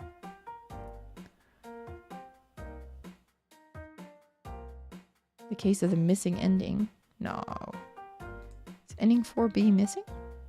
No. It exists, right? How do I find... Alright, I'm trying to find a guide in which it says... Alright, I found another thing. The city. Oh, look at this. 4B. Let's see. I'm looking at the thing, but it's like go here, go here, go here, go there, go there. For ending 4B, speak up. Any appeal? Any difference between justice and revenge? Pierrot, press plain as day. The crime occurred at night. That's what we did. Ah, let's see. Press turnover pistol. Tell us about the ammunition. Where's the other bullet? It must have hit the murderer. And then, because we didn't have the invention, we were a day too late. We could not find the bullet. So then you present Romulus, present the cult guide, present fountain pen. I see. And then you can probably save Kokoriko.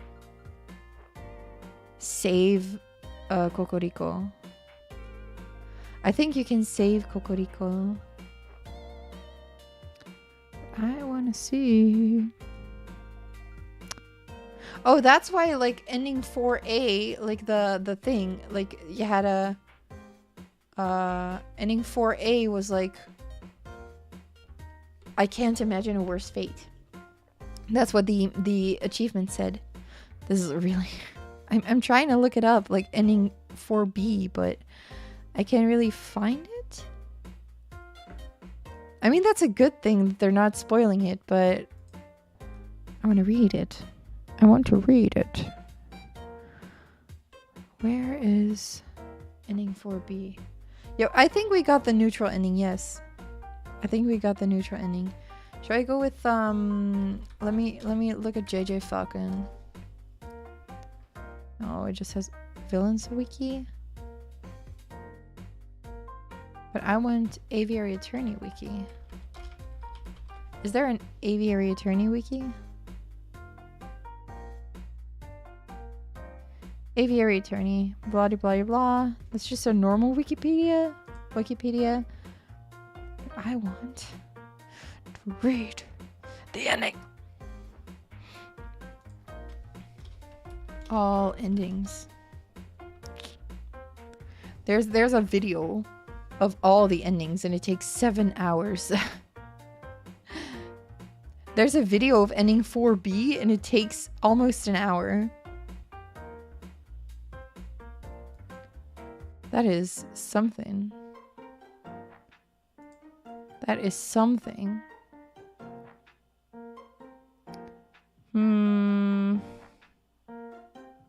I can't find ending 4B. I can't find it. I can't find it. I can't find it online. I'm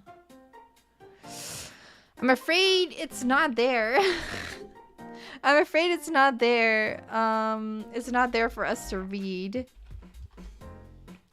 4B. I just want ending 4B. There's a 2-minute video.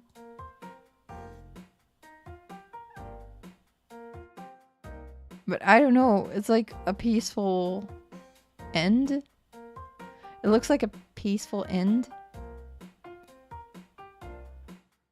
Like, it looks like a peaceful end. Case 4B. But you meet the king still? Like, there's something like the king is there. I have no idea. Can I please? Act 4B. Okay, let's see. This is what we can see. I got a walkthrough, but this is all I can see. You have to gather evidence for the trial. You talk to Nathan. Okay, you have to get his story first. All right, I got different evidence. You can visit the king, blah blah blah. For real, it just says what you can do. It just says what you have to do. It doesn't say what the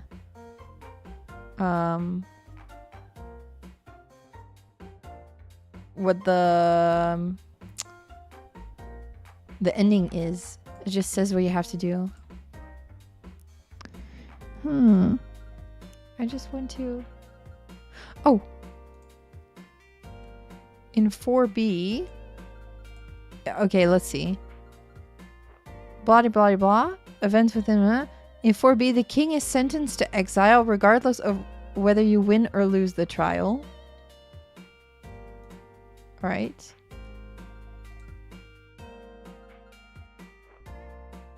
Alright. 4B.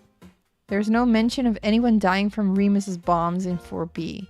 Beaumont suggests, though, that this is because nobody did die from the first bomb, which just took out the doors and part of the facade, and the second said never goes off.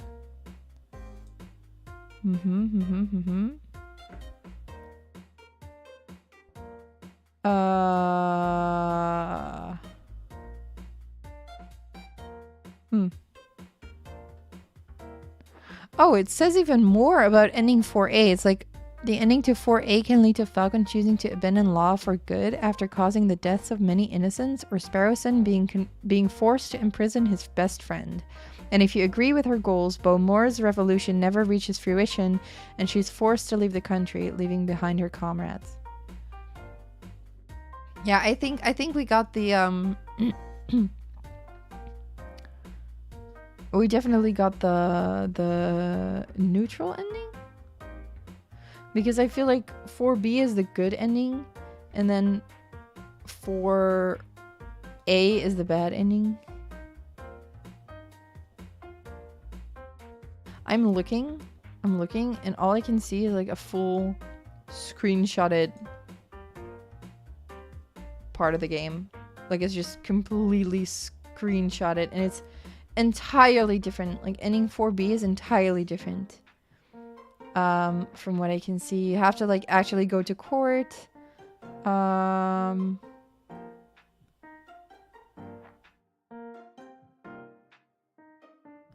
Yeah. You go to court, there's a lot of different evidence. The duck is there too. Almost getting shot. You have to question the... Oh wait, no, this is the...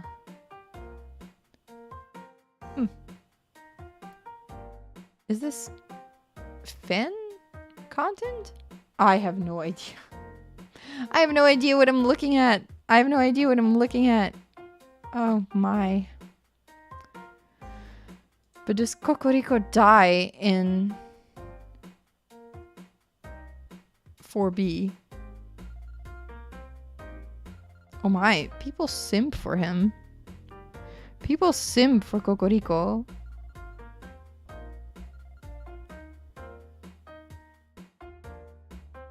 People simp for Cocorico. Oh my god. Huh. I did not expect that.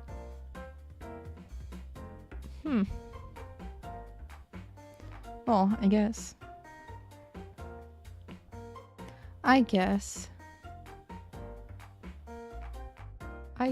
Cocorico has to live for it to be a good ending. Oh, I think so, yeah. I think this is, I think that if you do, you do save him, in ending 4B. That's all we wanted to know, right? You do save him in ending 4B. You do save him.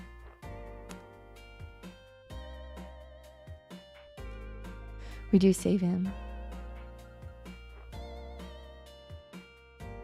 I think.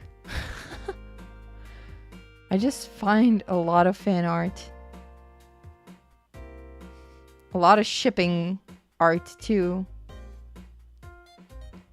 Have you ever seen art of two birds kissing? Because now I have. I have seen art of two birds kissing. Two birds with human hands kissing. Anyway. I don't care which people want to go after this cock. I don't know. I oh my. Oh my, oh my, oh my, oh my. Oh well. Well, guys, I think that's gonna be it. I think we should end the stream. We have looked it up, but we couldn't really find it. But if you want to see ending 4B for yourself, I recommend that you guys play this game and do some different investigating than what I did. You'll get a different ending probably, and it will be a lot better. I hope that you guys had fun doing these streams. I did. And it's the end of Aviary Attorney. What? Wait, let me shave my mustache real quick. Shaven. All clean, shaven. How nice. But yeah, that was the end of Aviary Attorney. Oh my, we finished that game. That was a weird ending though. It was a lot of fun. Didn't think I'd become this invested. Yeah, it was fun. It was really fun. I wonder though, was it a good game to stream? I'm not too sure if it was the perfect game to stream, but it was fun. It was a fun addition to the roster, right? It was fun. It was fun either way. Even if it might not have been the best game to stream, but it was fun. It was fun. I had a good time. And yeah, that's it for today. My last stream of the year will be tomorrow. We're doing a last stream of the year tomorrow. So make sure to join in in about 11 and a half hours, I will be seeing you guys again for a New Year's stream. Last stream on the last day. Yes, it's gonna be the last stream of the year, and actually, I've got some things prepared. I've got some things prepared that we're gonna do. It's gonna be fun, and other than that, we're gonna be chatting, and you guys can get to choose what we do together. I wanna play some game together with you guys in my last stream of the year, and I really hope that you guys can join me for the last stream of the year, and we'll see what we can do. You guys get to choose. I will let you guys choose what we play. First, we're going to be talking, we're going to be chatting, we're going to be chilling, we're going to be wishing for the new year. And then after, we're going to be playing some games. I will announce it on Twitter and in my Discord too, so that it's visible for everyone. You'll be asleep at the time and you can set an alarm. No! Oh my god, no. No.